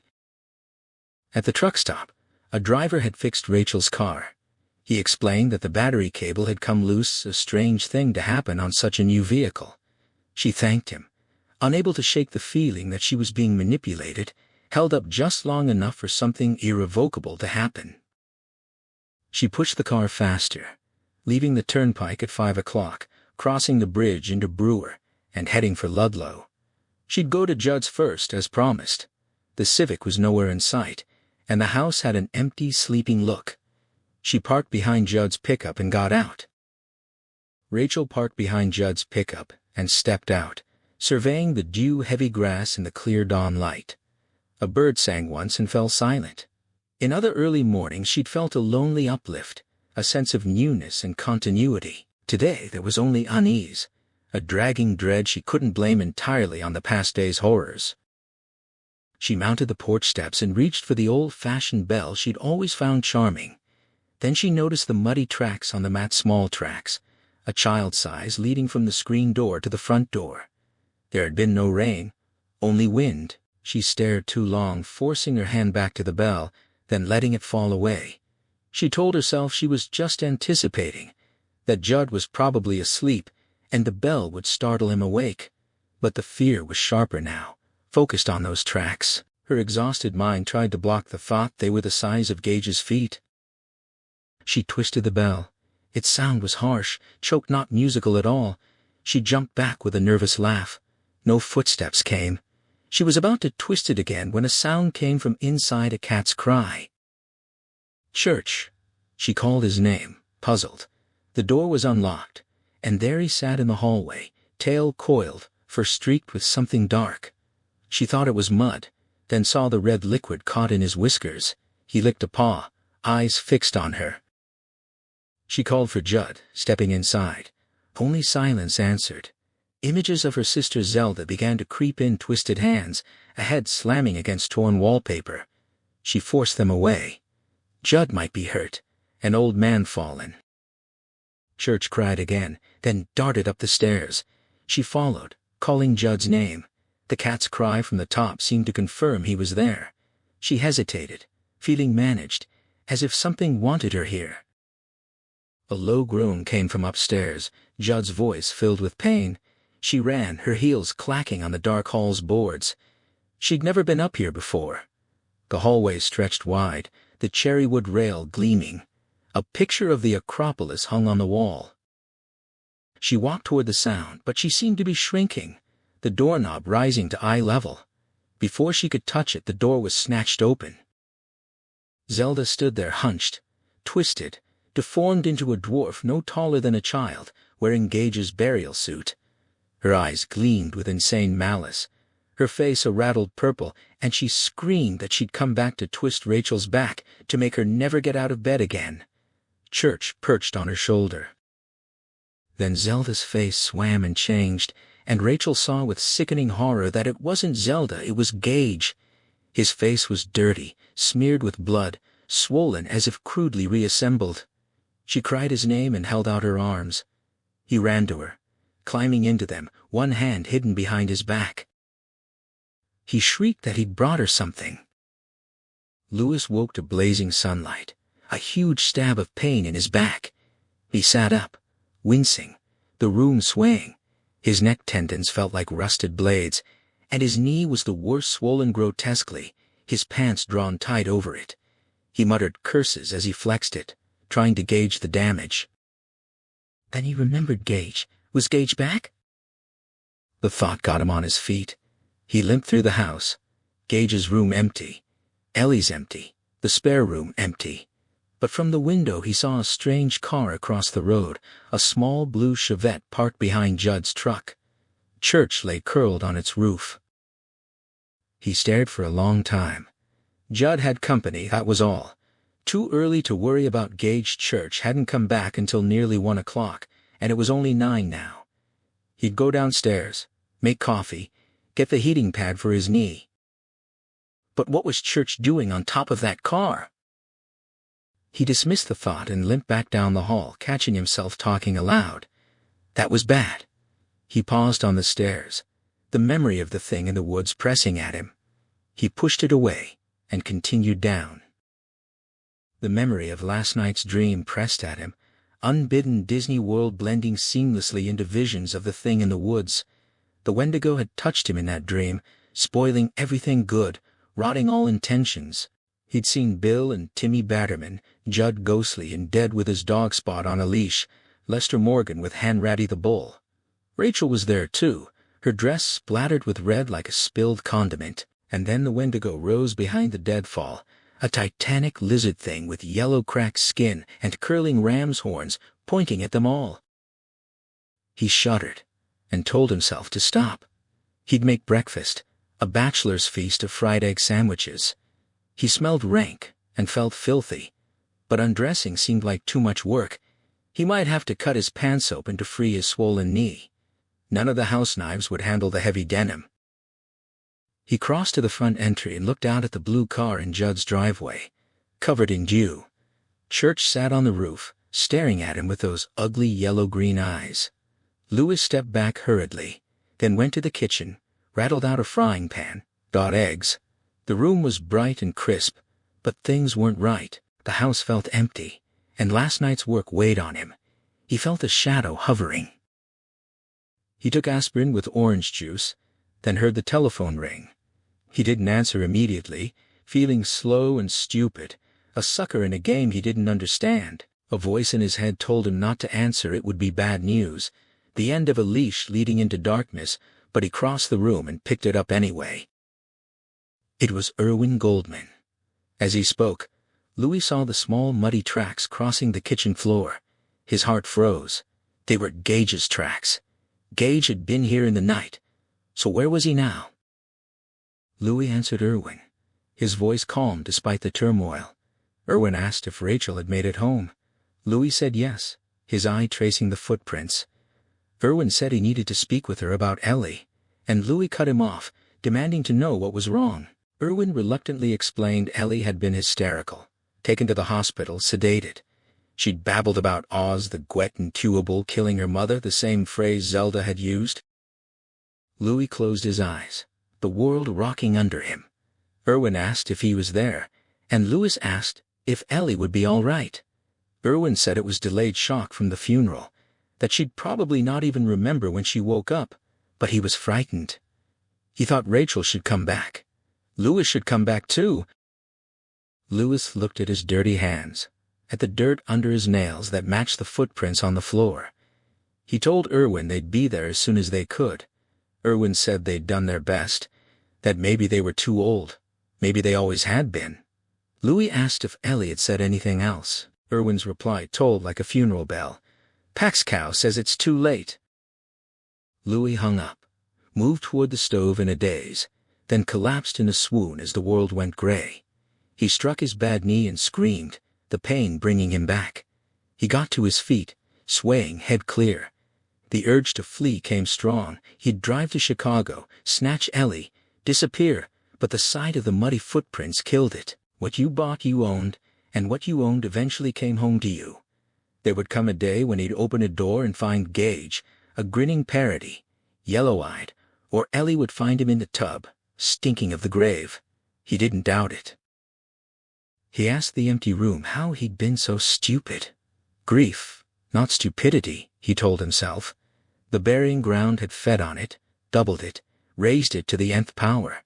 It had cost him his wife and his best friend. Suicide was in the cards.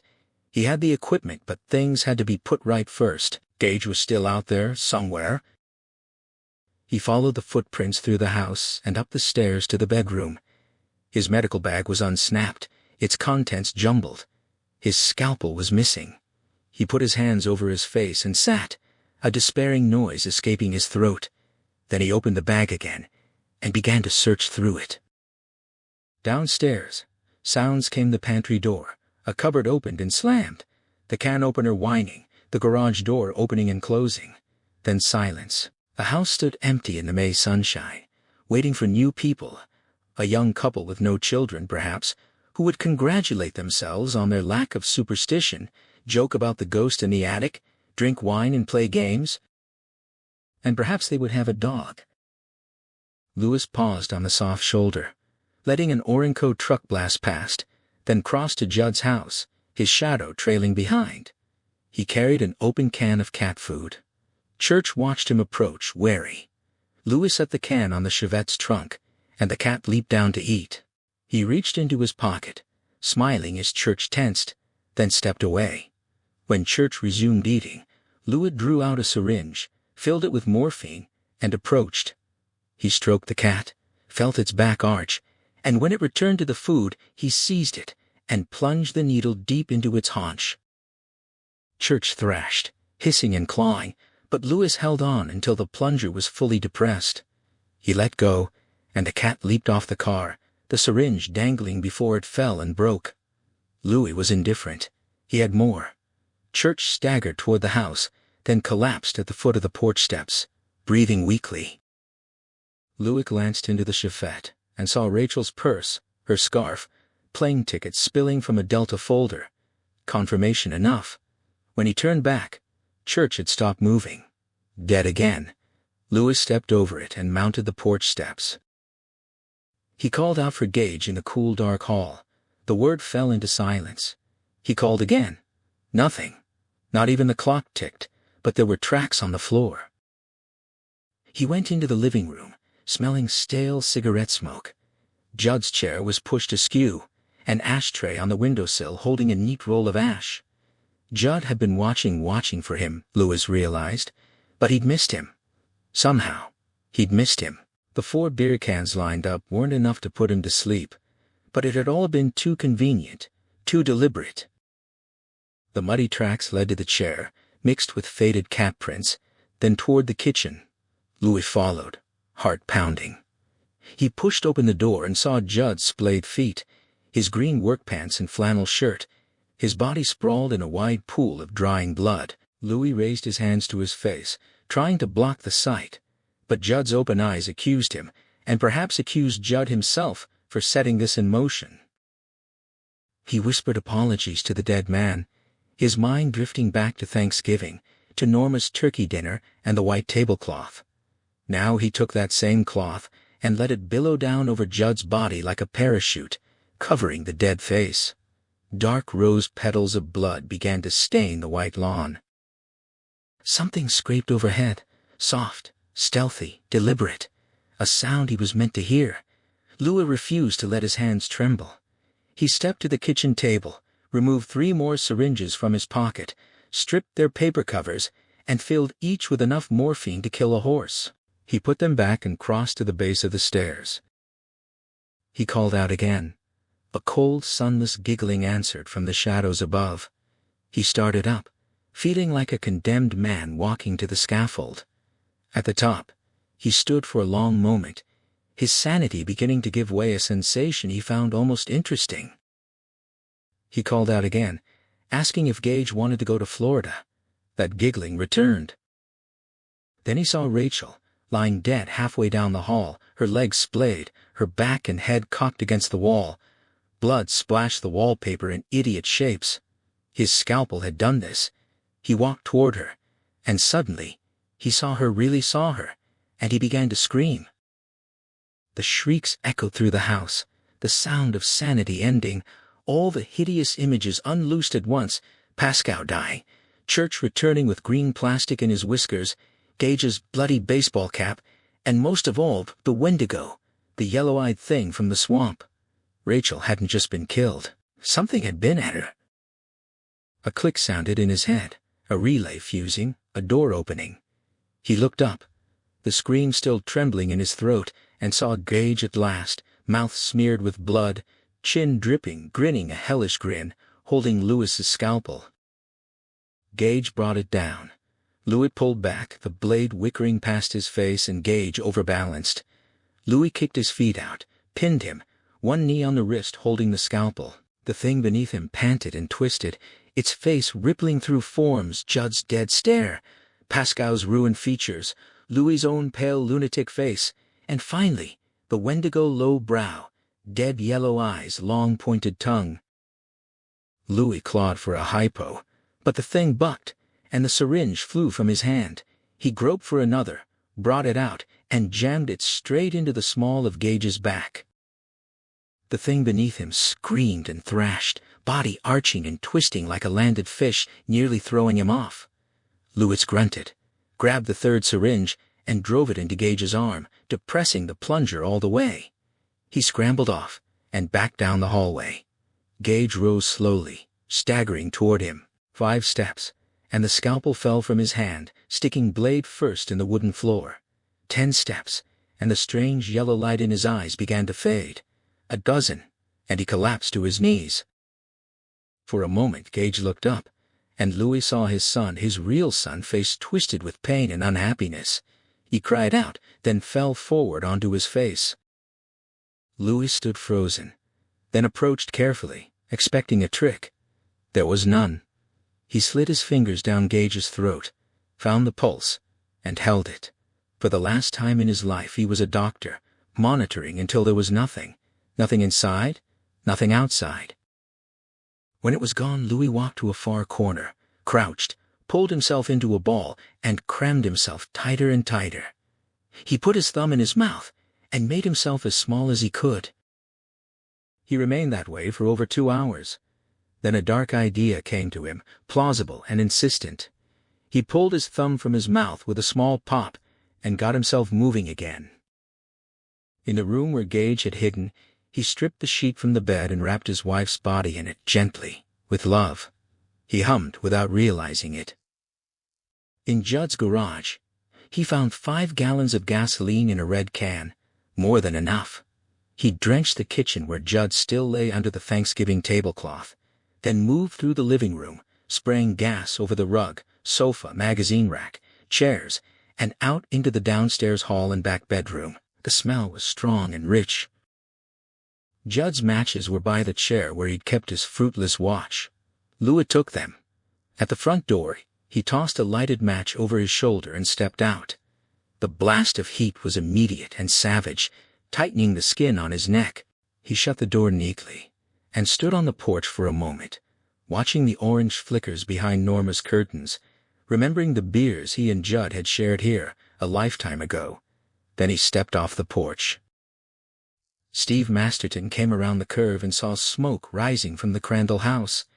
He'd come out of worry for Louis Charlton, had told him about Rachel's call, and vague unease had gnawed at him all morning. The spring weather had emptied the infirmary, and Surendra had given him the go-ahead. He'd pushed the cycle fast, a leaden feeling in his stomach, the same miserable surprise he'd felt when the Pascal thing happened last fall. That death had seemed to set a tone for the year. Bad luck, funerals, tragedy. He'd attended 4 since then, including Louis's little boy. He liked Louis enormously and wanted to make sure he was all right. Now, he saw the fire. People were running toward the old house across the street. A man dashed onto the porch, approached the front door, then retreated just before the glass blew out, and flames boiled through. The would-be hero cried out that the house was lost, that Judd was a gone goose. Sirens wailed in the distance. The house was going fast, flames probed through broken windows, the front eave catching, a rattan chair exploding into flame. Steve turned back to Louis' house. But if Louis were here, wouldn't he be with the others? Then he caught a flash of movement from the corner of his eye, a path leading up through the field to the woods, and a glimpse of white, a man carrying a bundle. That was Louis. He knew it with sudden, irrational certainty. Something bad had happened, and something worse was about to if he didn't stop him. He stood indecisively at the head of the driveway, shifting his weight. The path drew him. There was an attraction there, a pull. But Louis. He'd come to see Louis, not to explore the woods. Across the street, someone called out about finding a dead cat. "Don't look burnt," came the reply. "Just looks dead." Steve made his decision and started up the path toward the woods. Steve's mind locked onto the certainty that the flash of white he'd glimpsed was Louis. He started up the path, leaving the fire behind, and by the time he reached the tree line he was sweating. The shade and the scent of pine were a brief relief. Once among the trees, he broke into a full run, lungs burning, heart hammering for reasons he couldn't name. The path was clear, and he made good time downhill. But by the time he reached the arch marking the pet cemetery, he'd slowed to a fast walk, a stitch burning in his side. His eyes barely registered the grave circles, the tin squares, the boards and slate.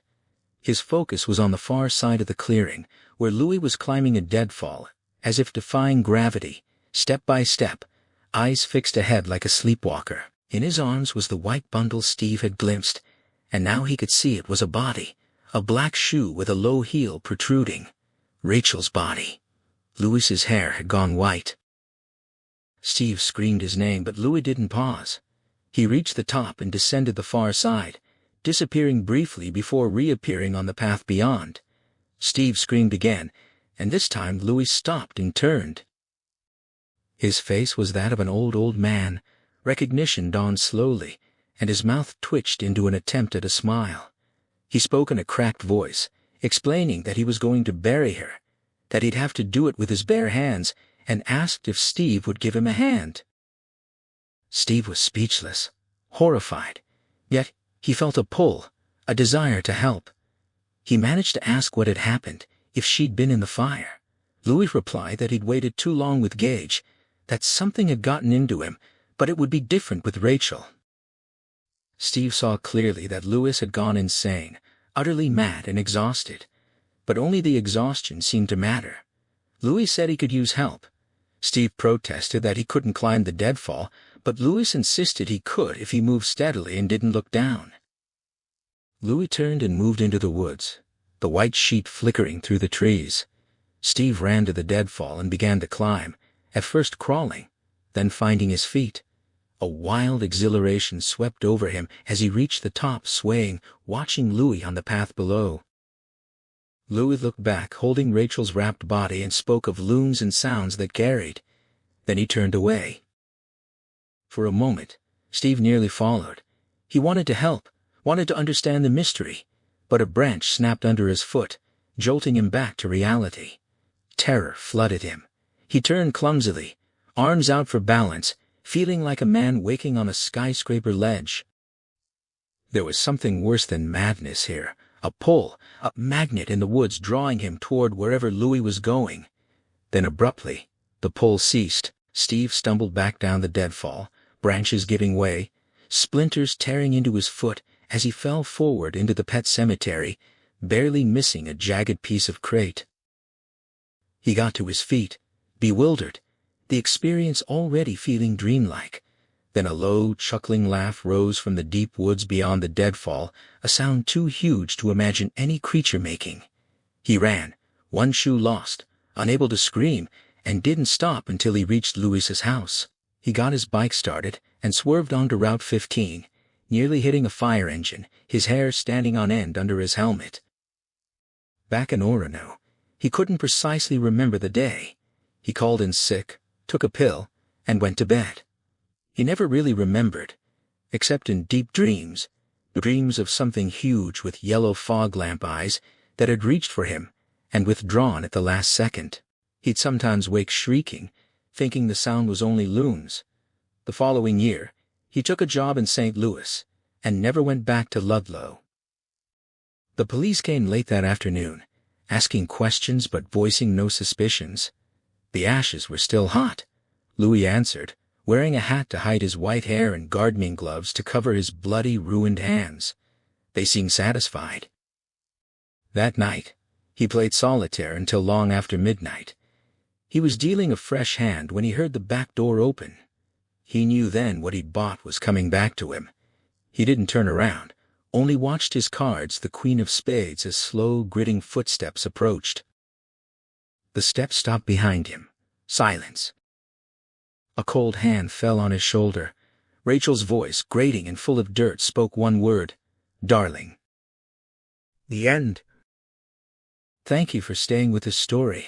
Until the very end. Pet Sematary has never been remembered simply because it is frightening.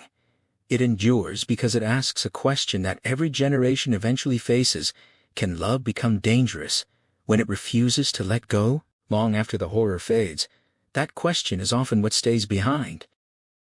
One of the remarkable things about the novel is how carefully Stephen King balances the supernatural with ordinary human emotion.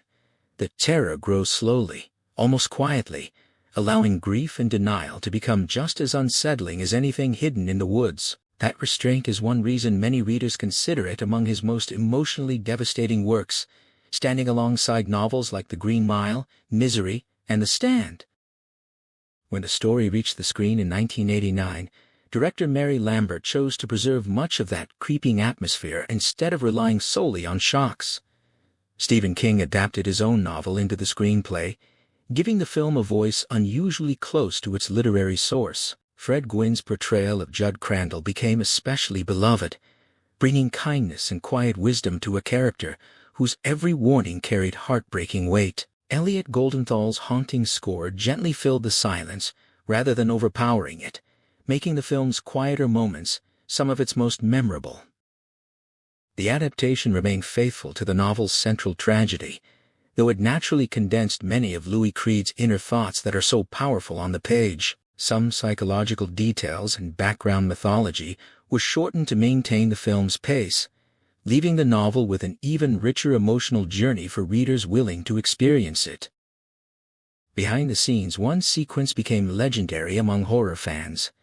Bringing Zelda to life required actor Andrew Hubatsek to endure extensive prosthetic makeup and physically demanding performances that relied almost entirely on practical effects. Decades later, many viewers still describe those scenes as some of the most disturbing ever committed to film, not because of spectacle, but because of how unexpectedly human they felt.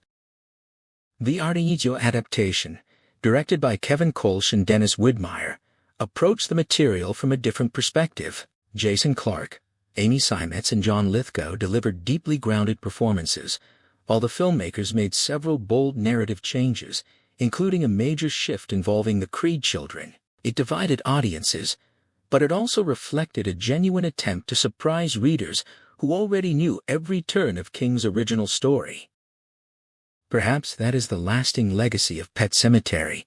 Every adaptation, every discussion, and every revisit becomes another conversation about grief, memory, and the impossible desire to rewrite the past. Few horror stories continue inspiring that kind of reflection more than 40 years after they were first imagined. If this retelling encouraged you to step into King's world, I hope you'll experience the original novel for yourself. Some emotions can only be fully discovered in the silence between its pages. And if this journey meant something to you, I'd love to hear what stayed with you the most. Share your thoughts, even if your interpretation is different from someone else's. If you'd like to join us for more cinematic story retellings, subscribing is a simple way to support the channel, and sharing this video helps these timeless stories reach more listeners. Until we meet again, may every great story remind you that the most unforgettable endings are never truly endings at all. They simply continue living in the imagination.